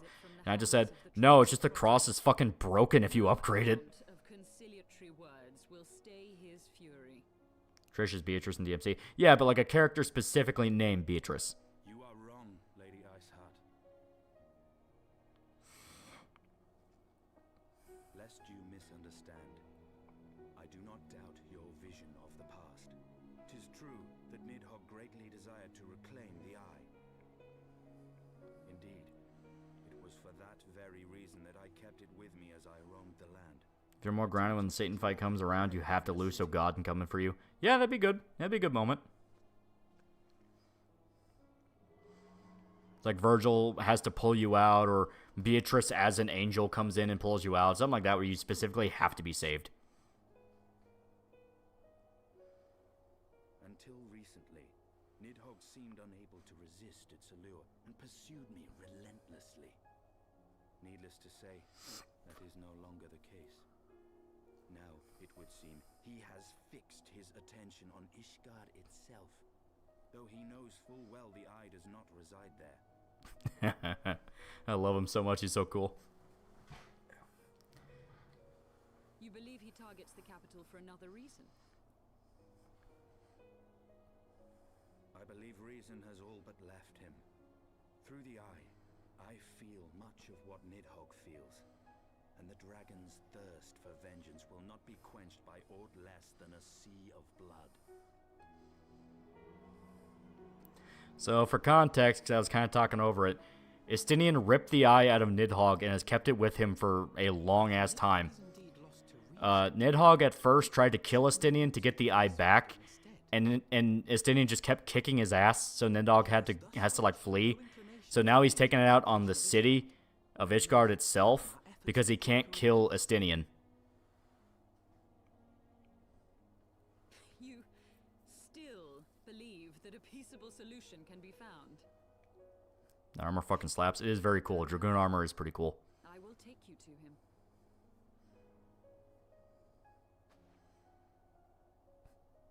Petty. Yeah, Nidhogg's petty. Our road will lead us to Dravania, the homeland of dragonkind. There we shall ascend unto the clouds, where Hraesvelga resides. Punish the master over one person. Nidhogg is insane. Like, it is actually just insane. It's gone insane for over rage because it's lived for like thousands of years just despising the people of Ishgard.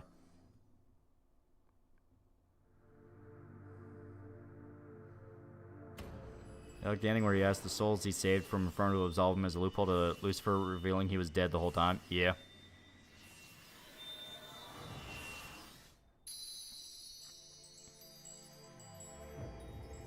You're playing 14, legit tune out of the gameplay. Yeah. Mom broke this dragon so hard as a death wish against all mankind. Estinian didn't do it. What happened was like thousands of years prior. Like the female version of Dragon armor, the belly cut out. I think it looks pretty cool. Is autumn mist, my friend? I sense the many battles are beginning. Nidhogg just needs the hug. Hurt people, hurt people. That is literally Lady Iceheart's whole philosophy with this. Like, when we're introduced to Lady Iceheart, she's like a crazy extremist lady that kills a bunch of people, and that's all we know about her. It's only when you actually get into Heavensward that you realize Lady Iceheart is trying to mediate a conflict between the people of Ishgard, which are the elves, and the dragons, and that has been going on for thousands of years. Like, it's a thing where the dragons, to them, how humanity fucked them over. I say humanity, but it's people of Ishgard. What the sins that happen to them are still fresh in their mind because they live so long. Meanwhile, the people of Ishgard have had entire generations since then, and to them, fighting the dragons is just routine. It's just what you do.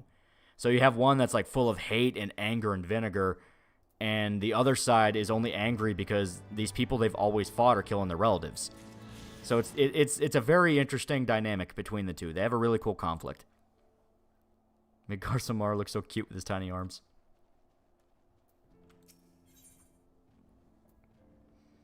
Yeah, I just don't think we can wear any of this. Yeah. That's in the Constantine movie. Keanu Reeves, not as good as The Crow or Blade, but I definitely like it a lot more than comic book movies. It's nowhere near as close to the comics as it could be, but I think it's pretty interesting. That's on mermaids. Is the fish half too scary for you? I think it's pretty scary.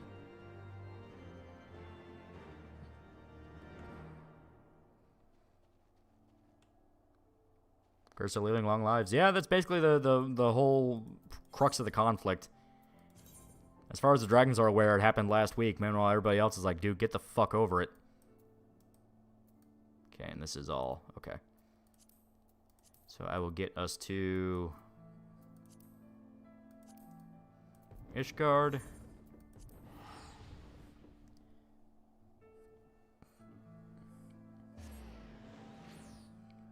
That's on Okunohana. Either the manga or its adaptations to me had an interesting premise, but devolved into a mid-coming of age tale. I was okay with it. I mean, from the get-go, it was coming of age, but it was just kind of more edgy coming of age, where it's basically just two kids who want to lash out. The story is willing to kind of address the fact they're a little pathetic, though, and it's like, hey, come on, you're not going to go through with any of this crap. Come on. All right, so we logged out and swapping back. So there we go. Like I said, I'm going to call it a little bit early because I am so tired of staring at computer screens. My brains are all fried. I've been playing Disco Elysium all fucking day, recording footage. I'm almost finished with it. But my brains are fried. It hurts. But yeah. Good shit. Skarsgård, Morgan, Keanu, and Carrie need to come together and play the religious roles in the movie? Yeah. Skarsgård was a great Satan. Oh, no. Yeah, that wasn't Skarsgård. That was Peter Stormare. Unless you're talking about Skarsgård and a different thing. They should make your own footage instead of stealing. Yeah. I don't always all the time, though. I am fully willing to pull shit off YouTube. I will add the little thing in the corner. Is Harry the most beautiful boy in DE? He's trying his best. He is trying his best. There is no sleep. You must save Revachol and kill the Hardy Boys. I am really excited to get to that part. I'm really excited to get to the tribunal. Just like when I finish the game, I'm gonna be writing down my thoughts. I cannot wait for the massive rant about the Hardy Boys. Where it's like these are massive fucking pieces of shit, outright monsters, and they deserve to die. Was Keanu on the island? No. From the releases that came out, because they just decided to stop doing them and not tell anybody, Keanu was never on the island. So you are safely allowed to enjoy John Wick. It's great. Constantine was a great Supernatural movie, but terrible Constantine movie. 9 out of 10. Yeah, basically. So he wasn't even British.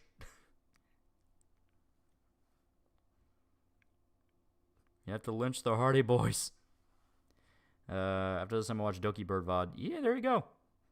Give her some love, because she needs it, considering her recent circumstances. But, oh boy, I am tired. I am very tired. So, thank you to everybody who showed up. Pretty good shit.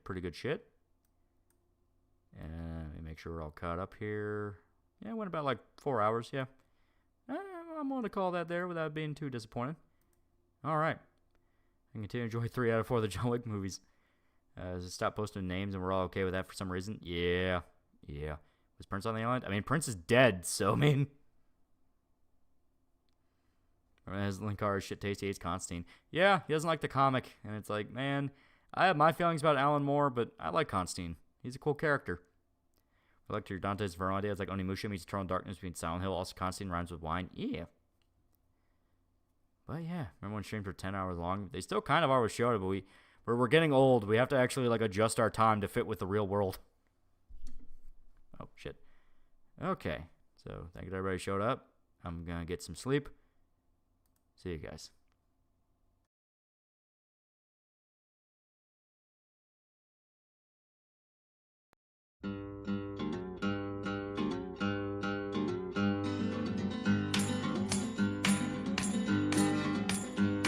Don't sing if you want to live long. They have no use for your song. You're dead, you're dead, you're dead, you're dead and out of this world. You'll never get a second chance. Plan all your moves in advance. Stay dead, stay dead, stay dead, stay dead and out of this world. Run fast, don't stand in the sun. There's too much work to be done. You're down, you're down, you're down, you're down and out of this world.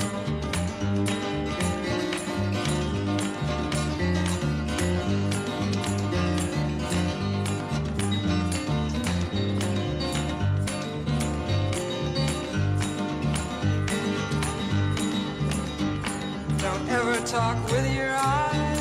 Be sure that you compromise.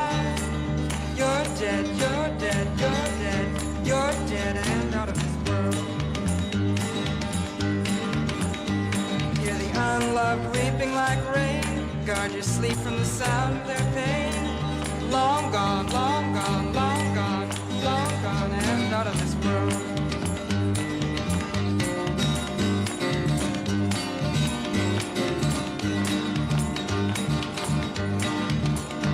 When you smile and it tears your face, it's time for the inhuman race.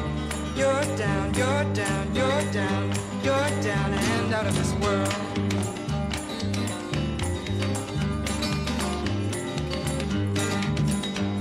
Now your hope and compassion is gone. You've sold out your dream to the world. Stay dead, stay dead, stay dead. You're dead and out of this world.